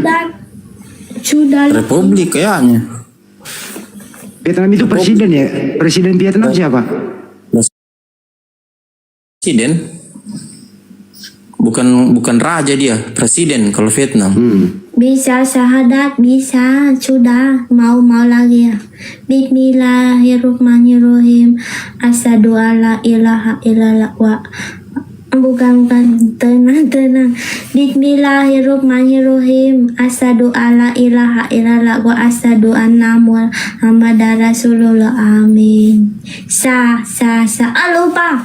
Sa menikah. Kalau sah itu dia dengar Banjuma. Sah ya. Dia dengar tuh Banjuma tuh. Ada sahnya gitu loh. Itu. belum punya calon suami. Oh, belum punya. Bungkus Bang Goto. Tapi nanti punya boleh sah. Ada nama calon suami ya? Apa? Siapa nama Coba tanyakan Bang, di Republik kayaknya kalau Vietnam itu. Belum punya, tapi jika menikah dengan orang Muslim sah. Nanti ada nama calon suami itu apa? Anak ini calon juga apa? Banyak yang minat di bawah tadi itu, banyak yang minat di bawah itu. Yang minat naik saja. Siapa?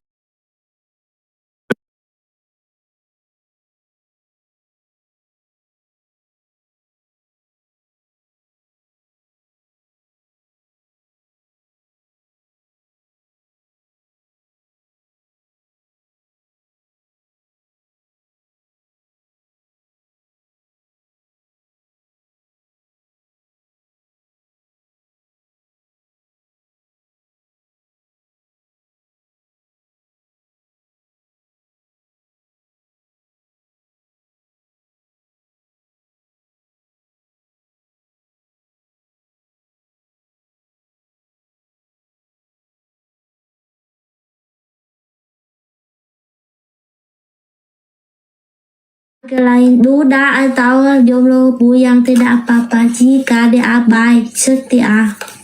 Wih, kamu duda mau jomblo yang penting Tidak setia. benci duda tidak apa-apa jika diada. Ngerti juga duda ya?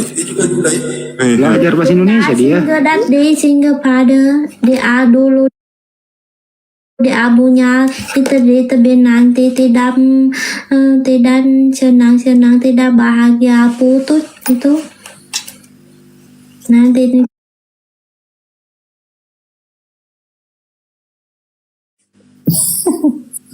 Itu ada udah hadir katanya, sudah hadir. ini laki-laki kita bilang duda tapi perempuan kita bilang janda itu. Masa Bugis ada yang ngerti. Masa Bugis apa karya Pinter dia baca Google baru dia hafal. Pinter dia.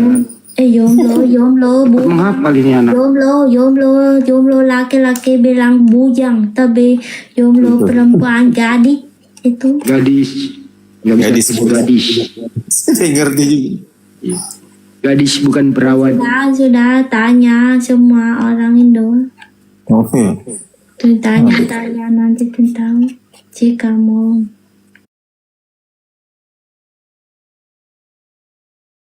Indonesia ini anak bisa loh dia di sana bisa buka kursus bahasa Indonesia. Nanti itu yang sudah menikah dengan orang Indo itu kira anak itu boleh bicara bahasa Vietnam dan bahasa Indo. Tapi siapa yang ngajarin bahasa Indonesia? Belajar sendiri di Google. Berarti bahasa itu dia bisa. Kalau Inggris bahasa Inggris bisa bahasa Inggris. Belum bisa. Sedikit. Little. Tapi itu hari-hari itu bicara bahasa Indo banyak kan? Dia tuh lebih cenderung ke Indonesia belajar karena dia mau memperdalam Islam Bang Goto. Gitu. Apa itu? Kenapa enggak belajar bahasa Arab kalau perdalam Islam? Bahasa Arab bahasa aslinya. Karena selama ini dia dengar Indonesia. Aku Jarang orang Arab kan ngobrol. mau melamar kamu Teli. Agak lain ngadi-ngadi. Abang lu udah tahu suami orang jangannya. Oh, enggak mau dia kalau semua orang. Tuh yang dulu sekolah kuliah, pernah kuliah? Kuliah, school. Ya, Pernah kuliah? Sekolah apa? sekolah apa? Mm-mm. Sekolah nama sekolah atau Iya. Kuliah, pernah kuliah. nama sekolah tu sedang belajar, mengajar. Maksudnya pernah kuliah. Nggak ngerti mungkin kalau kuliah. Ini University. trường tiết Itu bahasa Vietnam yang kuliah. Google tên cari di Google tidak boleh ngomong apa. Nah, itu tidak ngerti dia kalau dibilang kuliah. Tidak ngerti. Hok. Ya tahu kamu tanya itu tidak tahu tuh ngomong apa lagi. Sekolah dasar Hương Xuân number 1 itu. Apa itu? Tidak tahu ngomong apa. Tunggu, listen. Bahasa. Tapi yang paling dia hafal. Sekolah tinggi. Ya, yang paling dia hafal itu ngadi-ngadi. Sekolah Dasar Huang Suan nomor 1. Itu Cara belajarnya gitu Bang itu. Sekolah Dasar Huang Suan nomor 1. Google aja kapan? Oh, tempat ngajarnya itu Bang Handi. Iya, tempat ngajarnya itu. ini ya sekolah tuh dekat dengan rumah tuh. Jika tuh mengajar tuh di jalan sedikit menit datang sekolah. Rumahnya, sekolahnya katanya jalan sedikit saja sampai sudah.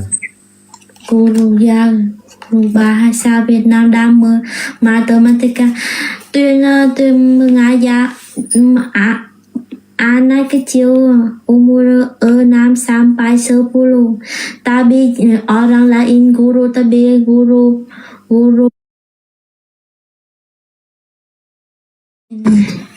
Uyan bisa ini dik semai.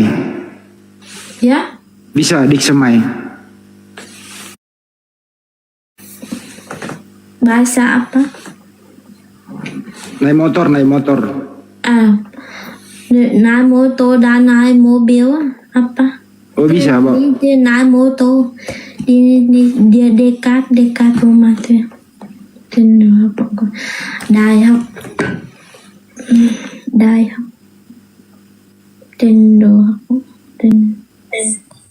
Bisa katanya, bisa tadi bawa motor, bawa mobil. Iya. Đại học. Uyan, ciao ciao. Belum menikah apa? Ciao ciao. Tidak mengerti abang ngomong. Bahasa Vietnam dari mana itu Bang? Bahasa dari Burundi. Ini Universitas. itu teman. Gelar universitas. Iya, itu. Iya, gelarnya apa? Gelarnya. Titel. Cat gelar. Tidak mengerti tahu apa lah. Nggak ngerti dia belum. Apa bahasa Vietnamnya itu? Bahasa Vietnam susah. Titel gelar titel. Digres titel gelar.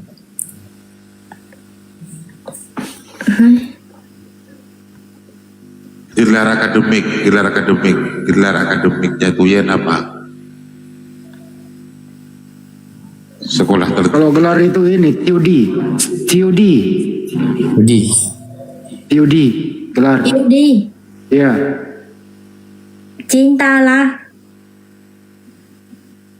cinta. Bukan. Suara sulit. Apa?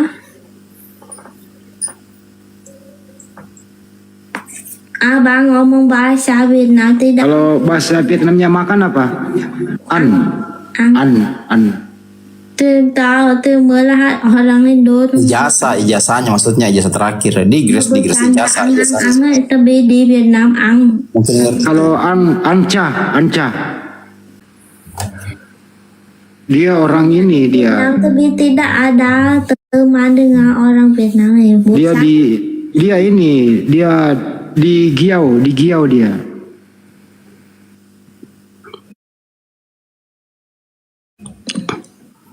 Saya maksudnya. Ilegal ya. Dia apa? Nikah dengan hantu agak lain. Belum sama hantu. Belum pernah cara suami mau menikah dengan siapa. Dia bilang nikahlah tuh itu. Kemari Pak Goto pada guru saya lah ya mungkin ya. Boleh saya bertanya? Oh ya silakan Bang. Oh ya, kita ini kan memang di Vietnam Pak. Di sini kita makanannya itu kebanyakan mungkin nggak halal gitu. Gimana caranya ya Pak ya? Gampang Pak. Menghindar aja. Cara mengakalinya itu hindari makan daging. Pasti daging itu nggak disembelih dengan nama Allah itu. Iya memang benar. Saya lihat sendiri. Kalau bisa ya makanan telur aja telur. Ada memang. Tapi kan kadang mereka itu bukan semua telur tiap hari gitu. Kadang daging juga, kadang mie ada juga gitu. Ya, jangan dimakan. Makanan pembagian mungkin, makanan pembagian. Iya. Kita apa yang dikasih itulah yang kita makan Pak. Soalnya kita di sini kerja makan udah disediakan gitu. Iya, makanan Tapi kalau ajaran Islam itu udah tahu haram, jangan dimakan. Kalau keseringan kecuali Anda mati hari itu kalau nggak makan itu harus makan secukupnya demi untuk hidup. Oh gitu ya. Yang itu nggak ada toleransi. Minyaknya Bang Andi biasa pakai goreng toh?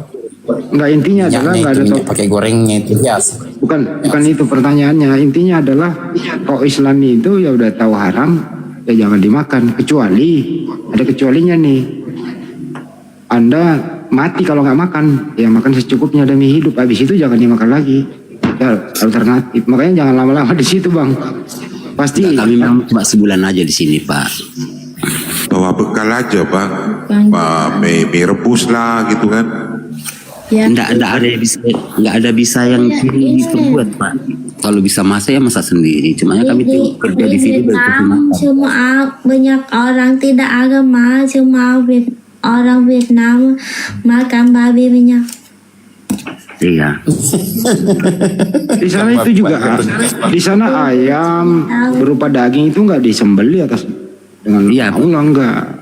Ini kadang ayam itu dimasuk ke dalam karung gitu ya kan, lalu dipukulin gitu nampak. Iya. Paham. Boleh beli kamu memasak sendirilah. Tidak ada babi di makanan. Iya. Vegetarian aja Bang ini Bang siapa Wahyudin. Vegetarian untuk sementara. Buah aja. Wahyudin. Makan buah. Sayur aja dimakan. Sayur aja dimakan Bang. Ya jangan lupa bismillah dan berdoa. Salah, kalau itu belum lupa Pak. Turunlah tempusin apa? Tempusin aku. Apa kamu pusin? Oke Pak, izin turun dulu ya Pak ya. Itu aja Pak Mahyudin ya. Iya Bang. Terus berhati-hati makannya di sana Pak. Ini Tuyen nanti DM lah kalau pingin berteman. No, kamu suami orang agak lain. Agak mau dia. Mana tahu bisa dapat di sini. Kamu tidak mau, tapi kamu suami orang agak lain. Tidak mau. Kenapa? Tidak boleh DM. Nggak boleh dari dulu itu mau DM nggak boleh, dia nggak mau nge-DM. Coba aja nge-DM nggak dibalas dia. Nggak mau. Tertutup anaknya. Makan Jo, kamu jangan jadi istri kedua saya mau kamu. Mimpi ya. Bang Arbain itu berminat buat anaknya katanya Bang Arbain. Iya, dia bukan tujuan itu sih, mana tahu pengen belajar Vietnam aja bahasanya. Buah. Jemput aja Bang Arba'in ke Vietnam. Oke, saya turun dulu Pak ya. Iya, makasih Pak. Iya, makasih. Assalamualaikum warahmatullahi wabarakatuh. Waalaikumsalam. Waalaikumsalam warahmatullahi. Besok ganti nama loh Pak itu janganlah nama Muslim kok pakai nama Ya, itu orang apa? Pingin tuh kira kamu bilang pingsan. Dia atai pingin punya istri orang Vietnam tapi itu baru melihat itu kira dia atai pusing jika ada istri. Uyen ini udah. Assalamualaikum, apa cerita host? Buat anak Bang Arba'in, silakan. Anakku 27 umurnya, boleh juga kalau dia mau tuh. Ya nggak apa-apa, Ya. Nanti mau dijemput ke Vietnam gimana tuh ya? Siapa? Ngade Siapa? Om ini ya, Om Aba. Anaknya ini, anaknya.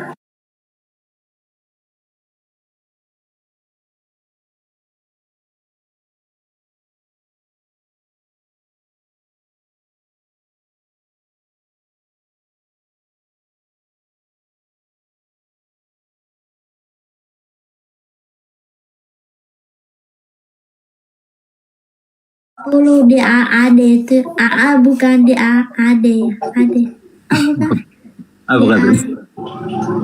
Adik ya tuh ya. Adiknya tuh ya. kakak Gak apa-apa lah tuh ya. Kalau sudah jodoh kan gak apa-apa tuh ya. ngomong apa aja yang bilang Ya, itu berkenalan dulu lah, berkenalan. tapi dia kecil itu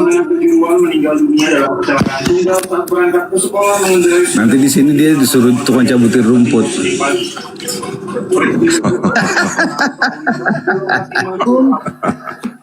Korban sudah tergeletak di jalan Satu yang menuju jalan Matraman Raya.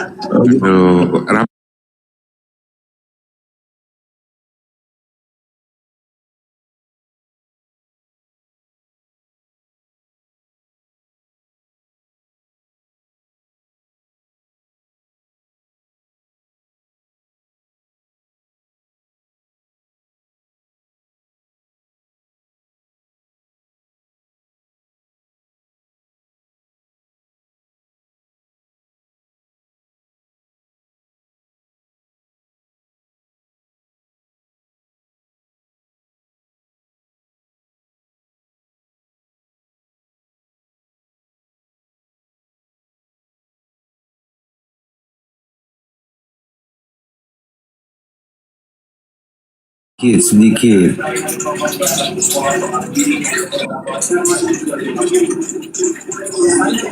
Senyap sekali itu. Bang Arba'in yang nulis. Teman-teman ini tuh ya orang Vietnam mau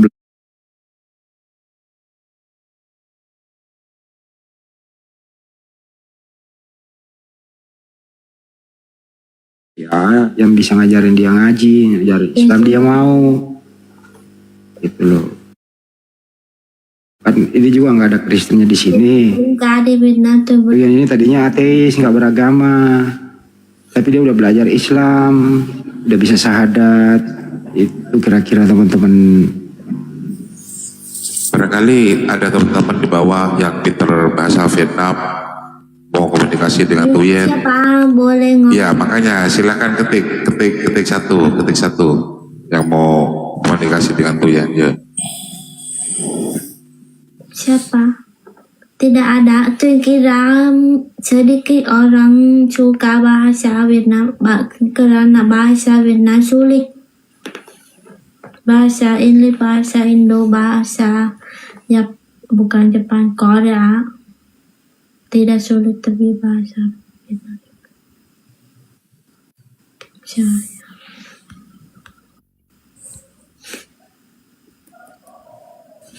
Ustaz Tahta panggil katanya. kenapa taping satu kenapa semua taping satu Ya, yang bisa bahasa Vietnam.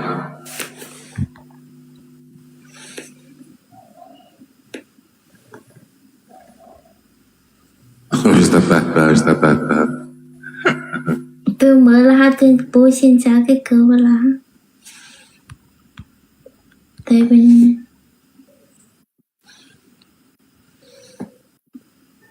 kenapa tapi satu dan dua. Daman, ya daman. Amin. Bangkok. Semua kenapa tidak bicara, diam dan takutnya. Jadi pada lunak ada wanita.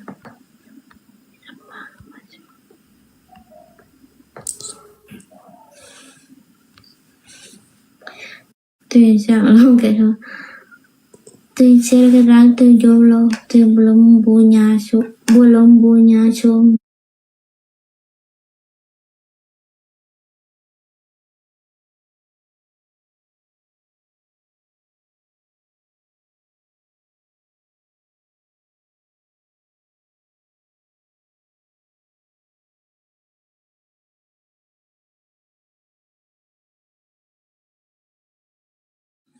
Coba tuh ya, sekali lagi baca syahadatnya tuh ya. Bismillahirrahmanirrahim. Asyhadu alla ilaha illallah. Tunggu. Tintin melihat tapi tidak boleh tenang. Maaf. Yang keras tuh ya, yang keras. Bismillahirrahmanirrahim. Asyhadu alla ilaha illallah wa asyhadu anna Muhammadar Rasulullah. Amin. Tidak, jangan sasa. Amin.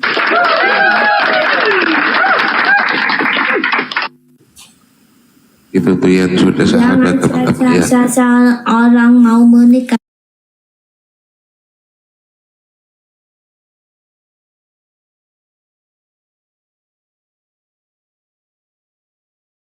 Tidak tahu jika tu ngomong syahadat itu selalu bilang sa itu. Surah Al-Fatihah coba tuh ya. Bismillahirrahmanirrahim. Alhamdulillahirabbil alamin arrahmanirrahim maliki yaumiddin iyyaka na'budu wa iyyaka nasta'in ihdinas siratal mustaqim siratal ladzina an'amta 'alaihim ghairil maghdubi 'alaihim waladdallin. Amin. Itu teman-teman sudah pintar tuh ya. Syahadat sudah bisa, Al-Fatihah sudah bisa, doa mau tidur bisa ya tuh ya, doa mau tidur.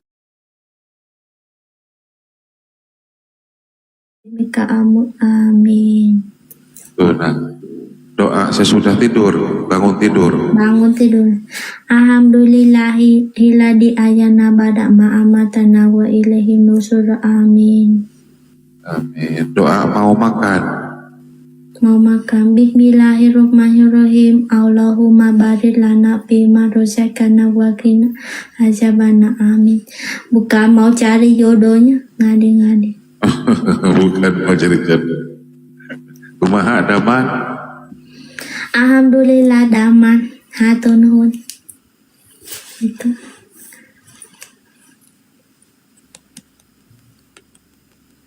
Thấy bên bahasa Vietnam.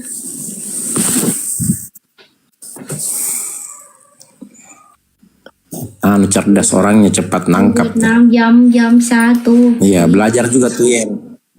Doa iftitah belajar juga. Doa iftitah belajar juga tuh ya. Doa sebelum sholat kan. Foto kamu sudah menikah? Sudah. Wah, Pak Kutu ditanya itu sudah menikah belum, Pak Kutu? Sudah. Saya duda tuh Yen, duda. Istri saya sudah meninggal. Orang Muslim boleh menikah lagi, tapi tidak itu. orang Kristen jika putusnya tidak boleh menikah tapi tidak baik jika menikah lagi. Orang Kristen. Iya, kalau orang Islam bisa, seorang Kristen itu apa yang dipersatukan oleh Allah tidak boleh diceritakan oleh manusia.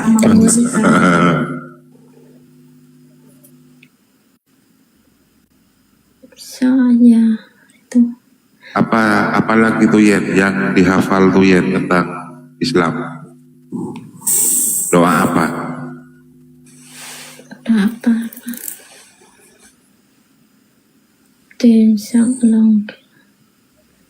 Tapi sudah sholat kayak di Marif, sudah sholat memang sudah sering. Banyak orang sedang nonton tapi tidak ada orang tahu bahasa Vietnam. Oh. Ya. Tuh sebentar lagi kan puasa Ramadan. Nanti Iya kan? Ramadan. Ya, bulan Ramadan. Tuh mau puasa gak? Puasa tidak makan pagi, siang, sore, malam boleh makan. Tapi itu belum tahu sholat kita ngomong apa. Ya, belum tahu sholat ya. Belajar sholat ya, tuh ya. Belum. Dia di Google cari tapi tidak.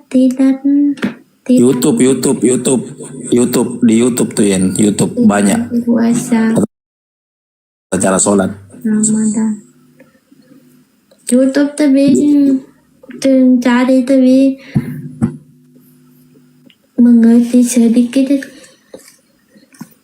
Tata cara sholat ketik itu, tata cara sholat.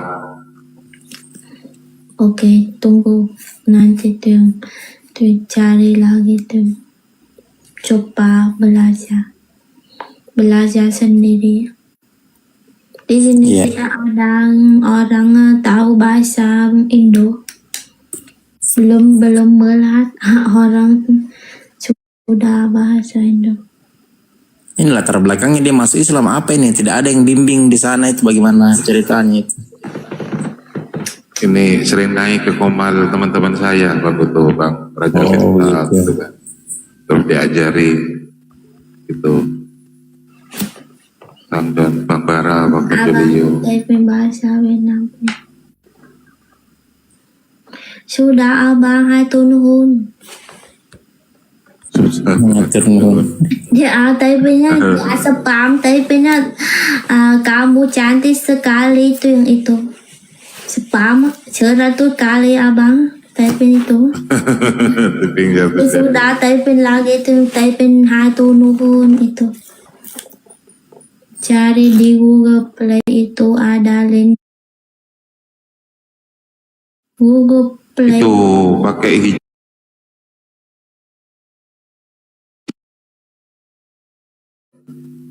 Tapi itu belum beli, tidak boleh beli. Tunggu. Itu yang tadi itu pakai gak apa-apa yang tadi itu. Sedikit bola lagi boleh di jalan-jalan lain doh. Di sana tuh boleh beli hijab. Hatur nuhun. Hatur nuhun. Apa kata dia? Apa keriba? Apa keriba? Tuh ada sedikit teman orang Indo, tapi teman tuh yang bohong tuh tanya jika kita mau bilang terima kasih kita bilang apa? Tapi dia bilang ini nih, dia tidak bilang makasih terima kasih, tapi dia bilang macina, tahu? Ini macina tidak baik. Nanti tuh langsung cuma datang gitu atau cuma tanya tuh apa kabar tuh selalu bilang bye macina itu. Dan ada yang nanya di bawah itu maharnya berapa katanya? Apa? Ada yang nanya itu maharnya berapa?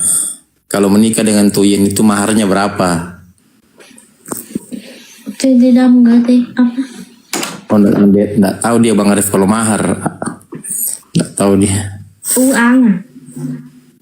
Iya, maksudnya uang pernikahannya itu loh kalau Di kota melamar Tuyen itu. jika orang baik setia, jika suka dia boleh menikah dengan dia. Di kota itu tidak, kota lainnya kota lain, banyak kota lain susah jika menikah dengan perempuan Vietnam.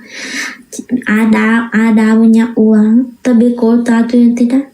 Jika orang baik, jika cinta serius, jika baik dengan orang tua itu boleh menikah. Ya itu ada yang tanya berapa biaya pernikahannya itu, maksudnya maharnya biaya pernikahan. Berapa? Jika ada abah dengan tu, setia dengan tu boleh menikah. Tidak bercanda. Tu tidak mau semakin tu orang baik tahu. Tu bilang serius, tidak bohong itu. Nggak ngerti bang dia apa itu mahar, nggak tahu dia. Buasa. Tuyan itu nggak minta mahar kalau memang orangnya baik gitu. Kalau baik.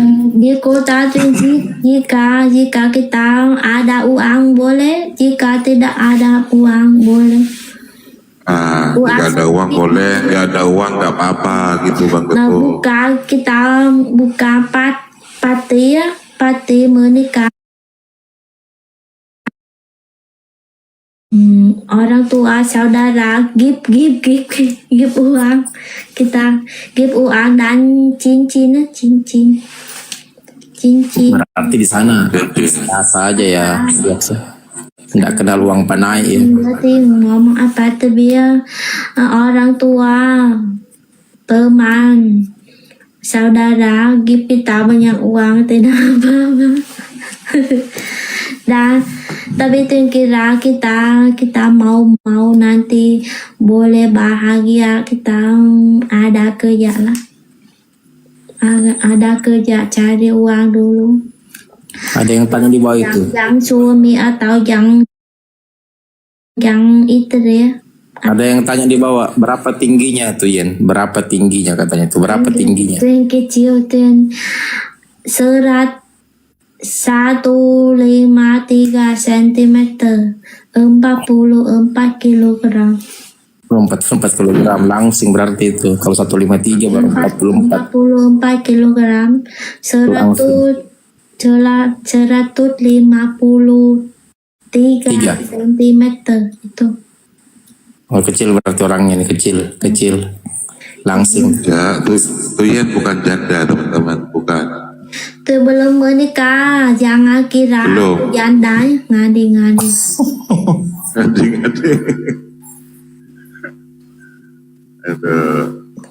Mengajar bang, mengajar. Ada yang tanya, Tuyan kerja tuh kuliah. Tuh yang guru mengajar bahasa Vietnam dan matematika di sekolah SD di Vietnam.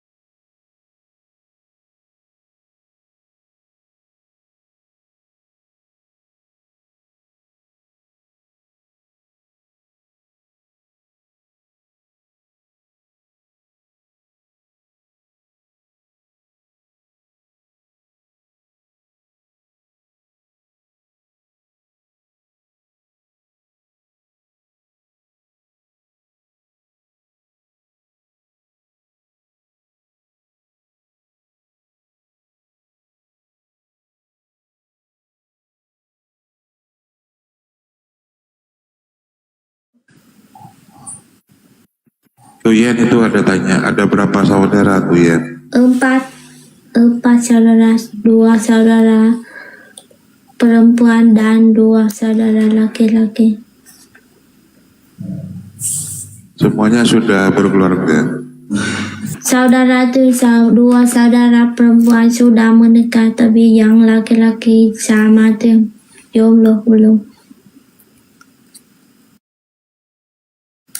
Tapi dia sudah tua sedikit, umur dia sudah tua sedikit, tapi wajah dia muda. Tuh, tidak bohong. Itu Tuyan nanti mau puasa Tuyan. Puasa. Ya, puasa Ramadan. Puasa ya. Ya, nanti tuh langsung cuma boleh melihat tuh tidak makan pagi, siang, sore. Di Vietnam, belajar puasa ya. di Vietnam cuma orang Vietnam suka yang kurus tahu. Jika tidak makan tidak apa-apa. Dan saya punya teman orang Vietnam tapi dia agama Katolik. Vietnam pakai marga juga ya. Pakai marga juga itu Bang Arif ya. Pakai bin Di marga. Vietnam tu belum melihat orang Muslim. Di Vietnam. Tu di jalan datang di kota lain atau kota tu yang belum melihat orang Muslim, agama Muslim di sini belum melihat. Tuyen kalau mau berpuasa, coba di googling ya. Doa puasa Ramadan gitu, doa puasa. Apa doa puasa gitu. Tapi puasa tu melihat bunda teman tu di TikTok dia puasa atau solat dan dia ngomong apa tu tidak mengerti belum. Doa puasa Ramadan itu ditulis diketik. Doa puasa. Doa puasa itu ya. Itu yang 30 tahun kenapa belum menikah. Jika belum menikah atau sudah menikah apa? Jika umur 30 tapi belum menikah tidak apa-apa di Vietnam. Tidak mau menikah umur masih muda tapi menikah nanti putus tidak mau. Kita tenang-tenang cari jodoh. Cari calon suami. Bisa datang ke Indo selama puasa. Tidak bulan itu mengajar. Jika puasa di Vietnam boleh, tidak boleh. Boleh datang di Indo puasa.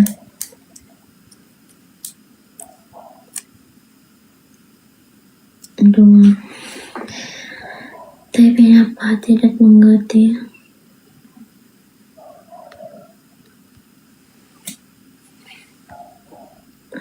Bang Andi monitor Bang Andi. Masih monitor Bang Andi. Kameranya. Bang Andi. Suara kecil tu suara apa? Tu sedang melihat typing teman apa? Cuma typing tu melihat. Abang live sampai jam berapa? Ya makanya ini. Bang Andi monitor Bang Andi.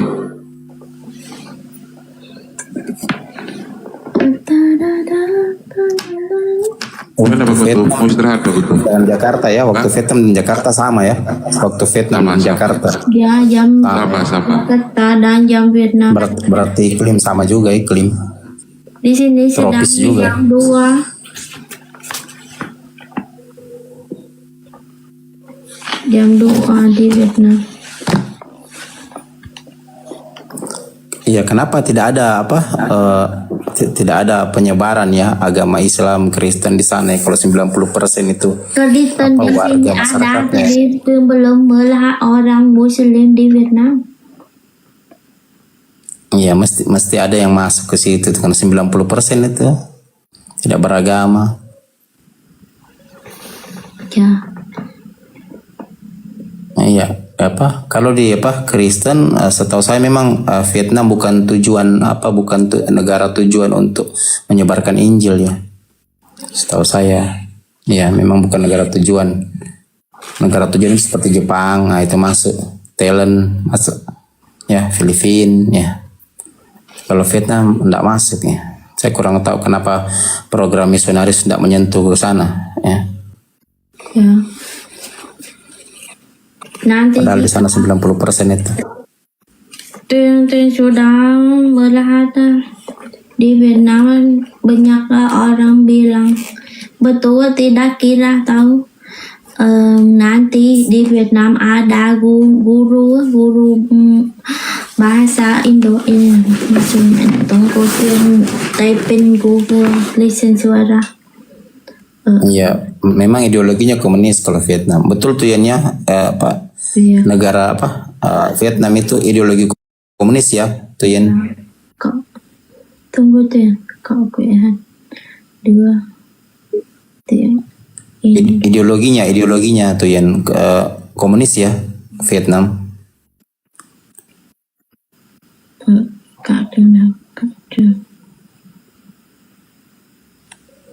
Kan tentaranya apa itu terkenal namanya tuh tentaranya Viet Cong apa? Kalau Vietnam itu.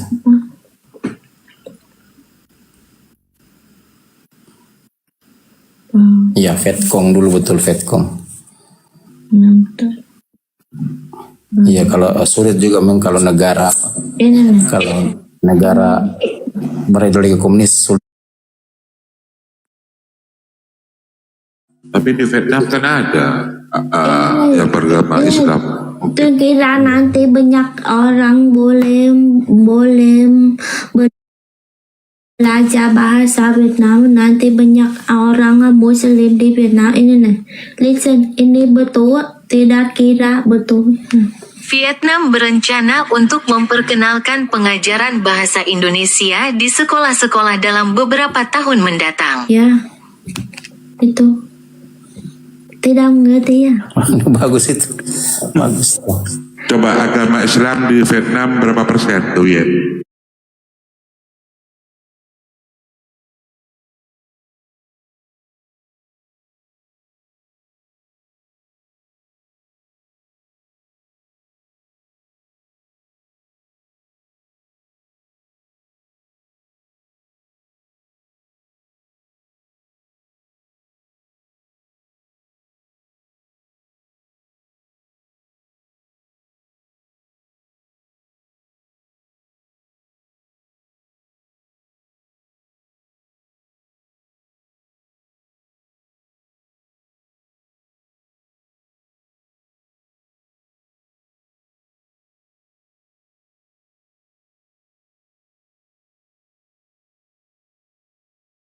Itu di mana itu Hai Long Bay, Vietnam? Baik. Itu sedikit ini nih, listen, tidak tahu ngomong apa. 0,08%. 0,08%.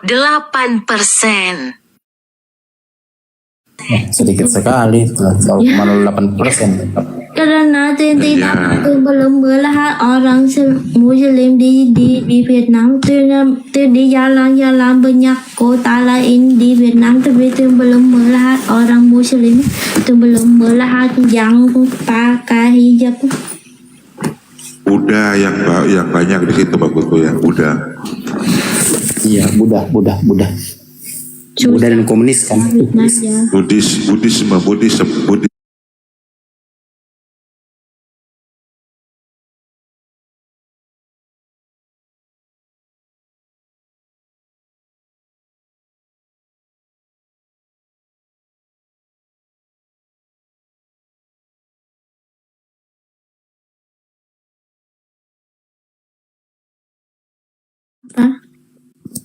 Masjid, tempat ibadah orang Islam. Tidak mengerti. Masjid. Rumah ibadah. Rumah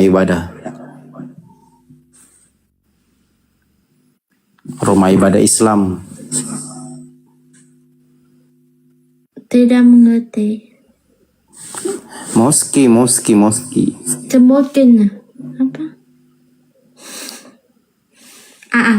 Di sini ada tuh yang kira ada, tapi di kota tuh yang tidak ada.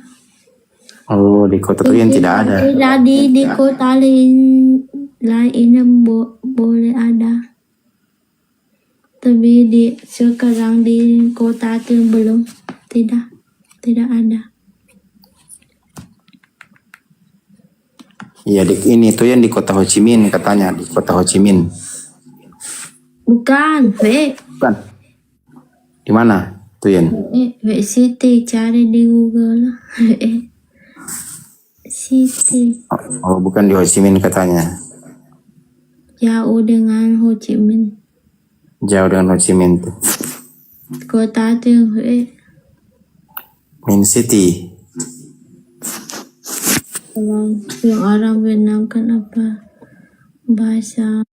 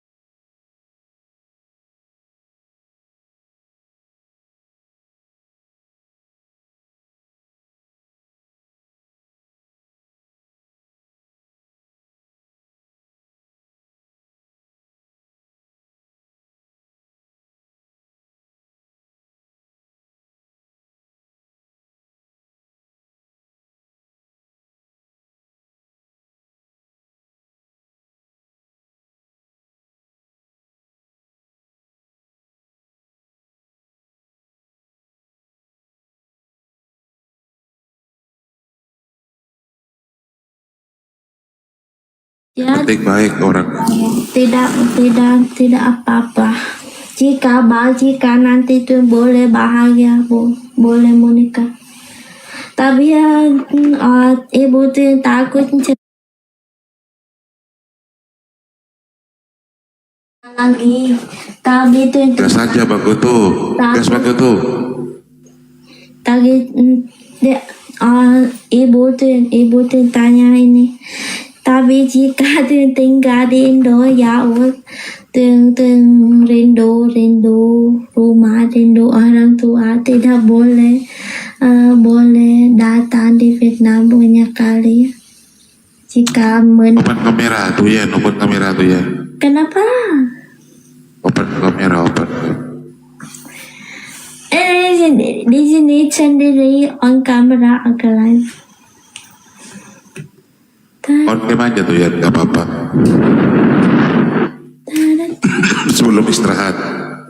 Saya juga mau istirahat itu Bang Goto. Kamu tidak bicara bahasa bukan cuma di sini tidak mau lanjut bicara Kristen dan Muslim lagi ya. Sudah istirahat kami akan istirahat. Tôi ngomong terus tôi takut cuma bosan dan marah. Gimana aja tuh ya, mendengarkan aja. Sudah habis ya? Sudah habis berbicara. Sudah habis. Dan Besok lagi. Oke, bye. Ya, sebelum istirahat, Tuyen, tolong baca syahadat dulu, Tuyen. Bismillah. Banyak kali ya, Abang. Gak apa-apa. Ya, silakan. Bismillah. Bismillah. Baca. Apa? Iya, baca syahadat dulu. Sebelum kita rukat. Bismillahirrahmanirrahim. Asyhadu alla ilaha illallah wa asyhadu anna Muhammadar Rasulullah. Amin. Amin. Sah. Amin. Ini sah orang mau menikah itu belum. Jemput aja Bang Goto. Radio kos. Nanti ada suami boleh. Ya kan Bang Goto. Suami. Ya. Oke. Ya, oke. Gimana Bang Goto? Mau dijemput Bang Goto? Yang minat di bawah itu Ada minat di bawah itu. Orang di saya dengan Tuyen beda berapa tahun, nggak cocoknya jadi adik saya. Kalau Tuyen, iya. 10 tahun lebih Cucun jadi adik saya. Tuyên tinggal di Việt Nam. Tuyen mau dibawa ke Indonesia kan? Mau kan Tuyen?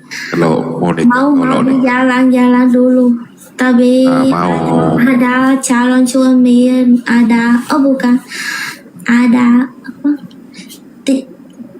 Bukan ini mau di jalan-jalan dulu, mau coba makan makanan Indo, nonton di laut. Nonton laut. Biasa Muslim tahu. Mau belajar Muslim. Iya. Coba hijab di sana dan baju di Indo apa baju perempuan. Baju Dulu. Baju Muslim. Tahun, Bang. Ada yang tanya itu umurnya tuh yang di bawah 30 tahun. Tapi jika ada yang baik setia dengan dia boleh mau dia jodoh. Juga tabi ya. Mau dinikah, iya. Kalau setia boleh begitu, nggak apa-apa begitu. Bisa. Sudah menikah boleh tinggal di sana, tapi belum menikah kenapa boleh datang di sana tinggal? Tidak. Jika sudah menikah boleh tinggal, tidak apa-apa. Gak apa-apa begitu, ambil aja begitu. 30 tahun Bang, ada yang tanya dia umurnya tuh yang di bawah 30 tahun. 30 tahun. Umurnya 30 Tuyen ini orang Vietnam teman-teman. Dia sudah bersahadat, tinggal dibawa aja ke Indonesia kalau mau. Ya. Dulu mau belajar bahasa Indo karena ini nih. Listen banyak lagu Indo, suka tapi tidak boleh nyanyi lagu Indo. Nanti cari dan nonton lagu Indo di YouTube tahu ngomong. Bungkus aja begitu. Ya Tuyen sebelum ratusan yang minat di bawah itu typing. Sekarang boleh nyanyi banyak lagu Indo. Ya Tuyen sebelum istirahat Tuyen perbanyak lagi belajar tentang agama Islam Tuyen ya. Belajar cara sholat gimana ya. Terus sholawat itu belajar. Ya nanti cari puasa sholat. Ya oke. Itu sekarang kita istirahat Tuyen ya, gak apa-apa ya. Sudah hampir jam 2:30 ya. Teman-teman di bawah juga. Sebelum tidur, sebelum istirahat Tuyen bacakan doa. Mau tidur ya, mau tidur. Bismillahirrahmanirrahim. Bismillahirrahmanirrahim. Bismika Allahumma ahil wa bismika amut. Amin. Amin. Doa ketika bangun tidur besok Tuyen gimana? Besok ini. Iya. Gimana? Ketika bangun tidur doanya? Alhamdulillahilladzi ajana ba'da ma amatana wa ilaihim nusyur. Amin. Amin.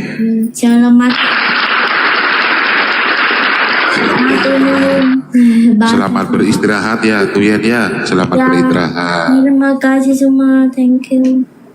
Ya, sebelum saya tutup nanti Bang Hendy, Gurunda mohon maaf. Kita mau istirahat dulu sejenak. Besok kita jumpa lagi ya Bang Guto ya. Ya. Ada dengan kafaratul majelis Bang. Ya, kita akhiri ya teman-teman. Terima kasih semuanya, syukron kasir semuanya atas dukungannya terhadap Komal ini. Jangan mudah terprovokasi oleh tippingan-tippingan dari pihak kafir, laknatullah gitu ya. Kita insya Allah jumpa lagi di besok hari. Saya tutup dengan kalimat alhamdulillahirabbil alamin dan kafaratul majlis. Alhamdulillahirabbil alamin. Subhanakallahumma wa bihamdik asyhadu an la ilaha illa anta astaghfiruka wa atubu ilaik.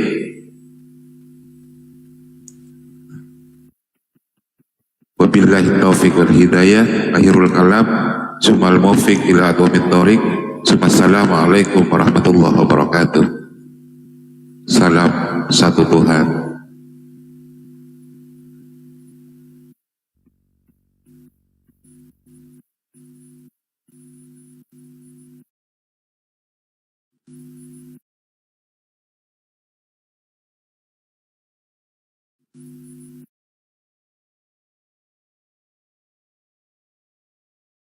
Sudah kutaburi, marilah kita memuaskan birahi hingga pagi hari. Karena suamiku dalam perjalanan jauh, bukan dekat, jauh ya. Ini firman Tuhan apa firman hantu? Jujurlah kalian di situ. Kalau ini memang firman Tuhan, kita cari Tuhan dulu ini. Apakah Tuhan yang benar? Atau Tuhan yang coli? Tapi tak jamin Tuhannya kalau ini memang ini kan tutorialnya coli selingkuh. Yang sakinya selingkuh pula ini. Kalau sama gadis dengan lajang, nggak apa-apalah. Ini firman Tuhan, istri disuruh berselingkuh, dibenarkan berselingkuh. Tuhan macam apa ini?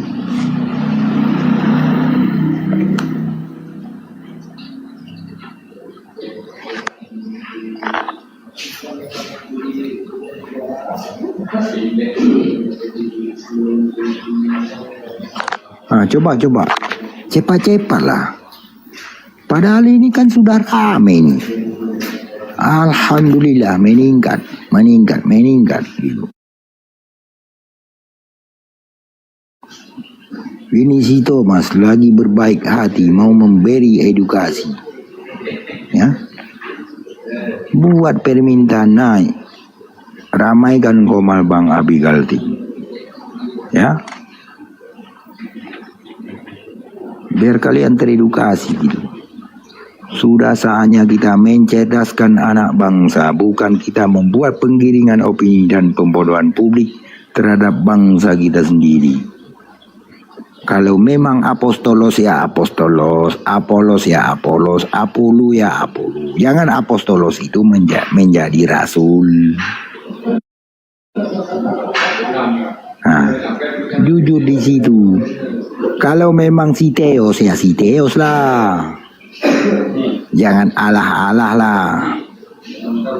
Janganlah apa. Kalau memang itu Elohim ya Elohim lah.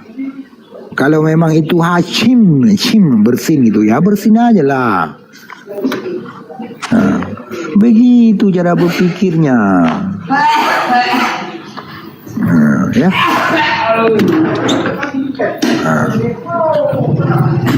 Kalau memang itu Hashim aja lah. Itu kan orang bersin itu. Kalau memang itu Elohim, ya Elohim lah. Jangan kalian kait-kaitkan dengan laham gitu. Ya. Ini masa apostolos, Apolos, Apolu masuk ke Indonesia jadi rasul, itu penggiringan opini dan pembodohan publik. Mencuri punya orang tak bertanggung jawab, menikmati hasil jurian seakan-akan milik sendiri. Itu yang kacaunya kalian. Padahal sudah aku mengajak selalu, mari kita cerdaskan anak bangsa Indonesia ini. Jangan pinter dalam keluaran bilangan. Bilangan hitung-hitungan pinter kalinya. Matematika, teknologi, pintar-pintarnya. Begitu giliran dihadapkan kepada penyembahan terhadap Tuhan yang abadi gitu ya. Aduh, beleng-beleng semua. Mendingan kalau kayak gitu, saranku gitu ya, catat ten gitu, jangan pelangak-pelongo ya. Mendingan besok pagi kalian jalan-jalan di pinggir jalan, makan plastik kalian di pinggir jalan sambil berbicara sama pohon kelapa gitu loh.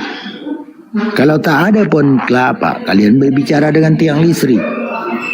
Tak ada bedanya itu. Masa kalian bertuhan macam orang gitu kan?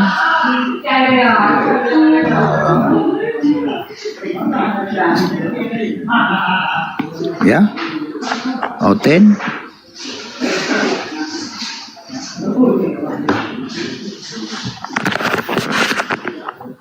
Pengajaran apa lagi yang akan kuberikan, yang akan kukasih untuk kalian?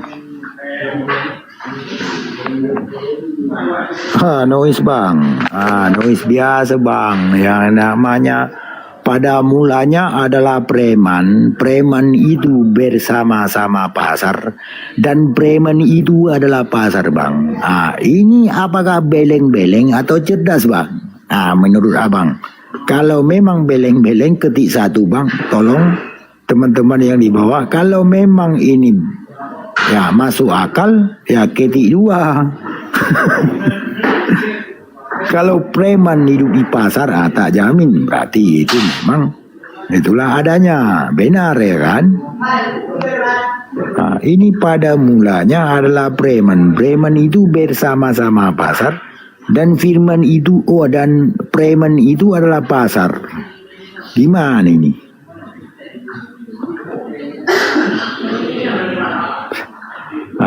Mana yang dulu preman sama pasar bang? Ya dulu, kalau untuk hidup ini kan udah jelas duluan pasar bang. Cuman dibalikannya duluan preman masa lalu, masa lampau, sebelum pasar ada. Padahal dia udah metong gitu bang. Ini kalau berbicara sekarang kan, misalkan preman pasar minggu. Pasar minggu itu udah berapa ratus tahun. Kalau kita ini hidup kan baru 70 tahun. Apalagi kita ucapkan di tahun 2026. Berarti kan duluan pasarnya bang. Berarti pada mulanya adalah preman, bukan pasar ini bang. Itu loh.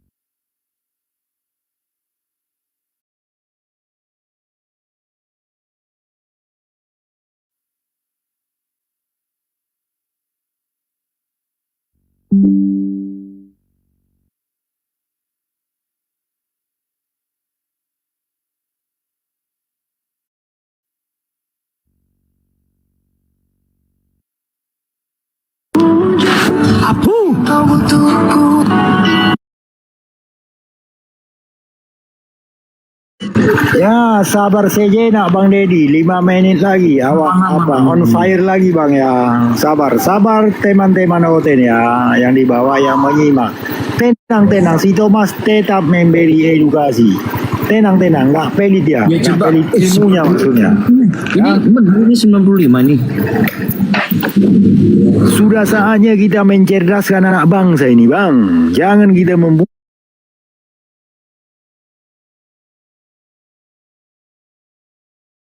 publik gitu loh. Inilah yang dibuat lembaga. Ini Alkibli ini, Alspal, Gospel, gosok pelan-pelan. Itu.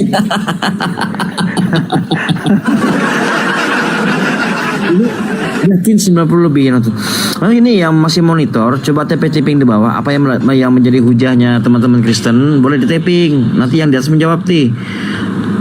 Selama hostnya bisa jawab, host jawab. Selama Bang Thomas bisa jawab, Bang Thomas jawab. Begitu teman-teman. Typing coba apa yang menjadi ucapan mereka.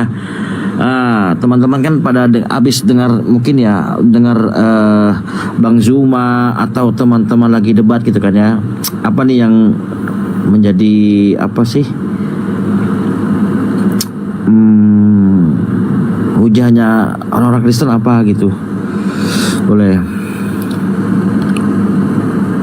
Bu Darni pun kelempar ke sini dia tuh di bawah tuh.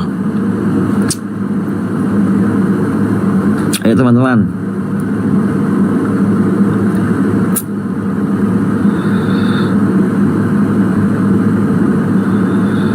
Apa pembahasannya apa? Kok sakit ini Bu ya?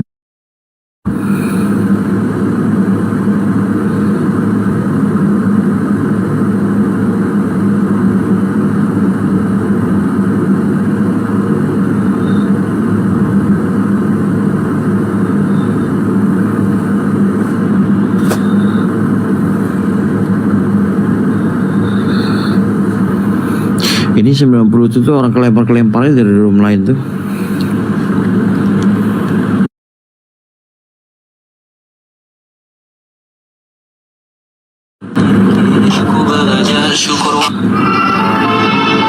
Jangan coba kemari bro, maju beta kasta dulu biar jangan pemulu, biar jangan kata makan ulu, makan akan peluru, biar jangan pakai diri guru dan segala guru dan tadinya salah sak beta kasta dulu. Jangan kau kapanasang nyali sesak. Allah.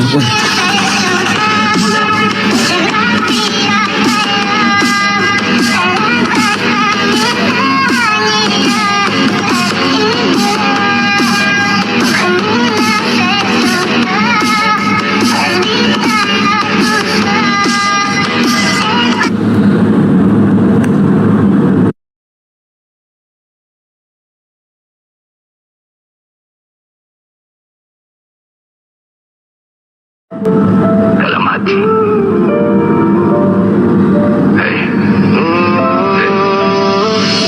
Aku simpan semua luka dalam dada. Senangkan orang lain tapi aku yang derita. Gelak kau aku bahagia. Angkat kepalamu bajingan. Kamu mau nunggu siapa lagi kalau bukan dirimu sendiri? Ada martabak keju, ada martabak coklat. Aku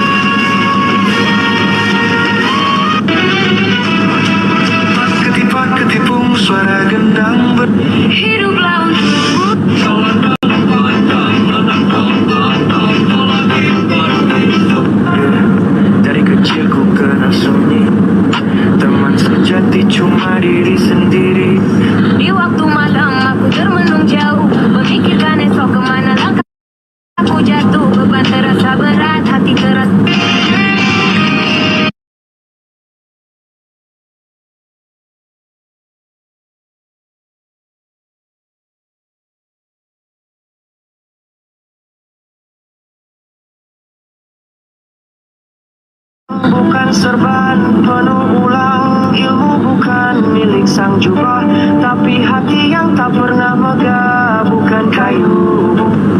Lu mau jatuhin mental gua. Sorry bro, lu salah orang. Gua udah terbiasa dari kecil hidup di lingkungan orang-orang munafik. Aku pandang sekeliling, tak mungkin mampu menikahi wanita yang telah bersuh. Innama amruhu idza arada syai'an an yaqula lahu. Kau ini jalan aku jalan sampai.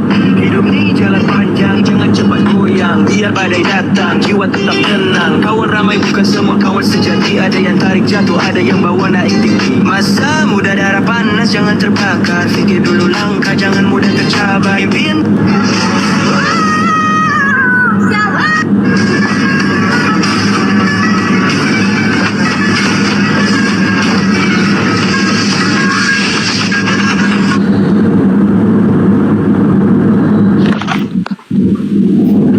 Oke, kaulah muda, mitra apikal tim yang berbahagia dan yang bersemangat. Nah, ya. Cuman itulah, kalau Kristen-Kristen inilah seperti saya bilangkan tadi. Begitu ya. Apapun mereka, apapun ceritanya, mereka kagak sunat. Yesus itu Tuhan disunat. Kristen enggan disunat. Mereka takut.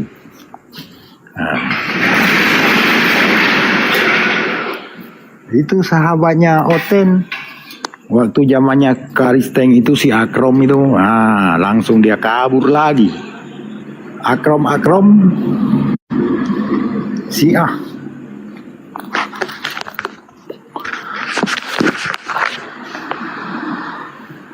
Syiah Congor.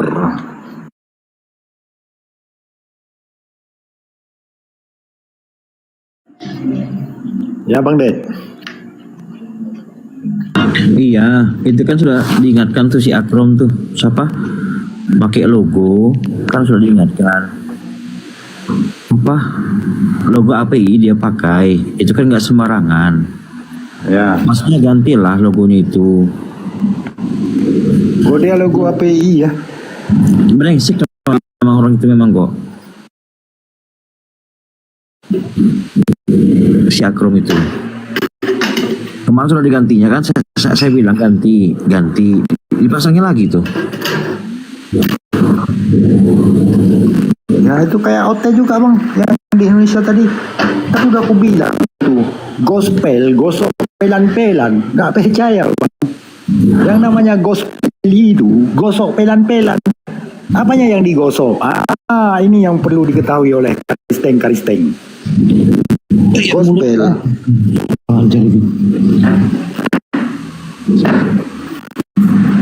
Yang digosok pelan-pelan itu ketika ditanyakan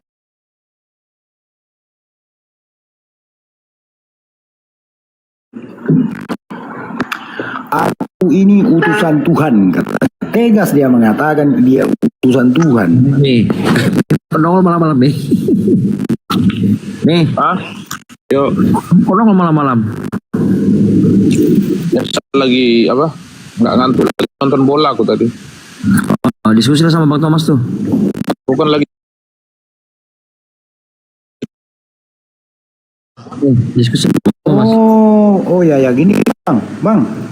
Ketika kita taruh bola, misalkan kita menang ya kan? Ini ketika kita menang, Bang. Ketika kita misalkan menang itu kan nanti misalkan pas malam ini menang, kita besok pagi metong, Bang, metong. Dosanya tidak, Bang? Surga aja yang kau pikirkan, orang judi pun kau urus surga aja kau kerja kau. Jadi itu gimana juga, Bang? Surganya yang kau bahas. Apanya yang kuurus coba? Enggak, aku tanya gini, maksudku gini Bang, ya kan, jangan salah paham dulu lah, ya kan. Yang ditanyakan di sini, misalkan abang asik nonton bola, taruh bola, misalkan abang kalahlah misalkan 200 juta, ya kan, terutang abang misalkan, ini terutang misal. besok abang mati, metong. Dikubur. Nanti di hari kebangkitan abang percaya Yesus. Apakah abang masuk surga atau neraka itu bang? Masuk surga. Jadi orang yang abang tinggalkan hutang ini kayak mana nih bang? Di mana keadilan Tuhan? Suruh dia ngasih utang. Siapa suruh dia ngasih utang? Oh, siapa suruh dia ngasih utang?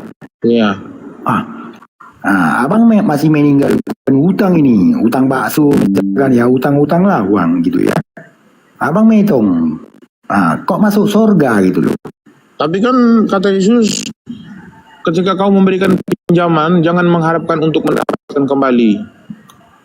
Begitu bang? Iya. Baik kali dia ya. Baiklah dia ngajarin yang baik kok. Kau ngasih orang pinjaman, jangan mengharapkan untuk mendapatkan kembali. Ada ayatnya. Ya, cakep berarti, ganteng dia berarti bang ya. Iya. Jangan berharap, kalau memang dikasih syukur, kalau nggak kasih ya sudah. Oh begitu ya, ganteng kali dia, baik kali. Ya, ganteng nggak seperti nggak Tuhanmu nggak pernah ganteng ya Tuhan kau. Udah bang, nggak apa-apa bang. Kalau memang orang ganteng ini dia baik sama orang tuanya, ibunya baik nggak bang kira-kira bang? Intinya bang, kalau soal baik atau nggak baik itu Tuhan saya udah nunjukkan langsung. Kalau kau baik sama orang, pernah nggak ditunjukkan langsung? Bagaimana cara Tuhan? Itu aman dan sangat gampang gitu loh Pak. Ya bagaimana caranya Tuhan kamu menunjukkan kalau dia baik sama orang? Coba aku tanya. Dengan mengutus para nabi, dengan mengutus. Alamak, cuma itu aja. Jangan abang potong dulu. Itu jurusan andalan kalian kayak gitu-gitu aja. Dengan mengutus para nabi, itulah menunjukkan kalau dia sayang sama manusia, itu aja lah.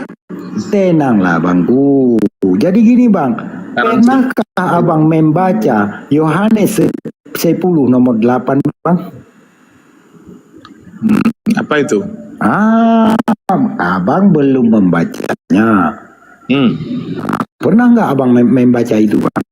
Belum pernah, bacalah. Belum pernah. Jadi kayak mana abang tanggapi? Abang aja belum membacanya, kok abang sudah tahu gitu loh. Mabuk kawan ini. Cobalah aku bacakan Mbak ya. Bukanlah yang bagus-bagus.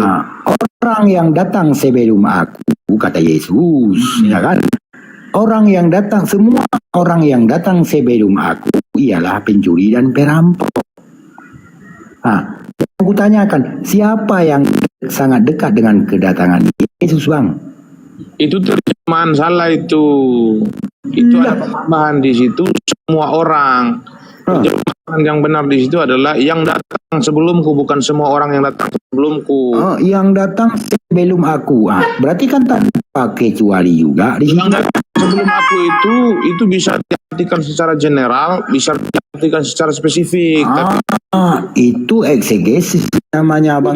Yesus tujuan Yesus itu spesifik, tertuju kepada yaitu nabi-nabi palsu. Jadi nabi-nabi palsu itu yang kena di situ ayat itu. Aduh, meme bos. Kau belum bahas ayat ini. Aku 8 tahun yang lalu di Zoom itu udah capek aku bahas ayat ini. Alah, meme. Aku pikir siapa lah kau? Terlambat kali kau Thomas. Terlambat kau angkat. Kau terlambat angkat ayat ini 8 tahun yang lalu udah selesai. Yang mana? Kapan selesainya coba? Coba lah bilang dulu kan, berarti semua yang datang sebelum aku ialah pencuri dan perampok. Yang datang sebelumku bukan semua orang itu ditambahkan juga. Yang datang sebelumku itu siapa? Yang datang sebelumku itu tertuju kepada nabi-nabi palsu. Mana ayatnya? Enggak ada dia Yesus mengatakan kayak gitu. Jadi menurutmu yang datang sebelumku itu siapa tafsiran kau? Itu pertama Bunda Maria. Masuk angin. Kedua Pak Yosef. Dan atasnya lagi Harun sama masuk angin dia, semakin malam makin banyak anginnya masuk. Berarti kan Yesus ini mengatakan kepada Bunda Maria pencuri dan perampok. Aku tanya, orang-orang Kristen sudah pulang ke rumah mengatakannya demikian. Mama, kau pencuri dan perampok. Aduh, malah mak.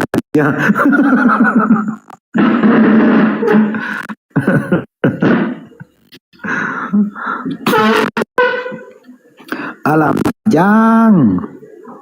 Makanya inilah tadi sudah semua orang yang datang sebelum aku, karena berhubung di gospel digosok pelan-pelan menjadi yang datang sebelum aku.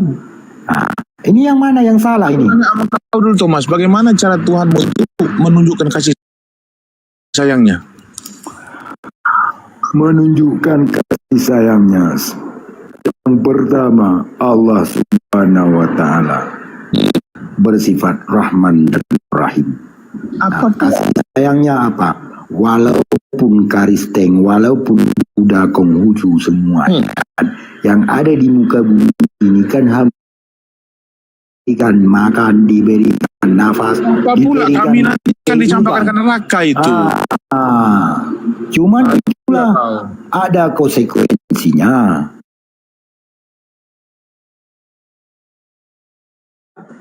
Siapa yang taat, ya Allah akan berbalas dengan yang baik. Kalau nggak taat, itulah janji. Kalau tidak taat, pembangkang kayak meme bos ini ya. Itulah dicampakkan kau nanti ke neraka. Katanya maha pengasih, katanya udah maha itu kan. Dengar aku kasih tahu kau ya, dikatakan pengasih dengan maha itu beda. Maha itu tidak ada lagi tandingannya. Katanya maha pengasih, maha penyayang. Dengar dulu Thomas, katanya maha pengasih, maha penyayang. Kok ada pula konsekuensinya, kan lucu. Ya kan semuanya dikasih. Semuanya disayangi waktu hidup di dunia. Karena kita hidup di dunia bukan apa. Hidup kita di dunia ini sementara. Iya kan? Penyayang. Makanya ke dalam neraka. Makanya Allah memberi tuntunan. Itulah baiknya begitu loh. Allah memberi tuntunan agar hamba-hambanya kagak bingung. Nah, contoh gini. Coba Yesus Tuhan. Satu sisi dia mengatakan dia utusan Tuhan. Satu sisi dia mengatakan Tuhan. Nah, jadi kan beleng-beleng yang mendengarnya. Yang satu utusan, yang satu Tuhan. Masuk akal kan? Aduh. Aku tengok skor bola aku bentar ya. Aku nggak turun tetap di sini. Aku tengok skor bola bentar lagi. Siap.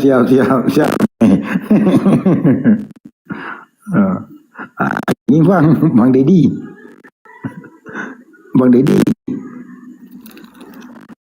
Iya ya Bang ya. Ini memang lawanku dari dulu Bang. Semenjak Zoom dia nih. Entah si Herdi kemana lagi, satu lagi si Herdi nggak pernah lagi.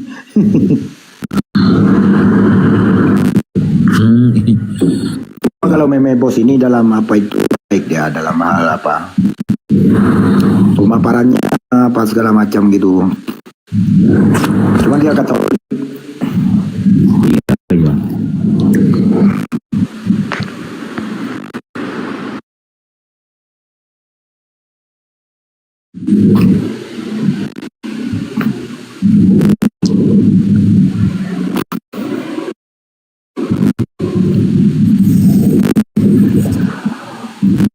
begitulah ya saudara-saudara dan teman-teman semua ya.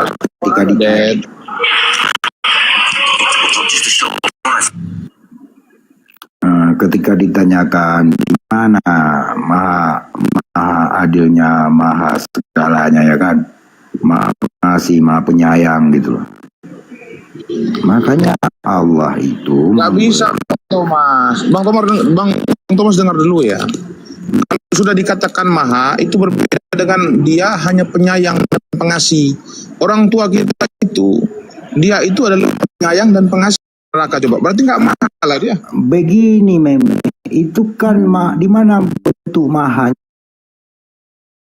Allah itu. Yang pertama dia memberikan rahmat. Habis itu ada memberikan nikmat. Dari nikmat kita merasakan rahmatnya apa?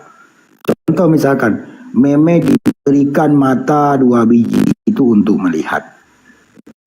Nah, itu diberikan. Ya, tapi kan timbal baliknya lagi. Jadi ceritanya Tuhan kau ini ngasih orang kenikmatan, ada timbal baliknya. Berarti bukan penyayang dia. Sabar dulu lah. Ya, lanjut. Ketika Allah memberikan sebuah nikmat gitu, ada rahmat di situ. Rahmatnya apa? Dengan itulah meme bisa melihat mana yang hitam, mana yang putih. Bisa melihat mana yang merah, mana yang biru. Kan begitunya.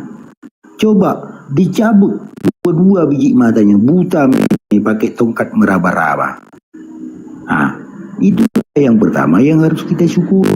Nah, di sinilah bentuk maha kasih sayang, maha pengasih dan maha penyayangnya kepada hamba-hambanya.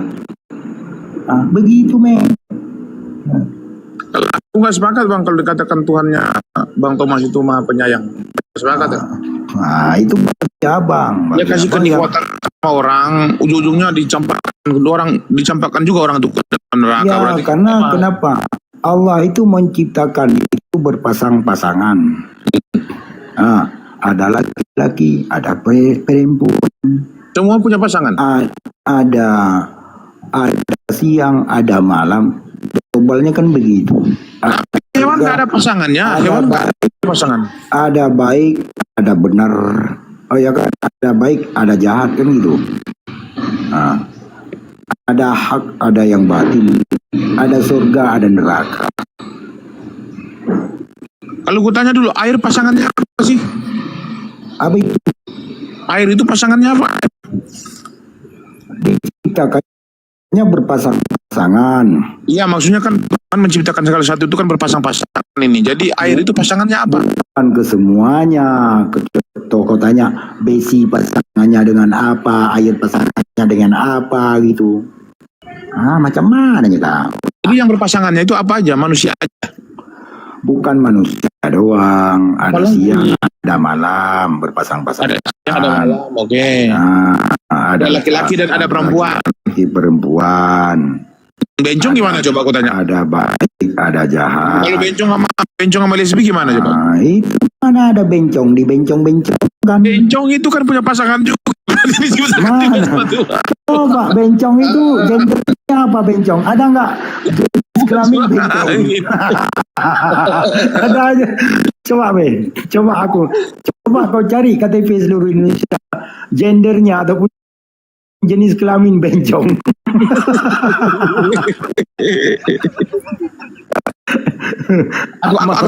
Apa main bola dulu? Coba.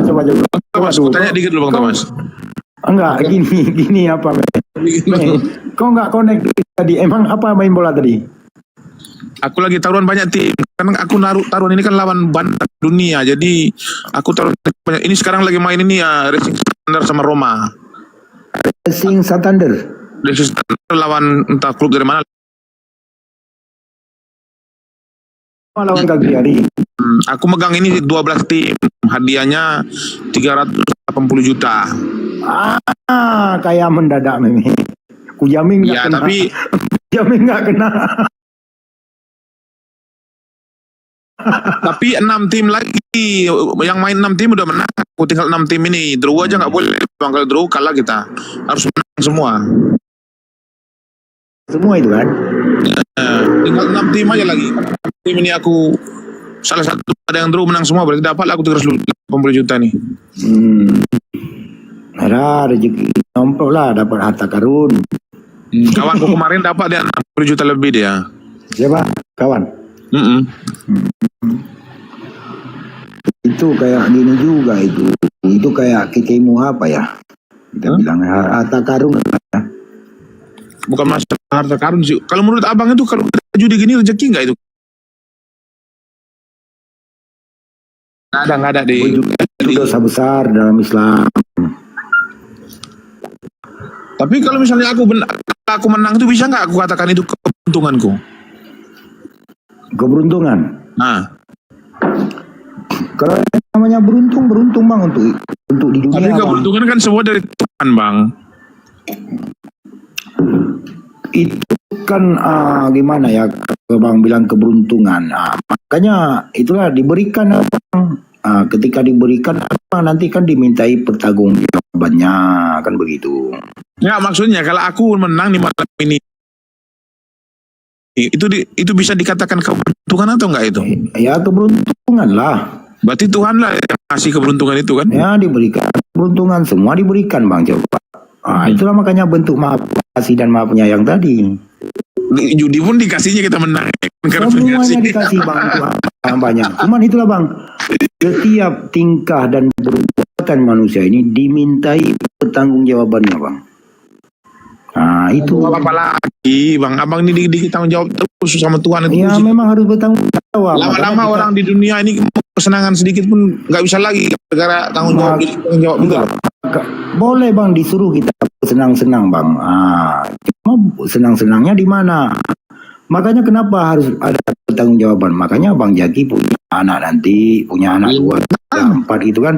Jangan apa bertanggung jawab sama anak-anak dan istrinya, Bang. Makanya jadi gitu. Jadi Islam Bang Thomas, jadi Islam berat nggak? Berat kan, memang orang yang tidak mengerti dan paham, Bang. Nah, kalau orang yang tidak mengerti dan paham itu berat dalam Islam, betul, Bang. Nah, di mana beratnya coba? Bang Meme lagi enak tarik selimut pagi hari itu kan? Nah, harus bangun pagi lagi dinginnya itu, Bang, belum lagi batuk lagi tegang-tegangnya kan begitu, Bang. Bangun kemana? Bangun kita harus wudhu dulu, Bang. Kalau bisa mandi duluan baru wudhu. Kita sholat menghadap Allah gitu. Benar juga lah kalau aku. Berat. Bangunnya, Bang, lagi tegang-tegangnya. Kacau kan menurut akal manusia begitu, Bang. Habis itu, Bang, lagi udah menghadap apa lagi? Sebenarnya kalau jam siang itu kalau menurut aku itu mengganggu pekerjaan sih sebenarnya. Betul, Bang. Kalau sholat itu sebenarnya maunya Tuhan kalian itu ngaturnya pagi sama sore jam 6 boleh lah, ataupun malam itu boleh. Kalau siang jam 12 itu sama jam 3 itu sebenarnya nggak boleh itu kan orang mau kerja nanti makan gaji sama orang lain gimana coba, rugi lah bosnya. Itulah dia, Bang, bagi orang-orang yang tidak menerima dan orang-orang yang repot tetap repot gitu kan. Itu orang itu, Bang. Bukan repot. Kayak aku lah kan ngerepot nih. Repot. Coba ini, Bang. Itu dah di Islam. Ini yang namanya hidup di Kekristenan itu adalah domba, Bang. Betul nggak? Iyalah domba lah, Bang. Domba, Bang. Bagaimana kehidupan domba, Bang? Coba bisa Bang jelaskan di sini sedikit. Domba itu makan rumput, Bang. Makan rumput lah. Makan rumput. Ya, itu dari segi makanan berarti makan rumput. Kan nggak mungkin Bang Meme makan rumput.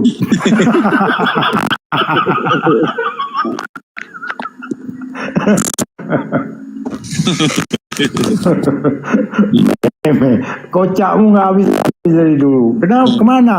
Jarang kali sekoma sekarang. Kenapa?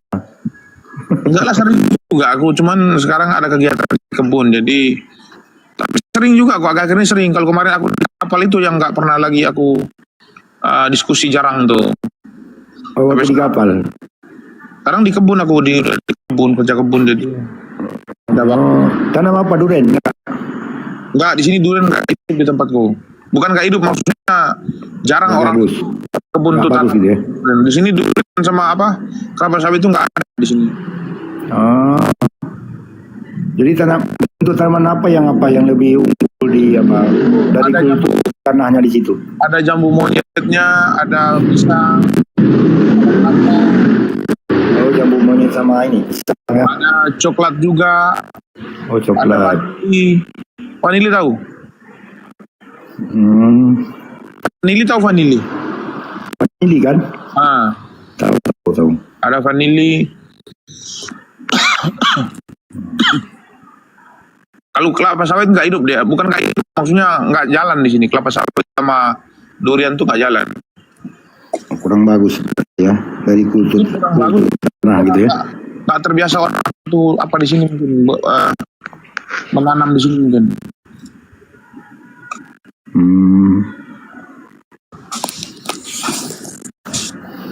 Berarti lah kebun lah selama ini ya? Ya, berkebun lah aku sekarang. Jadi misalnya panen-panen pisang kayak macam 30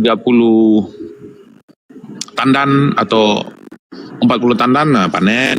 Kalau kelapa itu kan kita bikin kopra di sini, tahu kopra? Tahu lah, kelapa kering itu kan.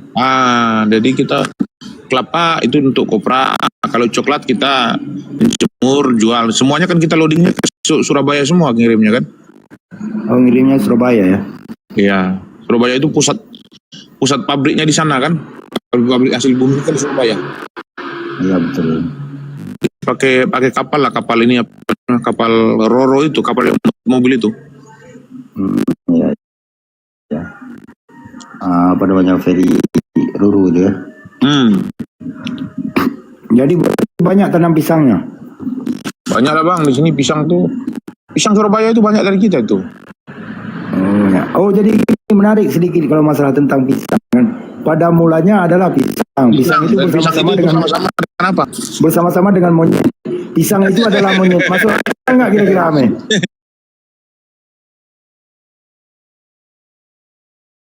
Itulah. Enggak masuk ya.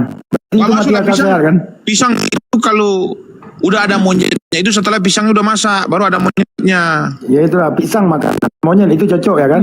Berarti mau cocoknya ini pada mulanya adalah pisang dan pisang itu menjadi makanan monyet. Itu baru itu cocok kan? Itu juga bercocok tanam pisang memang banyak-banyak itu loh. Iya, Bang Thomas tuh lambat loading sekarang itu apa karena udah kebanyakan aplikasi itu mungkin kan nggak tahu juga kan karena aplikasi itu membuat kita lambat loading juga bang. Enak aja pagi-pagi tuduh si Thomas itu Lola lambat loading. Meme. Masih nonton kayak gitu bang? Nonton apanya bang? Biasalah film biru, film dewasa itu. Aduh bang, jauh kalinya aku dari situ. Udah semenjak tahun berapa itu ya? Tahun-tahun 2012 itu udah apa? Udah berhenti? Udah lama kalinya aku berhenti. Coba lah ceritanya. Aku kalau nonton itu volley yang suka nonton bola, GP, itu suka aku bang. Aku punya nyata yang apa itulah olahraga lah yang suka aku tonton. Iya. Kalau bola Liga Champions itu ya aku ikuti dia bang. Liga Inggris kayak Arsenal, Liverpool itu, Tottenham apa segala macam itu aku ikuti bang. Malam banyak kali bola. Aku semalam tuh kalah 2 tim aja itu. Kalau nggak putus kena juga malam. Ya Anda belum beruntung, coba lagi. Semalam itu aku pasang itu mulai dari PSG, Madrid, Munchen, Inter sampai dengan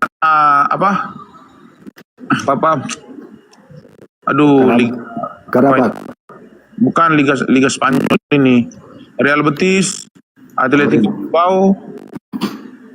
Aku kalah ini timnya Prancis itu. Oh di situ kalahnya. Cuma itu yang kalah. Banyak aku dapat semalam.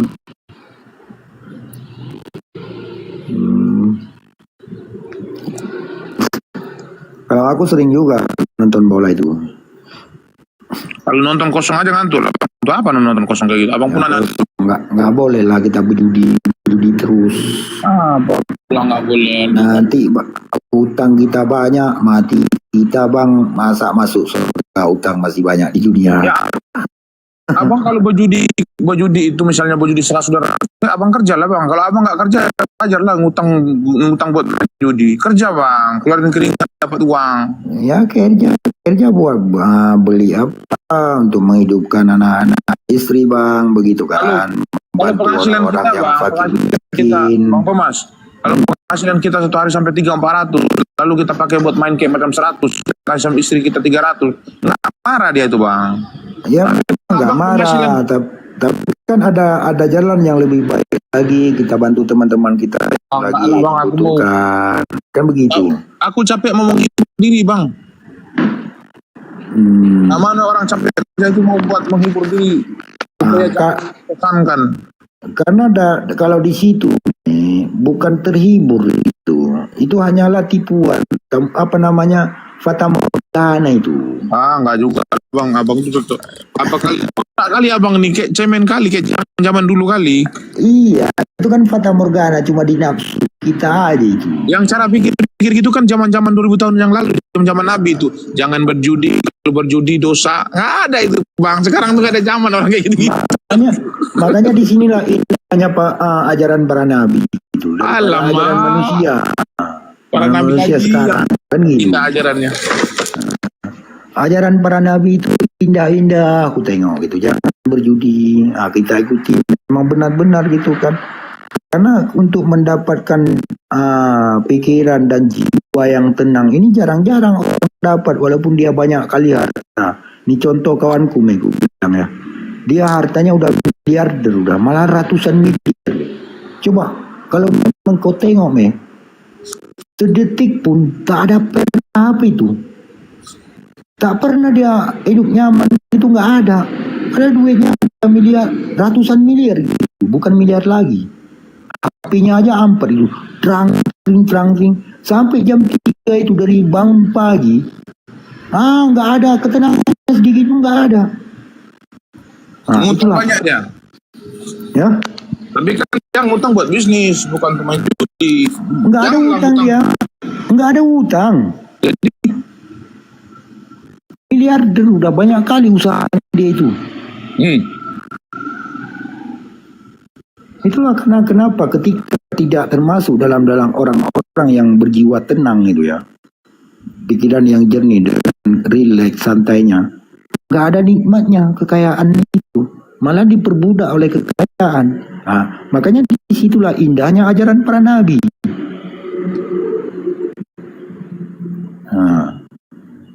Jangan kita diperbudak oleh waktu, jangan kita diperbudak oleh harta. Kita yang mengatur harta kita itu.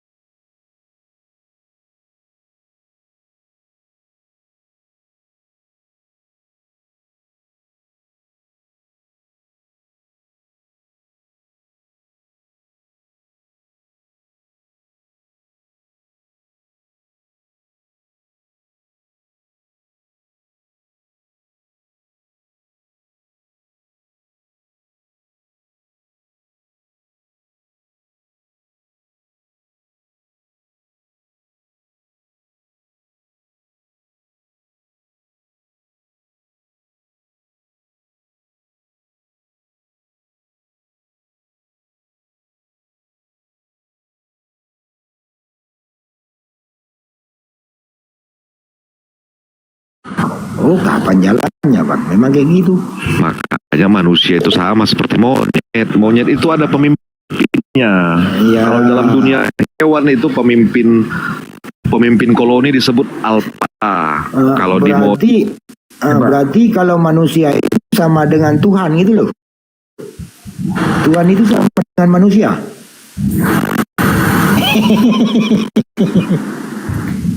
Manusia sama seperti monyet. Dari mana? Ada ini juga literasinya itu, literasi itu. Makanya manusia itu sama seperti monyet, tunduk monyet itu kepada pemimpinnya. Disebut pemimpin dalam dunia hewan itu alpha. Ini hebat nih Bang Dedi, hebat kali dia. Berarti monyet ada buku juga. Buku apa yang pernah ditulis oleh monyet? Jadi perbedaan manusia. Ini penyesatan. Jadi begini, di mana kamu? Ya, ini aku jelaskan ya. Kamu mute dulu di situ. Manusia itu bukan monyet dan bukan keturunan monyet. Jadi manusia dan monyet itu memiliki kemiripan. Ya, kesamaan biologis, tapi karena sama-sama makhluk hidup, manusia dan monyet ini. Nah, gini ya, makanya kita kan berlandaskan dari sisi agama ya. Manusia, menurut Islam, manusia itu bukan monyet. Dalam Islam itu dijelaskan tuh di Quran surah Al-Hijr itu. Sungguh kami telah menciptakan manusia dari tanah liat. Quran As-Sajdah ayat 79, Allah membentuk manusia lalu memasukkan ruh ke dalamnya. Jadi manusia itu diciptakan khusus, memiliki ruh itu loh, memiliki akal dan segala macam. Nggak ada ayat yang di dalam Islam itu, nggak ada ya ayat itu mengatakan manusia itu berasal dari itu, nggak ada. Nah, kisah manusia jadi kera itu kan sering disalahpahami itu. Jangan-jangan itu kali. Jadi di Quran surah Al-Baqarah itu. Itu. Yes. Kan tadi sudah bicara secara biologi sama manusia dengan monyet. Secara biologi. Iya, Tuhan sama nggak sama dengan manusia?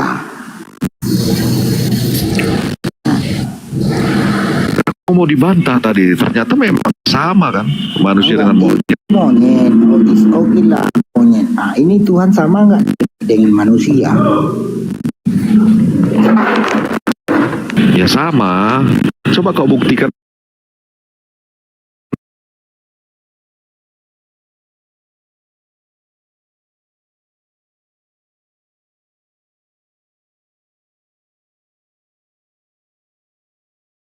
Di sini dia. Di bawah bangsat memang itu, biadab. Bisa dilihat Tuhan disamakan monyet itu loh, goblok, otak enggak main otaknya itu. Makanya aku malas kadang-kadang naikin otak nongol-nongol kayak gitu nah.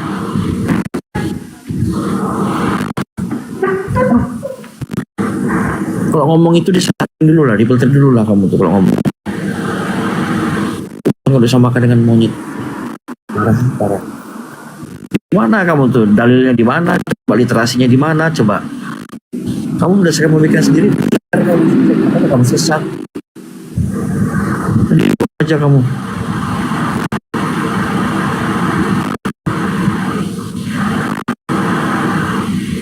Kalau ngomong asal ngomong ya begitu. Ya inilah Bang, kayak si Yohanes, si Paulus, si Markus itu kan asal ngomong dia. Asal-asalan ngomongnya. Kau tahu memfitnah, memframing, menghujat kami katanya. Nah, di mana kata si Paulus? Nah, kata asal-asal si Paulus ini apa? Kata asal-asalnya. Dalam kejikanku, ku jerat kamu.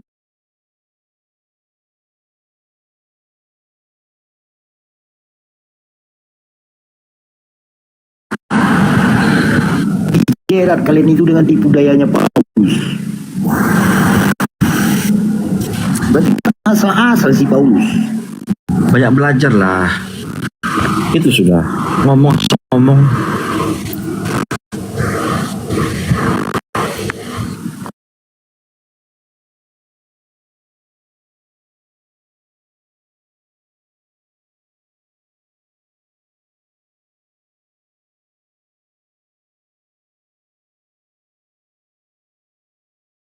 bahwasanya kau itu punya pikiran.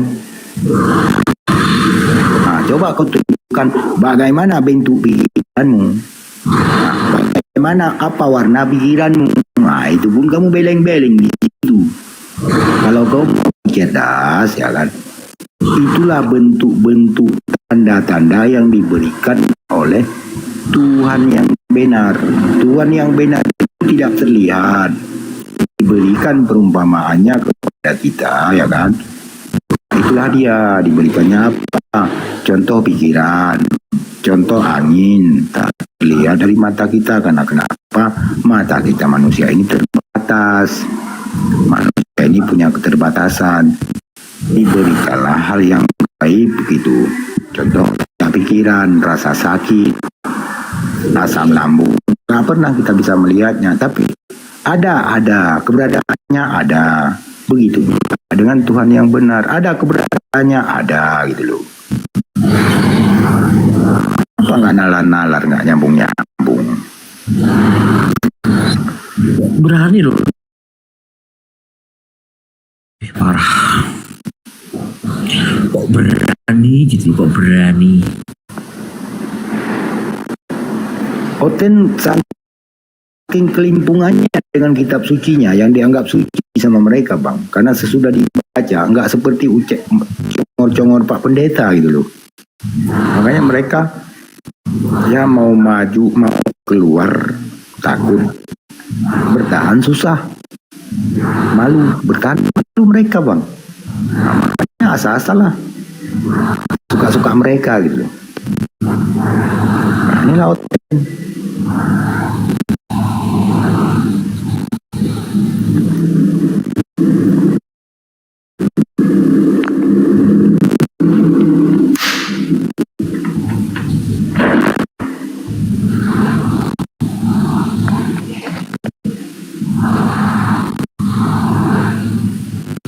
Ya teman-teman Kristen yang mau naik, ya yang bakal sehat, ya silakan. Kami tidak membatasi Anda. Anda menanyakan tentang kami jawab. Nah, jangan ngeyel, jangan ngotot. Ya kan? Kami juga begitu juga ketika menanyakan tentang agama Anda. Anda pun jangan ngeles. Contoh, tiang langit bergoyang-goyang ataupun tiang langit berdisku, ya kan? Kalau disku itu kan maaf lah, itu kan di bar ataupun di pub gitu ya. Cerdas dia. Ditanya lagi, siapa yang seberapa besar?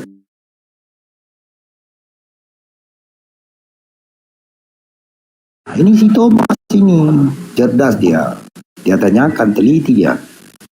Gak mau si Thomas ini bodoh-bodohin. Yang kedua, dulu waktu ada Yesus, ada nggak jerami di sana? Yang aku tahu jerami itu dari padi dulu. Nah, benar singa makan jerami ataupun singa makan rumput gitu. Yang ku tahu singa itu makannya daging-daging dia. Dihantamnya saja dimakan rame-rame itu. Ada rusa-rusa pun dibantingnya, dimakannya daging yang dia makan. Tak pernah tengok singa itu makan rumput. Nah, ular makan tanah. Nah, tanah apa ini makan ular? Yang ku tahu kalau ular itu tikus.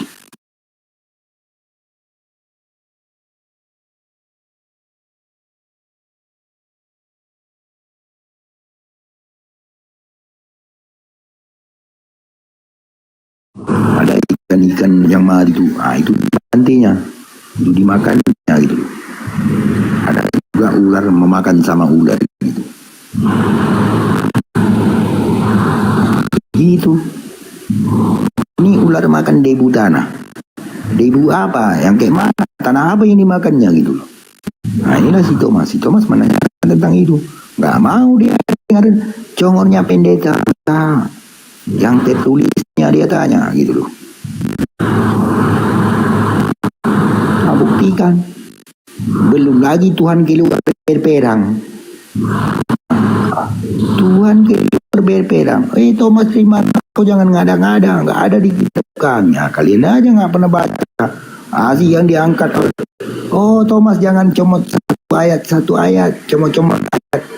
Ketika pendeta kalian khotbah di gereja itu, apa nggak comot ayat?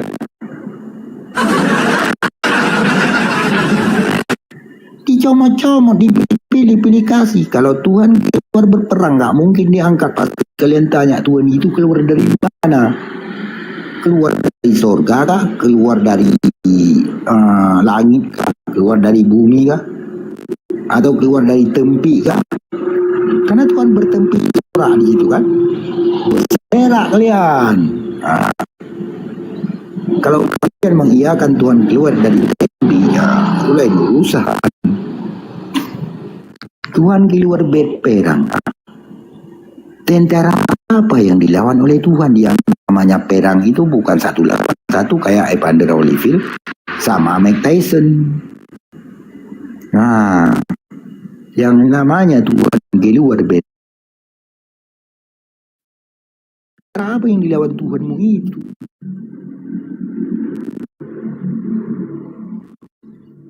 Kau bilang pula si Thomas menghujat, mengada-ngada dalam iman orang gitu. Nggak ada itu kubacakan yang tertulis.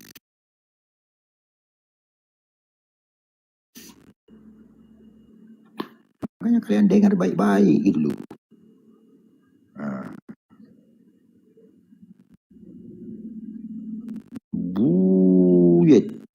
Bullshit. Fenomena apa ini? Ya fenomena Yesaya 42:13 bang.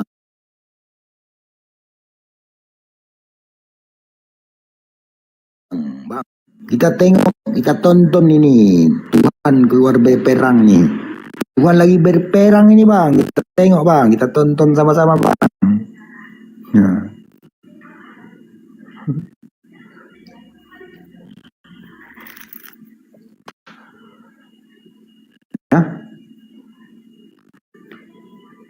Kalau Tuhan di Yesaya 42:13 berarti Tuhan di perjanjian lama itu Tuhan keluar berperang seperti pahlawan. Ia membangkitkan semangatnya untuk bertempur.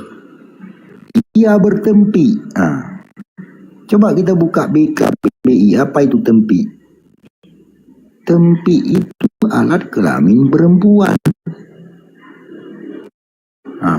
Tuhan bertempi, berarti Tuhan di perjanjian lama itu bertempi. Berarti Tuhannya itu perempuan. Jangan-jangan namanya bukan Yesus. Namanya di perjanjian lama itu Yesi. Karena perempuan dia.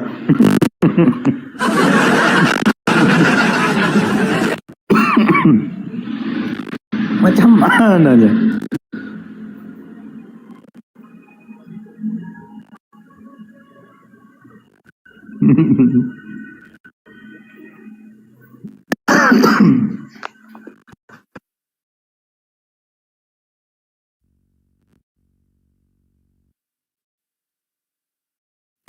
Sepakat nggak bahwasanya Karisteng ini kuajak kalian berdamai ya, berdamai sama si Thomas ya.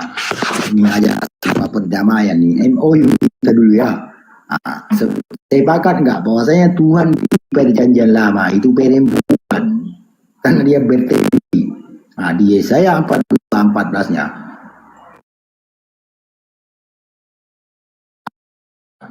punggung atau nomor 14-nya, aku sudah lama berdiam diri. Sekarang aku mau mengerang seperti perempuan yang melahirkan. Megap-megap. Itu Tuhan kepengennya kayak perempuan yang melahirkan. Berarti di situ kan Tuhan itu perempuan di perjanjian lama. Kalian salah menafsirkannya. Padahal itu tulis Tuhan bertempi. Tuhan punya kelamin.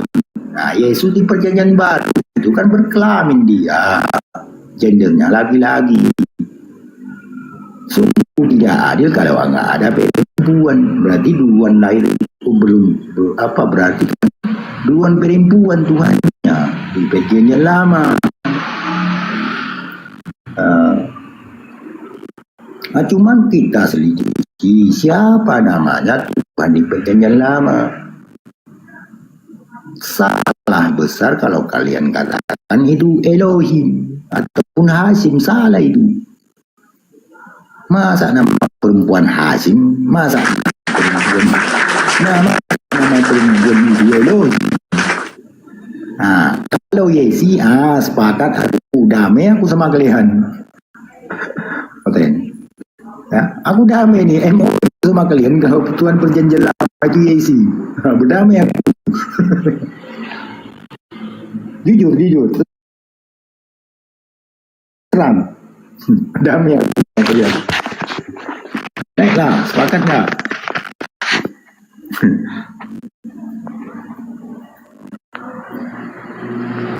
Janganlah kalian cuma numpang lewat intip gitu, lihat Thomas ikan goreng logonya, tak berani kalian naik. Ujung-ujungnya apa kok? Si Thomas itu mana? Ngeyel aja kerjanya, pelintir aja ucapannya. Itu kalian framing aku. Padahal yang aku bawakan ini kebenaran Tuhan di perjanjian lama itu adalah perempuan. Bertempi dia.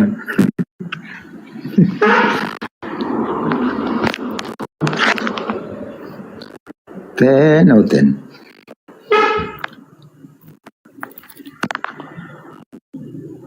Adalah itu. Kamu sudah aku berkati. Kamu ini yang lahir laki-laki, seorang anak laki-laki. Kamu akan kuberkati dan kuberikan seorang anak laki-laki. Sesudah dewasa, dia akan menjadi ibu bangsa-bangsa. Yang namanya ibu ini kan perempuan. Bagaimana Tuhan ini mengatakan dia diberkati, diberikan anak laki-laki. Anak laki-laki ini menjadi ibu bangsa-bangsa.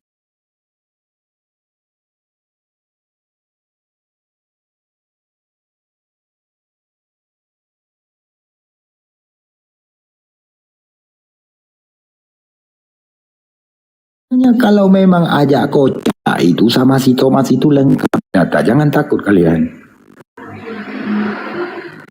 Nggak ada yang nggak ada data. Ada nubuatan, ada penggenapan. Penggenapannya di perjanjian lama laki-laki, di perjanjian baru menjadi perempuan. Di mana perjanjian barunya berarti? Di Thailand, operasi ganti kelamin.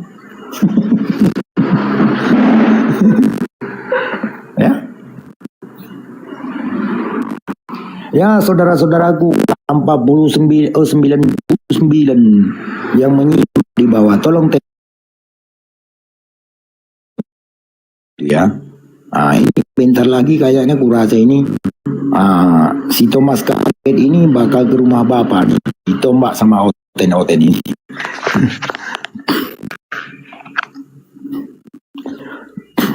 Ya.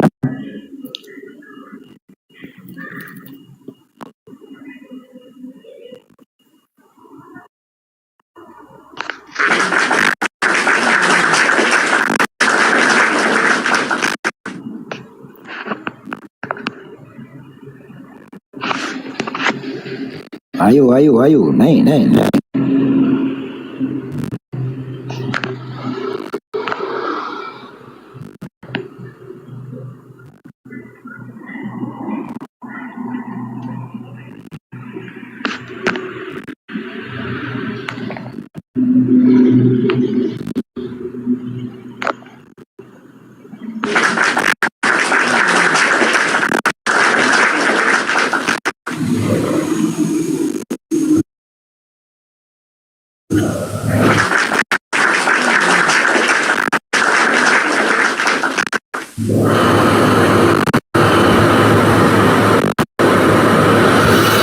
Begini, kalau sudah subuh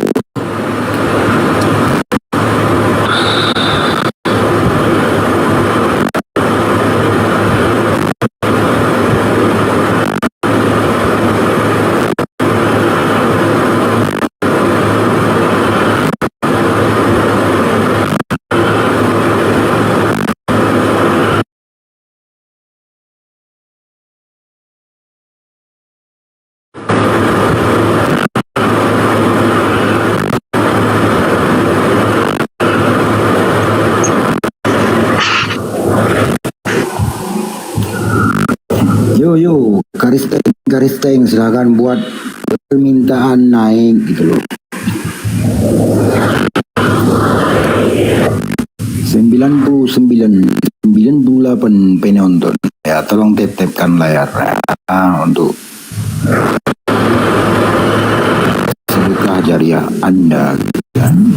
Semoga apa yang kita perjuangkan selama ini diridai dan dirahmati oleh Allah Subhanahu wa Ta'ala ya. Karena dalam Islam itu ajaran Allah, Tuhan yang maha benar, Tuhan yang maha segalanya. Sudah jelas di sana dalam surat Al-Bayyinah Allah berfirman, Bismillahirrahmanirrahim. Innalladzina kafaru min ahli kitabi wal musyrikina fi nari jahannam khalidina fiha ulaika hum syarrul bariyah.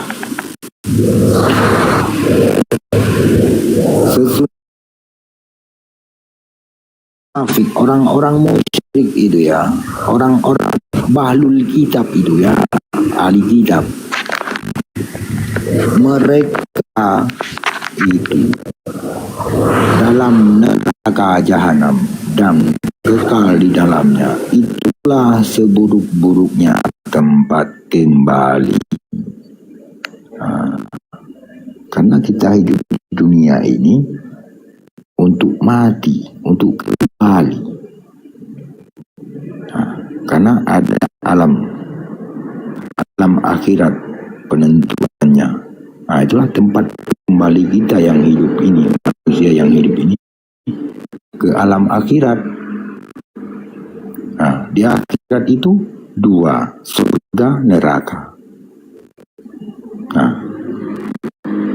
Ketika kekal di dalam neraka, bagaimana azabnya? Tak bisa kita bayangkan.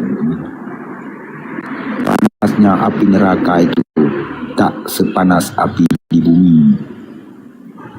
Lebih dahsyat api neraka itu daripada api yang ada di muka bumi.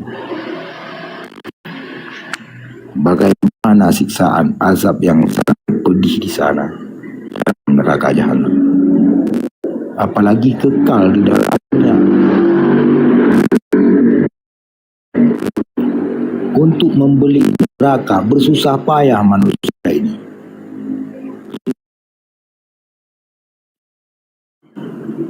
Padahal kebenaran, kalau memang keburukan ataupun kejahatan manusia itu dosa manusia, satu dosa dibuat, Allah menghitung satu. Tapi kalau pahala satu dibuat manusia, 10 Allah membalasnya. Bagaimana lagi bentuk maha pengasih dan maha penyayangnya Allah terhadap hamba-hambanya?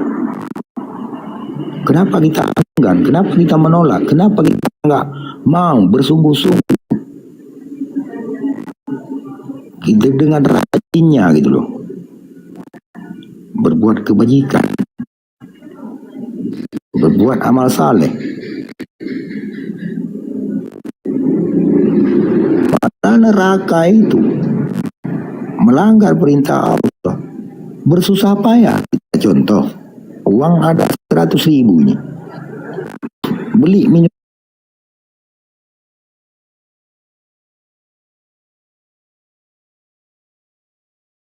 untuk mabuk-mabukan. Padahal mabuk-mabukan itu haram, minum khamar itu haram.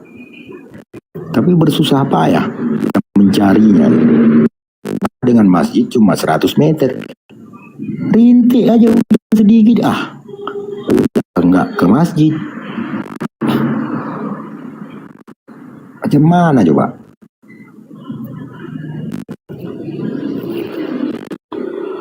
Makanya teman-teman Islam yang menyimak di bawah pun, mari kita sama-sama beramal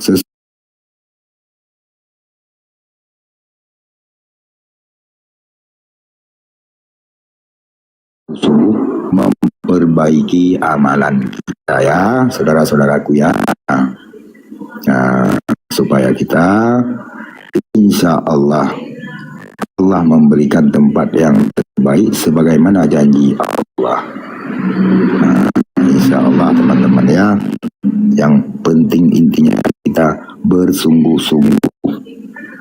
Bismillahirrahmanirrahim. Bertawakallah kamu kepada Allah, ya. Bertawakal kita kepada Allah gitu, dengan sungguh-sungguh, dengan yakin, dengan seyakin-yakinnya, hakul yakin. Jangan ecek-ecek, jangan iseng-iseng, nggak boleh. Jangan kayak Yesus iseng jadi Tuhan. Cuman itu pun bukan, kita nggak boleh menyalahkannya ya.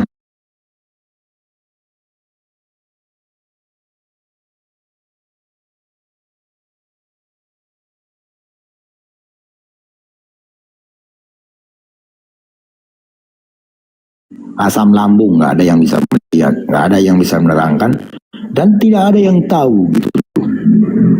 Tak ada yang tahu.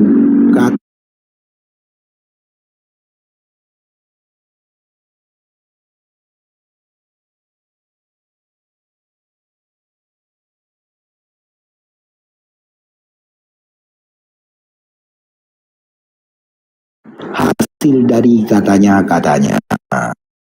Nah, begitu ya. Cerdaslah, Ten. Katanya kan tak pernah pengakuan yang terlontar dari Yesus itu bahwasanya aku Tuhan. Kalau memang murid itu yang dikenal Yesus.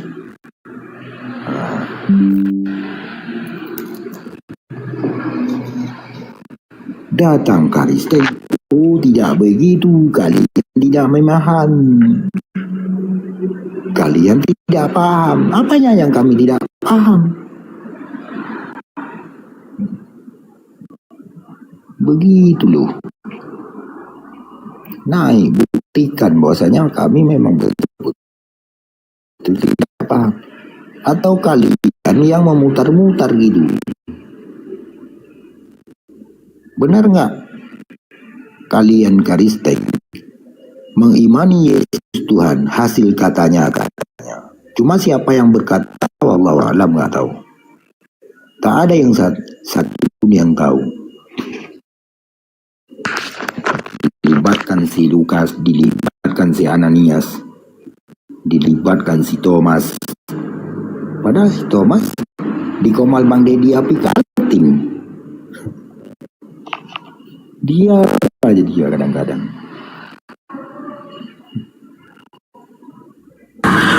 Woi, global. Diam kau global. Dasar si global.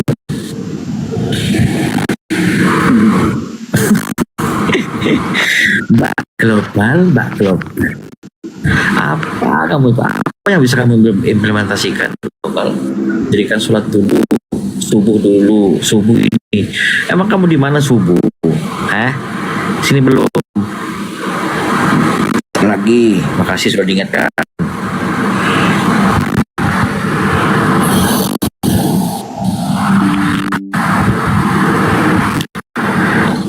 Kami tak pernah mabuk dengan konsep ketuhanan, karena kalau dalam Islam itu nggak ada konsep ketuhanan.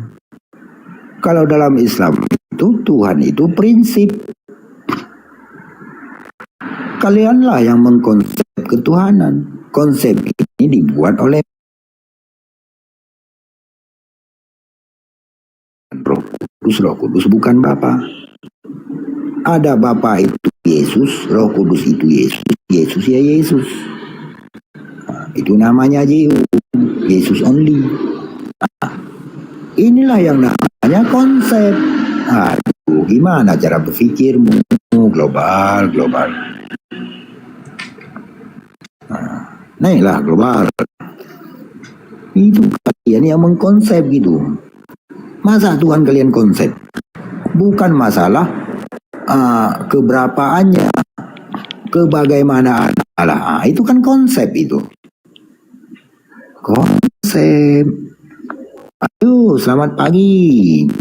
Bang apa ini ya? Bang Win. Bang Win, selamat pagi Bang. Assalamualaikum warahmatullahi wabarakatuh. Waalaikumsalam warahmatullahi wabarakatuh. Gimana kabar Bang? Sehat Bang? Alhamdulillah. Masya Allah Bang. Mungkin Abang dari tadi mendengar narasi saya Bang. Ada yang mau Abang bertegas atau Abang membuat lebih sederhana gitu Bang. Biar aktual gitu loh Bang. Saya cuma gini loh Bang. Bingung aja sama oten-oten ini. Apa yang mereka permasalahkan? Apa yang mereka pertanyakan? Dari kemarin, dari pertama putar-putar di situ aja terus. Hina sana, hina sini. Agak lain gue tengok. Monconya kayak nggak sekolah. Lupa kalian tinggal di mana? Ya sebenarnya gini Bang ya. Biar ada tontonan. Ngopi Bang, ngopi. Sebenarnya Bang gini. Biar ada tontonan. Nah, tontonan apa? Biar bapak-bapak gereja yang khotbah di depan-depan jemaatnya ini Bang, biar ada tontonan yang menariknya Bang. Ketika melihat buah-buahnya gitu Bang ya. Iya. Kacung-kacungnya lah. Baju you can see, rok mini Bang kan. Itu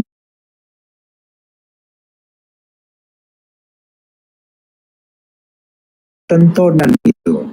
Nah, yang mulus moga-moga di depan lah duduknya. Biar dekat sama pendeta kan gitu. Ya, itu fakta itu ya. Fakta Bang. Kalau yang di situ kan, itu di belakang aja lah gitu. Nggak menarik. Yang tua-tua di belakang gitu ya. Begitu. Dan gini Bang Thomas. Saya tuh ngelihatnya gregetan. Nabiku kau hina-hina. Ntar kalau keciduk nangis-nangis minta maaf. Kan botol. Debat, diskusi. Tapi nggak usah saling hina lah. Nah, itu sudah saya utarakan Bang. Sudah saatnya kita mencerdaskan anak bangsa. Jangan kita membuat penggiringan opini dan pembodohan publik. Terjadi pembodohan publik ini. Terjadi gospel, gosok pelan-pelan, digosok pendeta hari Minggu itu kan. Yang bening-bening lah, yang di depan gitu kan. Nah, di gospel pelan-pelan ini Pak. Apa yang dipersatukan Tuhan tak bisa dipisahkan oleh manusia. Disatukanlah dia Bang sama pendeta gitu. Berarti biar terusan ketagihan kan gitu Bang.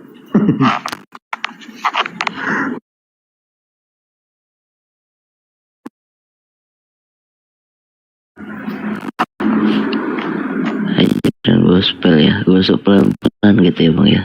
Iya, kok pelan-pelan Bang. Ada lagi nih ilmu baru nih buat saya. Gospel, gosok pelan-pelan. Yang mulus di depan, yang kisut di belakang gitu ya. Iya, yang udah oma-oma, opa-opa itu bungkuk-bungkuan. Apain lagi di depan kalian? Sama ajanya. Bikin pedih mata gitu ya Bang ya. Iyalah, kapan lagi awak cuci mata? Kan lagi kubacakan firman Tuhan. Cuma kadang gini Bang, saya tuh penasarannya itu ya, orang-orang di gereja ibadah. Oke, kalau nyanyi-nyanyi anggaplah puji-pujian gitu kan. Kalau kita sholawatan gitu ya. Tapi fungsinya pegang lilin itu apa? Mati lampu enggak, malam enggak kan gitu. Mau bikin satenya atau gimana? Oh itu Bang, Abang harus paham juga. sini. Nah, ini harus dimengerti oleh umat Muslim. Kenapa ada lilinnya gitu bang ya? Kenapa itu bang? Yesus itu nggak punya jaket bang.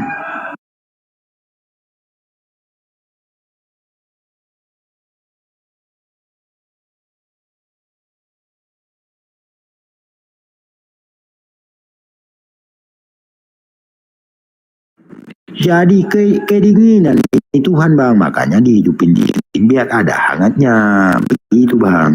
Oh begitu, bakar aja sekalian gereja. Kalau dibakar bang itulah kacau lah pendetanya, kayak mana nih abang ini?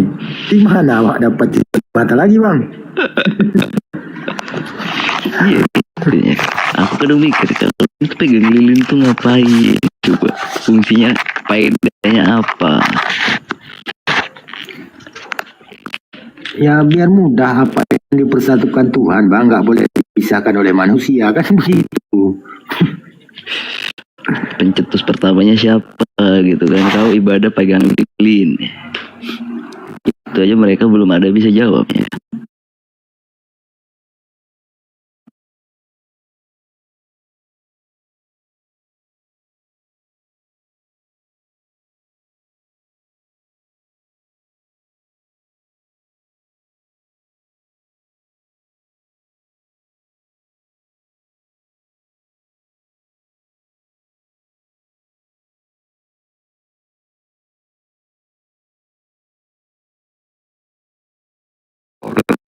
Ataupun jatuh cinta sama seorang anak Rabi Yahudi yang cantik gitu loh, ya kan? Hingga karena di sana anak-anak Rabi ini kan harus bersunat. Nah, si Paulus pun bersunat dia. Tahu-taunya ditolaklah cintanya oleh anak Rabi Yahudi ini. Karena kenapa ditolak? Karena si Paulus ini orang tidak sebanding lah dengan cewek anak Rabi Yahudi ini dan dengan Rabi Yahudi. Kenapa? Karena si Paulus ini orangnya agak kerdil gitu bang. Fisiknya dia kerdil bang, nggak apa ya, berarti kan nggak ketinggian dia. Lah cebol, apa namanya? Cebol. Cebol lah. Gitu. Habis itu bang, yang aneh lagi karena memang gantengnya nggak ada sama si Paulus. Seandainya hidup zaman sekarang bang, satu PWA pun dari cewek-cewek yang ada di muka bumi ini agak bang, nggak akan datang, nggak akan masuk. Kenapa? Karena wajah dia itu memang menakutkan. Karena tipe si Paulus ini matanya tirus, ya bang. Ini si Paulus mata tirus, ya kan? Kucingnya, kupingnya runcing bang. Runcing kedua-duanya kupingnya bang. Manusia apa-apa itu. Nah, habis itu bang, botak tengah gondrong samping bang. Nah, gimana bang? Botak tengah gondrong samping. Botak tengah gondrong samping bang. Coba kalau abang nggak percaya buka di Google itu bang. Ada wajah Paulus. Botak tengah gondrong samping. Botak tengah gondrong samping. Kapan masuk ping dari cewek-cewek, apalagi cewek yang bening bang, cewek buta pun nggak mau ngeping Paulus.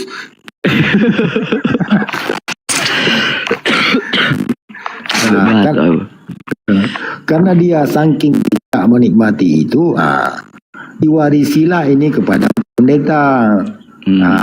Tapi kebalikan yang diwarisinya bang, biar pendeta tiap hari cuci mata kau, biar kau dapat yang bening-bening, gini caranya begitu. Iya, masuk akal kalau itu. Iya. Pada faktanya bang, coba lagi belum yang joget-joget dengan pendeta itu bang, kesurupan itu. Rok mini separuh gitu kan, joget lagi sama pendeta bang di gereja. Tang ting tang, ya jingkrak jingkrik, biasa bang. Sampai memang ku ceritain nanti dipikir awak ngombeng kan gitu bang. Kawanku cerita itu bang, cerita gimana kelakuannya di gereja itu.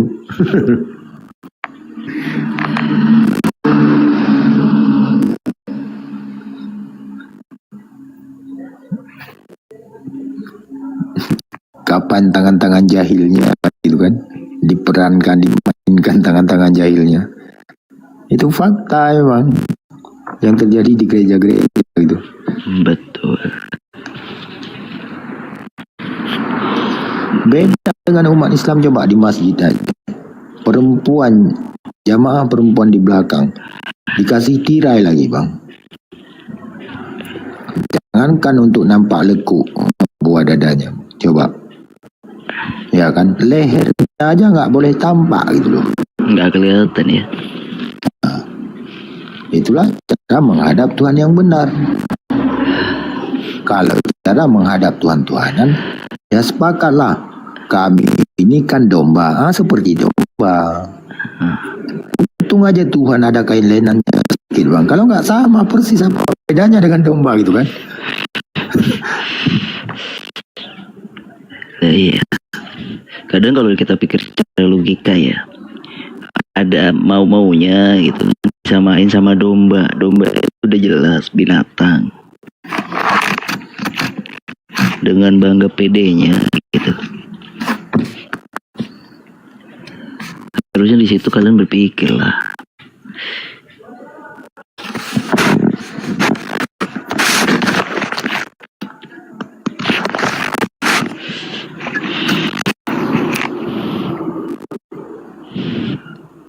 Ini padahal banyak bang Kristen di bawah ini bang. Kenapa nggak mau naik bang ya? Nah, Kristen juga kadang kalau ke komal-komal itu kalau ditanya agamanya apa, ateis katanya. Ateis, malu mereka ngakuin.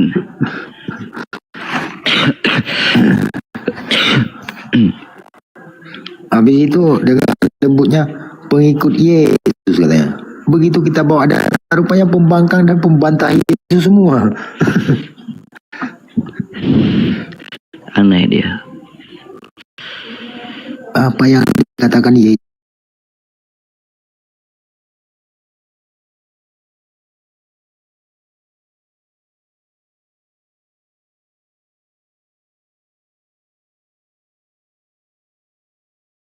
mau baik, mau damai gitu. Sebenarnya dengan si Thomas ini bang, Oten itu senang sebenarnya. Cuman mereka nggak mau jujur bang. Makanya mereka membawa tendensi gitu. Begitu melihat Thomas, jangankan jemaat-jemaat biasa bang ya. Guru sekolah minggu bang, pendeta, pastor, santu bang. Ini bang kedinginan duluan bang, kejang-kejang gitu loh.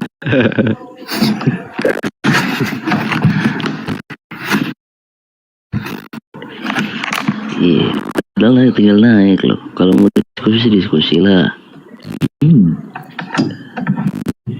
Yang kalian pengen tahu tanyakan. Kita pengen tahu kita bertanya balik kan gitu. Iya, dua arah pun nggak apa-apa diskusi. Nggak usah menghujat sana sini. Tontonan. Tapi kalau menghujat nabiku, ku bantainya kalau lama-lama. 4 kali ku tengok. Tapi ada si meme bos. Saya ajak berdamai bang ya. Pada mulanya adalah pisang. Pisang itu bersama-sama dengan monyet dan pisang itu adalah monyet. Cuma semonyetnya monyet tak pernah menyembah monyet, itu gue bilang kan gitu. betul.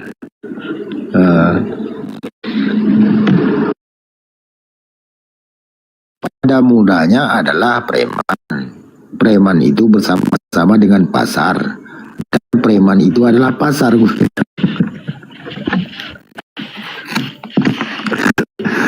Enggak mau dia dekatkan dengan pada mulanya adalah firman itu bersama-sama dengan Theos ataupun Tuhan. Firman itu adalah Theos, enggak mau didekatkan ke sana gitu loh.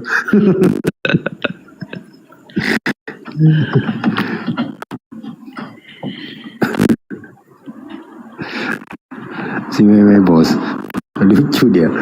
Pada mulanya adalah firman. Begitu masukin ke dalam firman itu, tahu Thomas dari dulu itu aja, bingung aja kalau katanya.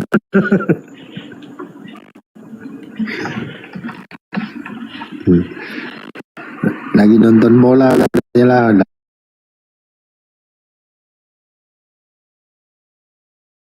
Mau hujat ya. Katolik ya.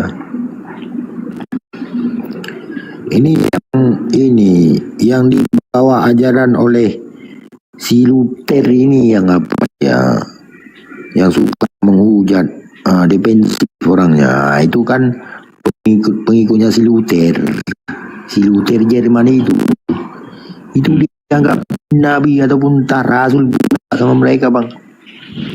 Nah, kenapa? Dia datang di abad ke-17, abad ke-18 itu si Luther menolak 6 kitab Katolik itu. 1800 tahun, 1700 tahun 1700. Tapi nabinya mereka keren-keren tuh. Namanya Bang. Itu masih Luther, Bang. Daniel, ya kan? Keren-keren nama nabinya. Ya, Luga Tambunan, Bang.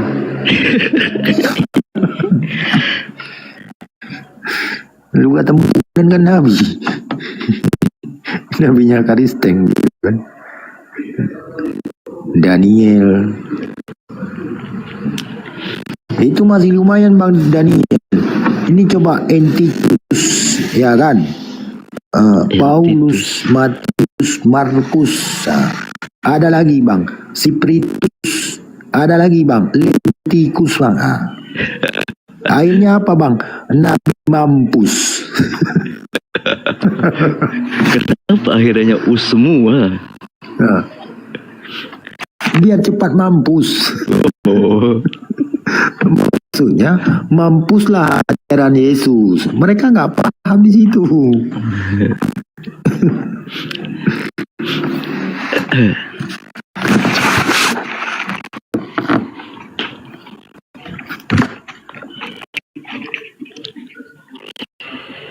Agabus.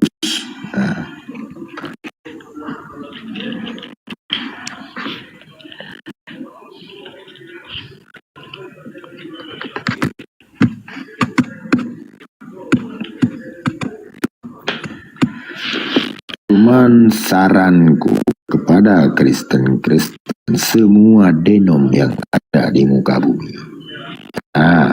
Jangankan di Indonesia ya, yang ada di dunia ini, semua denom ini saran. Janganlah kalian punah, jangan kalian ke ateis semua, jangan kalian pindah ke agnostik, ataupun jangan kalian mualaf semua. Kenapa? Kan begitu. Kalau kalian betul ke sana semua pindah punah kalian, sayangkan si Thomas ini siang malam gak ada hiburan lagi.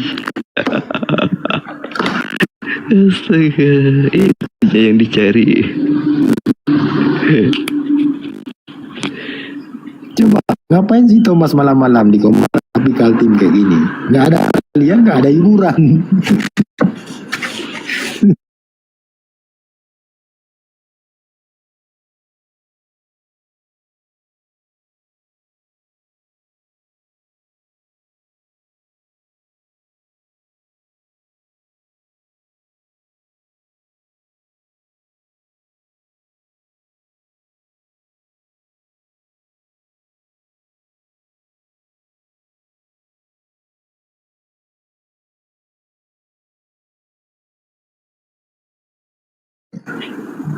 Berarti aku dan Bapak adalah satu. Nah, kan begitu.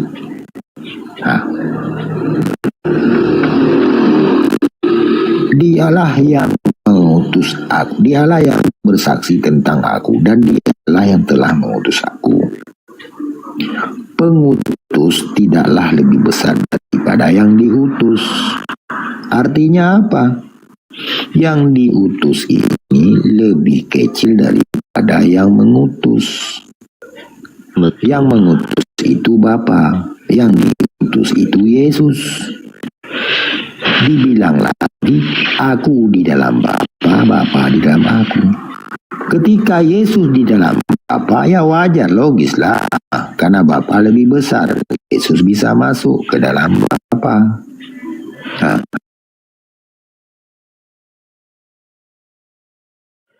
yang lebih besar daripada Yesus. Masuklah Bapa ke dalam Yesus.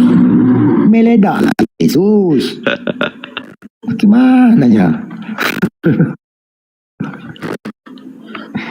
Cuman ini yang mereka itu macam-macam loh, variasi. Ada yang Tritunggal, ada yang nggak percaya Yesus. Sebenarnya agama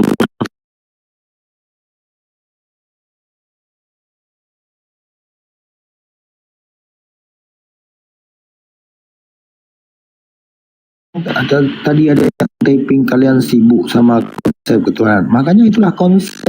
Kalau di Islam Tuhan itu bukan konsep, prinsip. Kalian nggak ada prinsip tentang ketuhanan. Makanya ada yang Yesus Tuhan, ada yang Yesus utusan.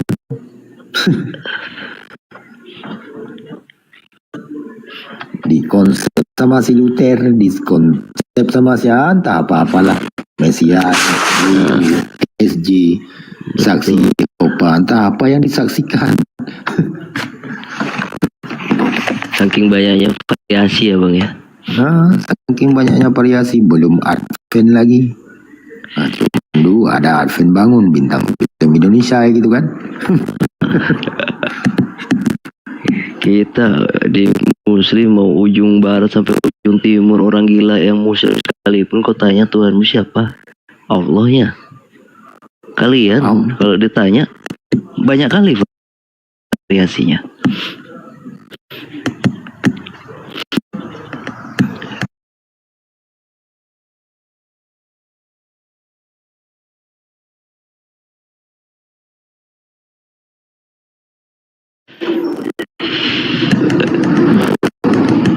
Masa karisteng ini banyak kali variasinya.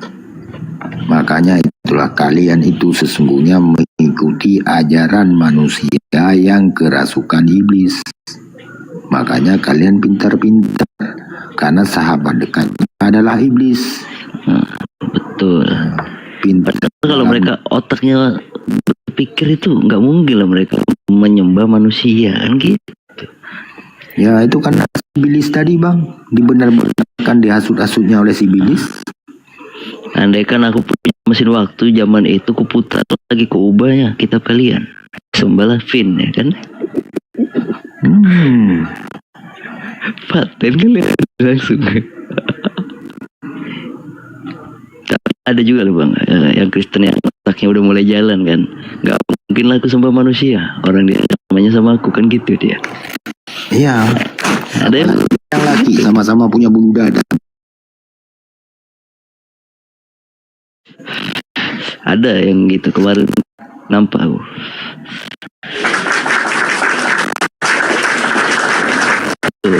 Jadi Kristen harus mengikutin dia. Pikirannya udah mulai jalan. Gak mungkin kita menyembah sesama makhluk hidup. Ada pula abang ngajak-ngajak. Aku nggak sepakat itu Bang. Abang nggak ada MOU sama aku. Nggak berdamai. Hilang hiburanku dari tadi udah aku bilang kayak gitu Bang.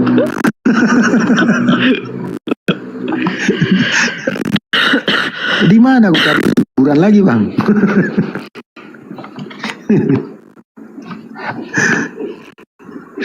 Iya.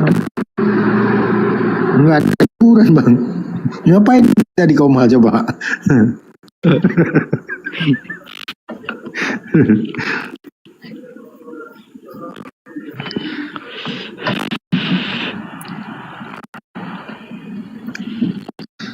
Capek awak kor Bang. Nah, inilah ada pendeta-pendeta padahal Bang ya. Itu cuma ngintip, habis itu berangkat. Si Thomas.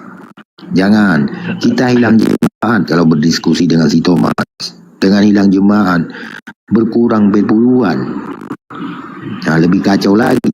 Jangan-jangan lagi jalan dorong mobil awak ya kan? Nggak ada uang dengan isi bensin. Nah, jangan kita dekati itu si Thomas. Jemaat ya, nggak ada lagi perpuluhan, nggak bisa beli bensinnya. Nah, nggak bisa beli bensin Bang. Padahal gampang kali itu. kalau mereka mau lirik ataupun melihat itu bang, semua penatua, semua pendeta bang, pendeta ini ya, tak ada yang miskin bang. Habis itu gereja itu bukan miliknya jemaat. Betul. Sepakat. Perusahaan itu bang, PT milik pribadi, individu. Milik pribadi itu. Nah, Setuju. memang itu faktanya. Betul itu. Iya kan? Iya. Makanya didata mereka berapa jemaat laki-laki, berapa jemaat perempuan, didata. Tapi sebenarnya mereka nggak pentingin data itu. Yang mereka pentingkan perpuluhannya itu. Oh, ini nomor 1, ini nomor 2, gitu ya. Itu mereka mencari rezeki bang, berdagang ataupun apa segala macam. Itu dipantau, dianalisa oleh pendeta, jangan mengurangi perpuluhan. Sama penatua ada timnya itu.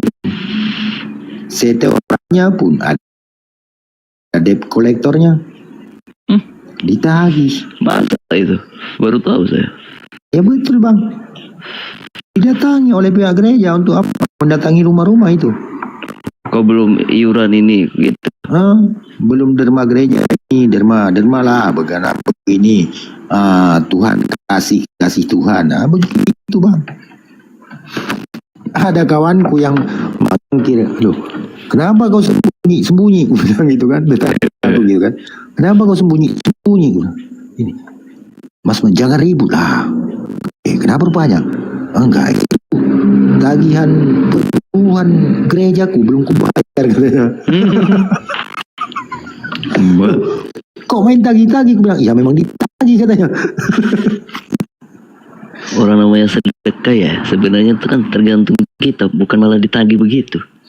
Iya. Baru lengkap di mereka bang. Bawa proposal nggak itu bang? Katanya apa? Itu kan aku melanggar Tuhan katanya. Nggak aku kasih apa perpuluhan, nggak aku kasih derma. Jadi kalau nggak bayar melanggar, berdosa gitu. Makanya debt collector ini baik. Apa suruh pendeta ini untuk biar kita nggak berdosa katanya. Dosa kau kan sudah ditebus gitu.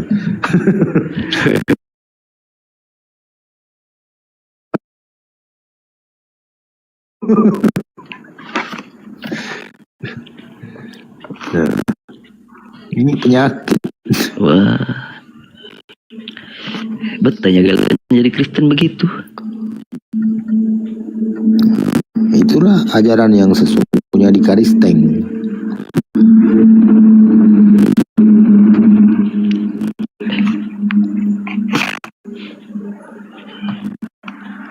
Tapi kalau sampai gitu saya baru tahu sebenarnya.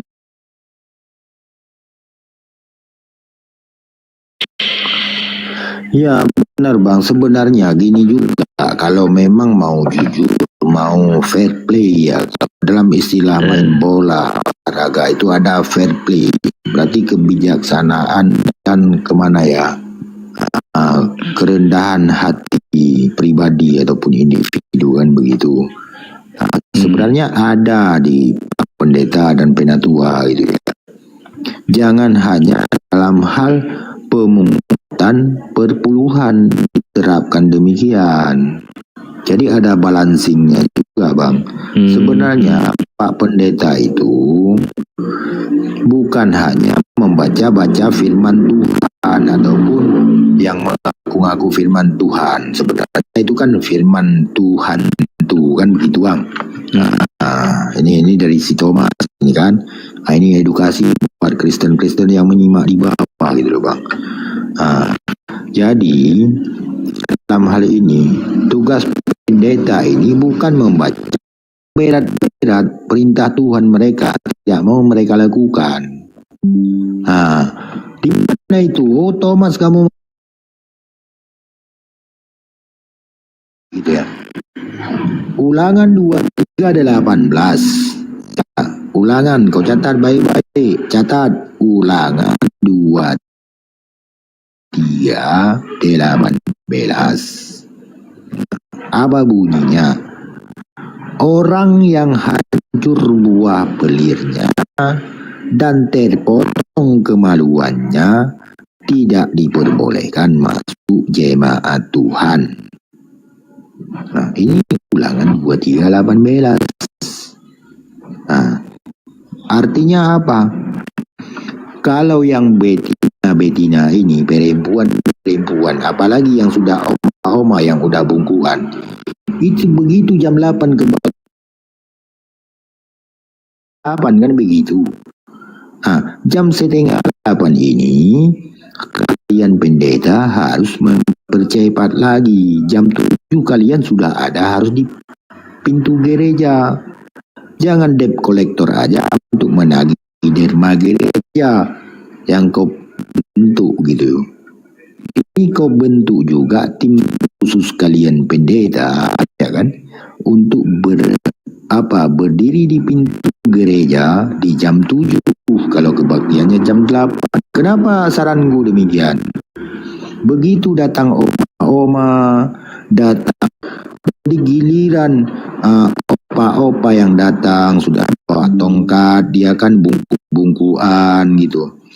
Ada juga lagi yang paruh baya gitu ya, yang duda-duda keren duren itu kan.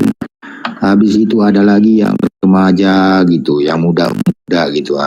Ini kalian satu pun tak ada boleh masuk ke gereja dulu. Nah, inilah bukti bentuk tanggung jawabnya pendeta. Nah, apa tanggung jawabnya?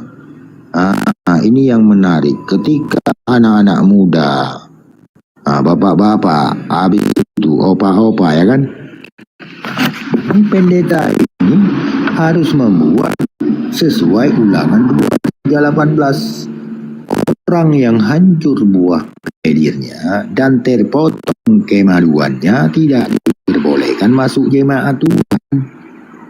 Berarti begitu masuk opa-opa, begitu opa-opa kakek-kakek ini berdiri di pintu gereja itu, pendeta harus siap dan sigap di situ. Oh Pak, sabar dulu, Anda jangan masuk ke gereja dulu. Kenapa Pak Pendeta? Ini sesuai perintah Tuhan. Apa perintahnya? Opa tolong turunkan celana opa dulu. Loh, kenapa Pak Pendeta? Turunkan lagi kolornya. Kenapa Pak Pendeta kok gitu? Orang yang hancur, saya mau memeriksa buah pelir opa ini. Apakah ada yang hancur atau tidak? Saya memeriksa kemaluan opa. Apa terpotong saya lakukan? Ini saya melanggar perintah Tuhan. Begitu pendeta memeganglah buah pelir opa gitu kan? Dipeganglah buah pelir opa gitu. Kayak mana bentuknya? Jangan ditanya lah. Kenapa gisul inang? Terbakar matahari lah. Kan begitu kan? Kok gisul inang? Ngintip kau. Kok hitam inang? Terbakar matahari ya. Aman itu kan? Itu diperiksa lah buat pelirnya itu. Jangan derma aja kau lirik gitu. Ini derma gereja aja yang dilirik. Giliran buah pelir yang disuruh periksa sama Tuhan, tak pernah diperiksanya sama pendeta. Begitu dipeganglah buah pelir opa ini, ditengok ilah, ada yang hancur, dipegang yang sebelah kiri nggak hancur, walaupun buah pelirnya itu udah hampir mencapai lutut gitu loh. Ya maklumlah, udah opa-opa ya kan. Nggak apa-apa, yang penting ada periksanya, ada suntingnya kan gitu. Begitu juga dengan bapak-bapak udah keren ini.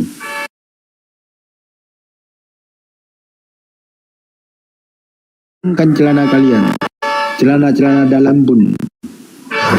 Ini mau periksa dulu buah pelir kalian terpotong. Oke, baik sedikit izin. Selamat pagi Bang Kibinirin. Ya, good morning. Selamat pagi Bang Kibinirin. Ya, good morning. Nah, ini kan sebenarnya tugas Pak Pendeta ini jangan disepelekan tentang perintah Tuhan, tentang himbauan ataupun pengumuman Tuhan. Orang yang hancur buah pelir dan terpotong kemaluannya tidak diperbolehkan masuk jemaat Tuhan. Wajib nggak kira-kira diperiksa ini? Kenapa ini luput dari pemeriksaan atau sweeping bapak-bapak gereja di depan pintu gereja gitu loh? Nah, berikan edukasi ini, jangan hanya kau lirik, kau bentuk cuma debt kolektor per puluhan aja gitu loh. Nah, silakan tanggapi Bang kebenaran alias Master Kalam ini. Kenapa hitam inang? Terbakar matahari. Kok gisul inang? Kau ngintip boraknya kau kan begitunya.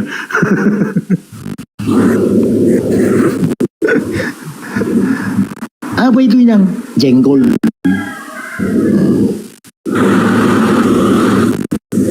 Kok gisul inang? Apa itu inang? Jengkol. Oh hitam inang, udah tua katanya. Kok gisul inang? Terbakar matahari katanya. Kok berbulu inang? Intip kau, bodatnya kau.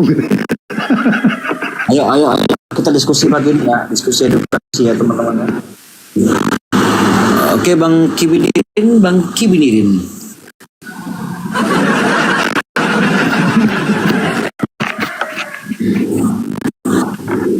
Boleh, tapi aku Bang tolong dan sangat tolong diluruskan, diedukasikan dulu.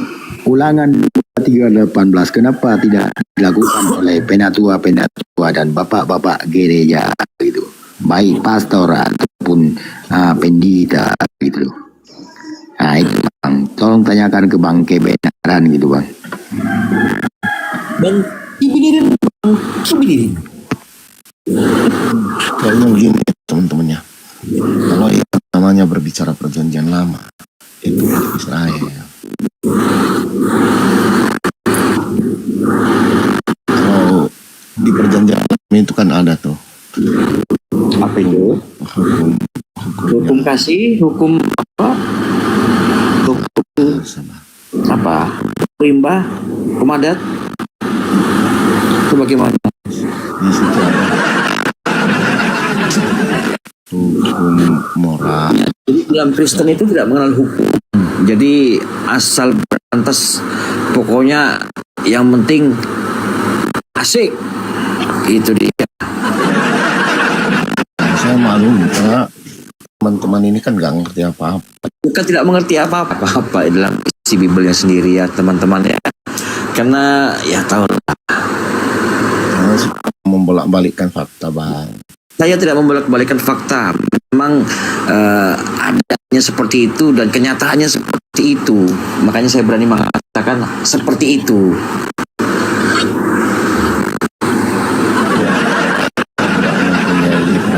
Atau nggak punya ya kawan ya berkata yang seperti kami ini. Oke, mari kita buktikan.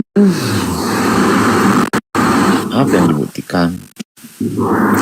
Silakan. Ini teman-teman. Kalau kita membaca Quran, bisa mengetahui sesuatu tanpa membaca hadis, ijma ulama, tafsir atau yang lainnya. Bisakah Quran itu berdiri sendiri? Loh, jelas. Rasulullah itu meninggalkan 2 pusaka, yaitu Al-Quran dengan As-Sunnah. Ngerti tidak kamu? Kalau begitu nggak bisa, karena gini Mas Kalam, kamu jangan melakukan penyesatan di rumah ini. Saya tidak akan membiarkan Anda melakukan penyesatan di sini. Jam kali kau Bang Det. Baru ngomong 2 patah kata, langsung kau tuduh saya membuat penyesatan. Ngeri sekali ya.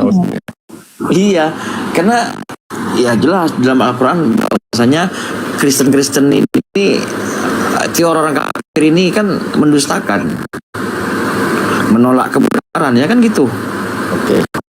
Kalau bisa kau tunjukkan, Bang, di dalam Al-Qur'anmu menyatakan bahwa orang yang percaya orang Kristen itu adalah orang kafir. Coba tunjukkan ayat berapa. Lah, Kristen orang kafir. Coba. Nah, kalau paling enggak orang pengikut Isa adalah orang kafir. Oke, saya terima. Coba, silakan.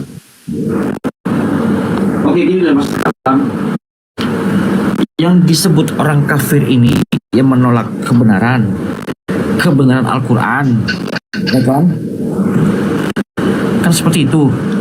Ciri-cirinya itu seperti ya dirimu ini kafir, ya kan? Keluar daripada Islam. Itu jelas. Itu hal mendasar yang saya katakan kepada Anda. Itu. Ini namanya, Bang, ketidakmampuan kamu menyerap suatu bahasa, menyerap pengetahuan dari suatu buku. Jadinya ini. Jadi kamu mengatakan bahwasanya Al-Quran itu buku gitu? Ya buku lah. Itu terhadap kebenaran sangat keras, teman-teman ya. Al-Quran itu apa? Buku atau bukan? Saya tanya kamu. Kitab suci. Kitab suci berupa firman Allah. Allah turunkan berupa buku atau bukan, Pak? Muhammad dan disampaikan kepada umatnya gitu. Melalui dakwah berupa buku atau bukan Al-Quran itu? Apa? Al-Quran itu berupa buku atau bukan? Mushaf. Mushaf itu kan buku, bro. Mushaf. Terus kamu kira Alkitab atau kitab itu buku gitu? Ya buku. Jangan sembarangan Anda berbicara. Buku. Alkitab Biblos itu adalah buku. Isinya apa? Isinya firman Tuhan yang menerangkan tentang Tuhan, yang bersumber daripada Tuhan. Ya, jelaskan. Aduh.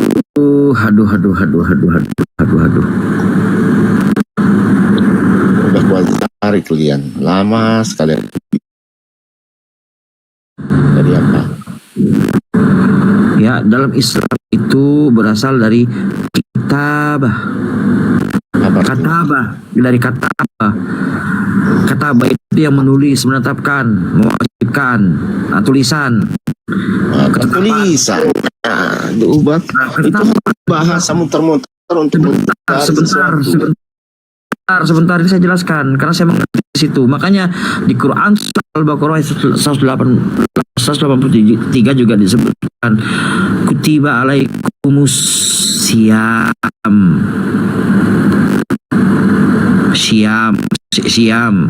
diwajibkan atas kamu apa sih kutiba, ada kata kutiba.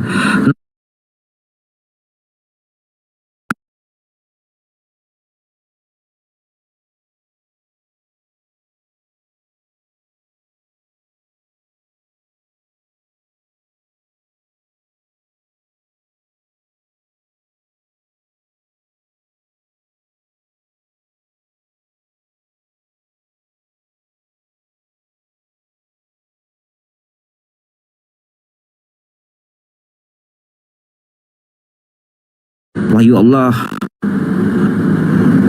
itu begitu loh, Mas Kalam. Buka mic-nya. Kamu saya berikan pelajaran gini. Hal yang mendasar dulu, jangan terlalu dalam, nanti pusing kepalamu.